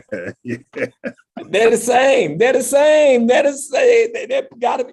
If you have a congregation that big, you got to be a politician. Come on. I would pick Michelle too. It's interesting you picked Michelle. Would you pick Michelle Self over Barack? Absolutely. I know her. She, I could throw a brick and hit her house from right where I'm at. And she just seemed more down, Yeah. Yeah, she's real. Those are my ancestors out there. They used to pick the lawn and that, you know what I mean? She'd give it to you. Right. All right. And then Pookie and 12. Who did you pick? Pookie. He picked Pookie? All right. Yeah, I'm not surprised. We the old breakers, man, we expect more out of them, Right. And they got a badge and everything. So Right. Any big ups or shout outs, as we call them? Well, shout out to y'all, man. This is next level stuff, to,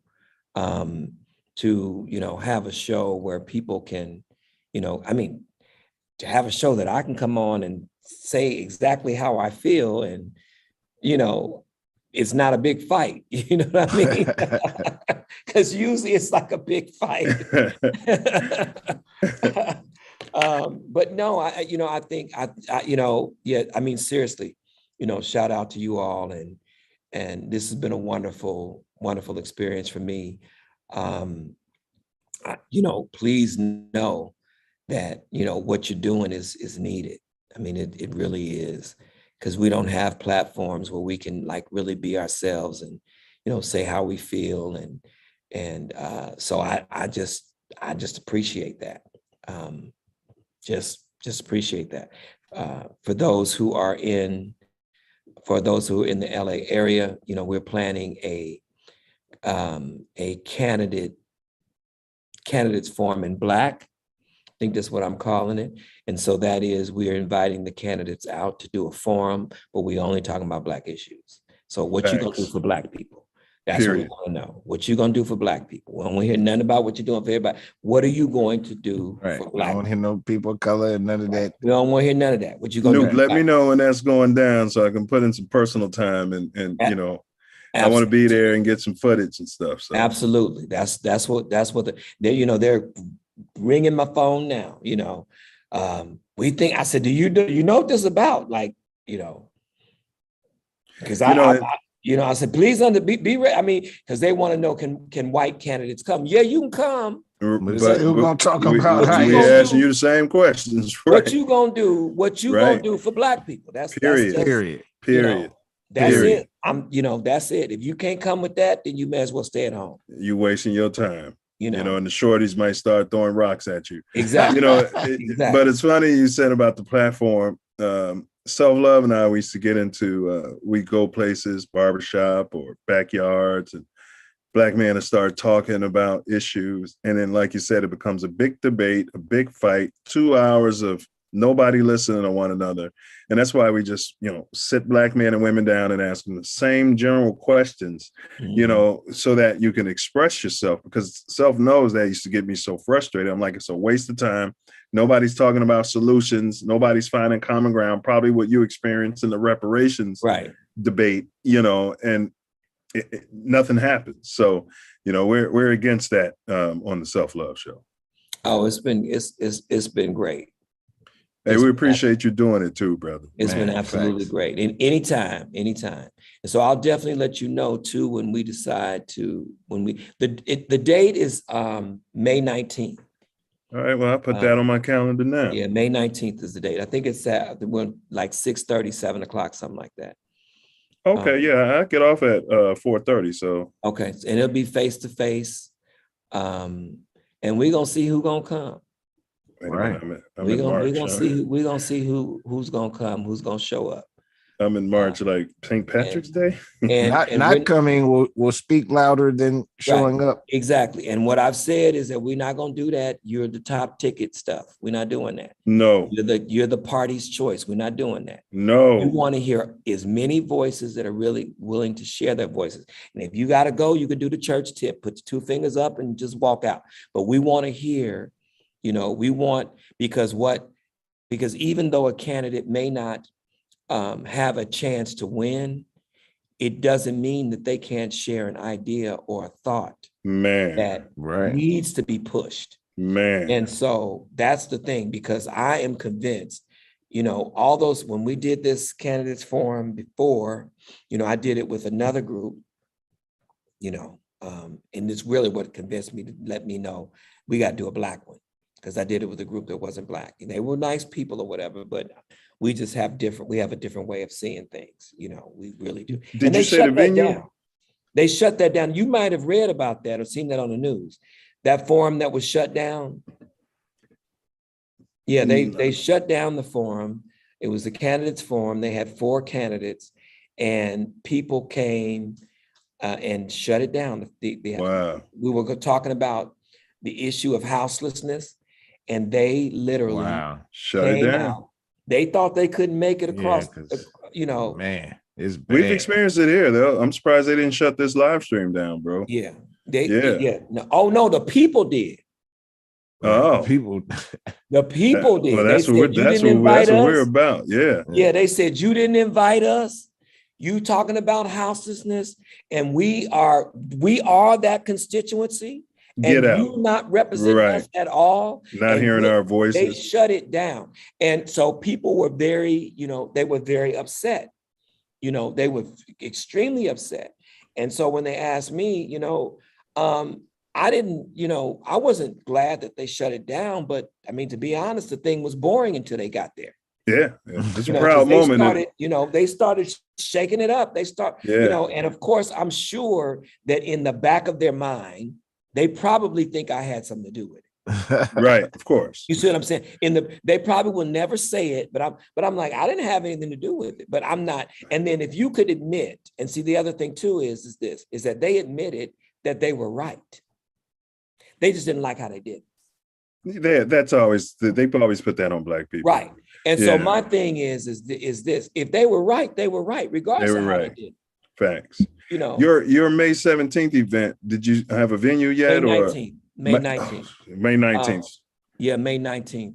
Or location? We don't have a location yet. If we don't, I'm just trying to decide whether or not I want to have it at the church or not. So okay. So that is well,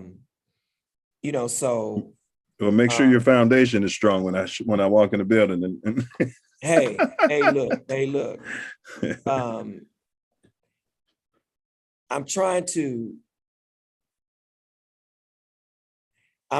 figure out, should we have it at a church, or not? I would think either at the church or in Leimert Park. Make them really come around and feel it. Well, you know what? Well, we had BLM had one at Leimert Park. Yeah. This is supposed to be the Valley. Okay. Yeah. I got you. But it's turning out to be. It's turning out to be something different, because like more people even from LA want to participate. Yeah, it's evolving. So we may end up in LA. It may be like, and what we're talking about is Divine Nine. It's going to be the Divine Nine, partnership between the Divine Nine and the branches of NAACP. And we're doing it that way because the Divine 8+1, but I understand what you're doing here. I mean, come on. So I do want to plug my church for anybody who, our services are at 12:30. Our services are at 12:30 on Sundays. And, it's at First Congregational Church of Chatsworth. So that's where we meet at 12:30 at 2440 Lassen in Chatsworth. So for anybody who's interested, also can hit me up on Facebook and Instagram and all those different places like that. I think I'm Dr. James T on Instagram. I think I'm just James Thomas on Facebook. I don't know what I am on Twitter. I don't go on there that much. But anyway, so I'll let you know if we have it in LA. We were talking about doing it like in the Baldwin Hills area, because apparently, the mall is still open. And so I think that's what we were talking about, but I'll have to see for sure. But that's what the plan is. And we wanted to the reason we're doing the NAACP and the Divine Nine is that then that kind of gives us an ability to manage involvement a little better. Yeah. Because we don't want, and of course NAACP, can be status quo too, but right. we want, but you want to get the people there, and then these aren't going to be NAACP questions necessarily. Right. So there, and I'm the president of my branch of NAACP, and so there are a couple of presidents who we're on the same page, like the regional president. Yeah, we're on the same page in terms of a lot of this stuff, and so. And again, because he's gone to Black Lives Matter meetings, he went and saw himself. So he saw for himself what it was. And he's like, right. I'm impressed.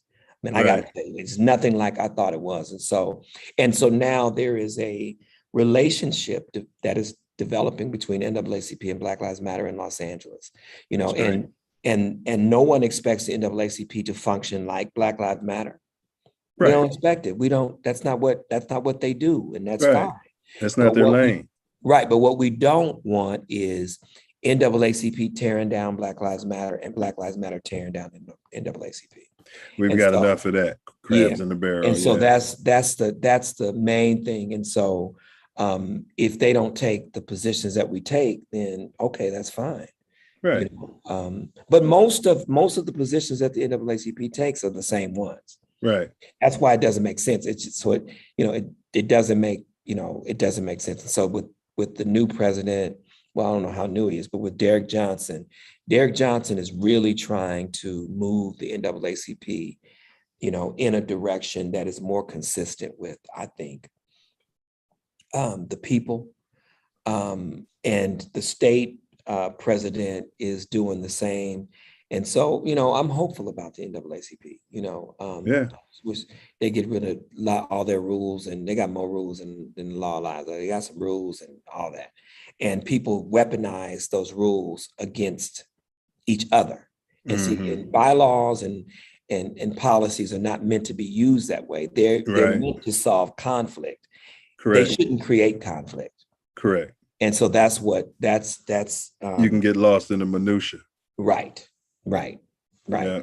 And so that's what's going on. And so I will let you know. We'll see how this works out, because our fraternity, we kind of status quo too.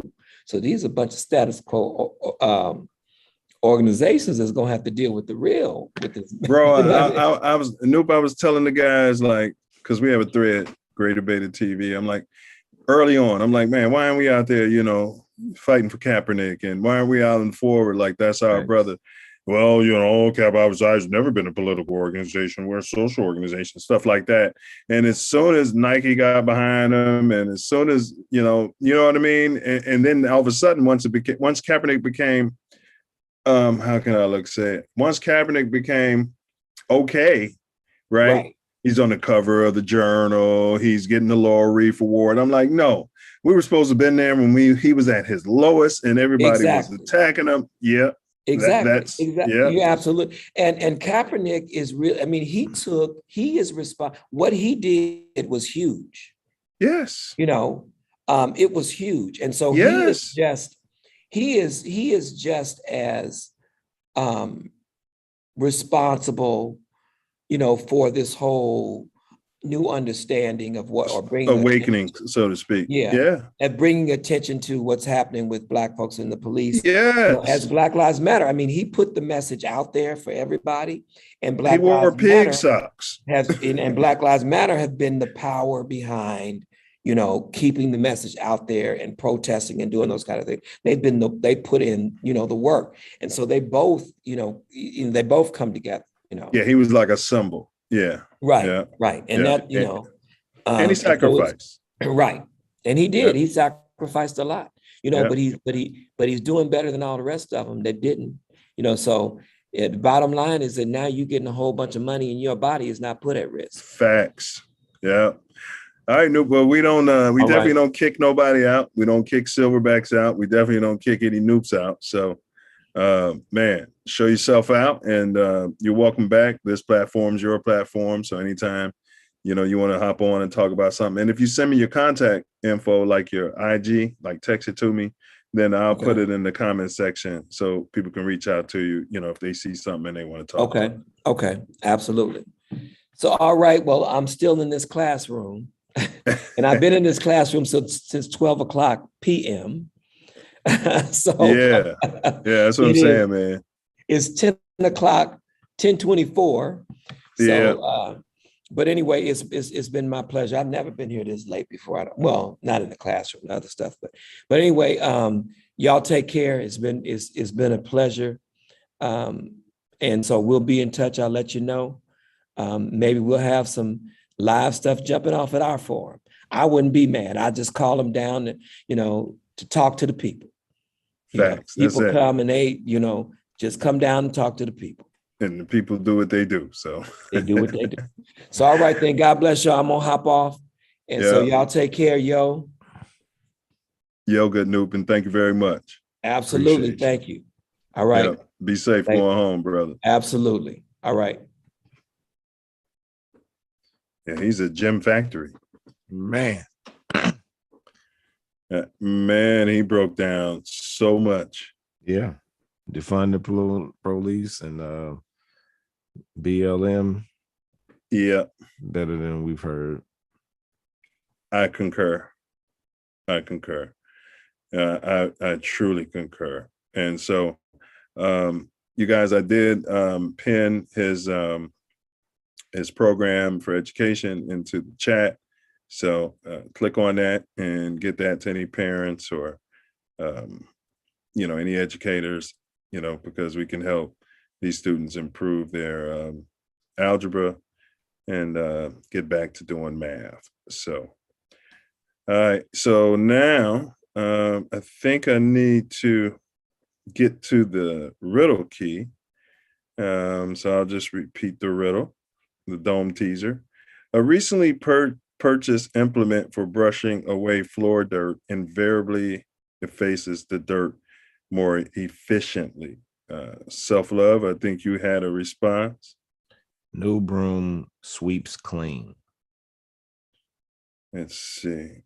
A new broom sweeps clean. You got it verbatim. Yeah. I don't think I had ever heard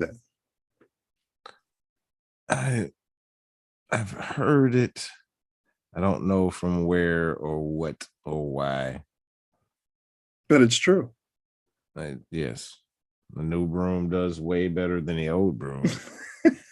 Takes you a while to realize if broom. It's the same kind of broom, you know what I mean? Right. There's some old school brooms that last forever. They do, but even those get worn and you don't realize it. Yep. And then somebody brings a new old school broom. You're like, oh my God. Wow. More dirt's coming up. It's less work. Yeah. So great job on that. Great job. So he got that right. We did the big ups. All right. So Self Love, we got on April 13th, Wednesday, social media in the Black community. Okay. Gonna unpack, how that tool is used for us and against us, its potential. You know what I mean? TikTok. Yeah. Did we make it big? Did we blow all this up? What's that guy's name? The rapper? Gets a lot of credit. Oh, you talking about TikTok? Or just he came out the other day and said he basically invented TikTok. Oh man, I can't think of this rapper's name. Soulja Boy. I was about to say same one that claims that he did everything first. Yeah. Everything. He's made everything that's ever happened happen. Soulja Boy. He's from Chicago. Yeah. He was born in Chi. Yeah. He's funny. Yeah. And then tomorrow, we got our mouthpiece included. We got some, and that's a pull up. You guys can, jump on the panel. We got a very good topic, Self. We're wrapping it up. The hottest topic is going to be the Chicago Bulls all-time starting five. Oh, wow. Yeah. So we're going to unpack that and get some data.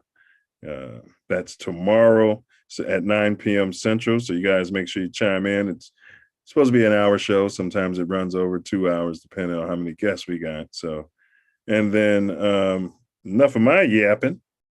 I'm going to turn this over to this brother to my right, Brother Wordsmith's final words out there. Let's say mouthpiece included is a must see. Gotta check Don't forget to bring your mouthpiece. Facts, because you can get your jaw broke.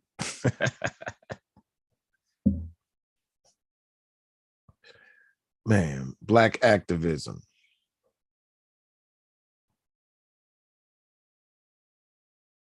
Has been displayed in many ways. Some lead by example, and someone talk about what they do for days. It amazes me that most can't see anything we do. It's invisible.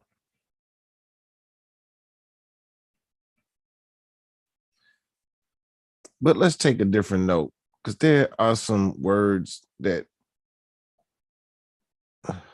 we need to revoke. Facts. A lot of things we say we shouldn't put on display. This language we speak is a spell. If you think about it, shouldn't be that hard to tell. So many words spelled the same with different meanings.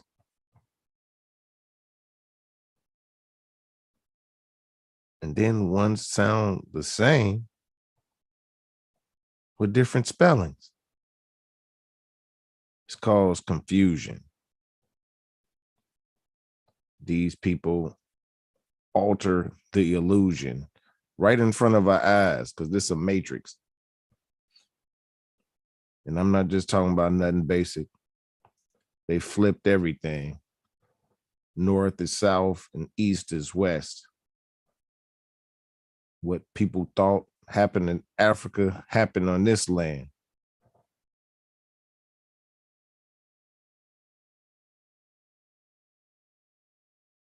It's crazy.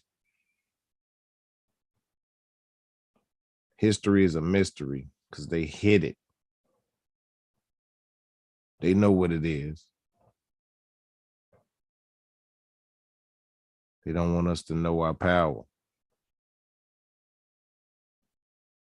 This is our land. Creator made for us.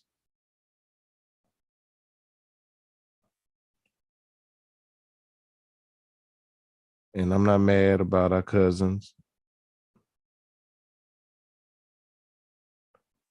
but they don't like when we play the dozens.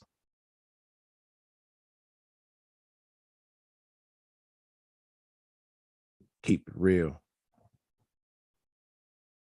Seal and elevate our fate.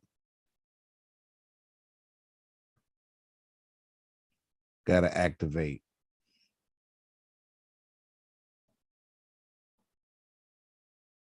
Our activism is realism. If we're not real with ourselves, who will be?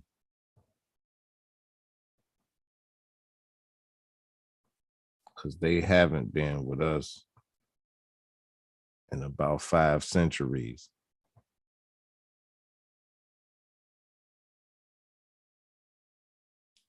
Lied about everything. Because pink people were the kings.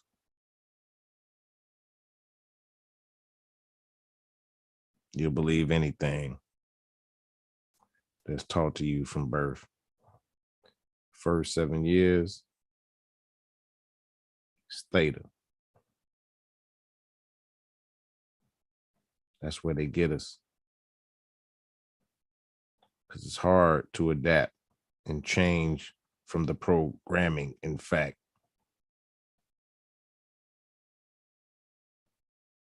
but it's not a trap. We all can spit the real with zeal.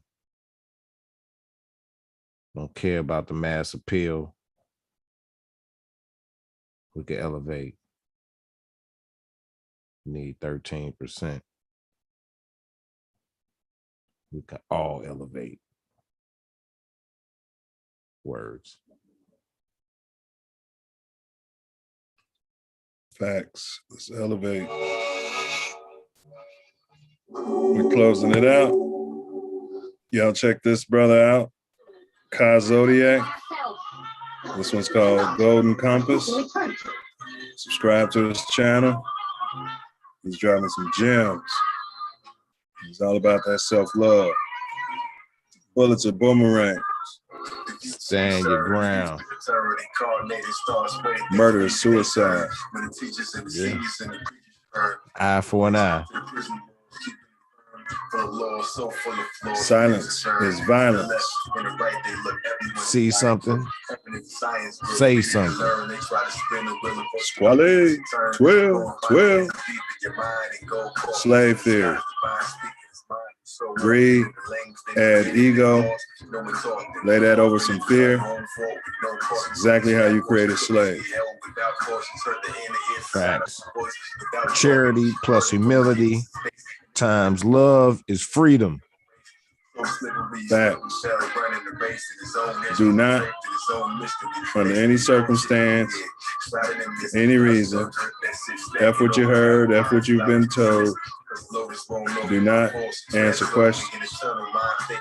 Yet, everything you hear from anyone, including us, question everything. Fear is an illusionary cap. It ain't real. Facts. Vibrate love. That's what it is. And the highest love vibration is forgiveness and charity. So do something charitable for a so-called enemy and end the beef. Man, I heard from a wise man, healthy people heal people. Yeah, man, because for sure, facts prove that hurt people will definitely hurt people. Free Larry Hoover, man. Free the old man. Free Chief Malik. Free Jeff Ford. While you at it, free all the guys, man. Facts, because prison is slavery. Absolutely. And you could be like St. Pedro if you keep your eyes on Yahushua, right? You can walk on H2O too. Facts, man. Move mountains. A whole mountain, bro? Yeah, bro. That one right there. And move right out of the way. Man, how's the people supposed to do that? Good book say you just need the faith of a mustard seed. And we got way more than that.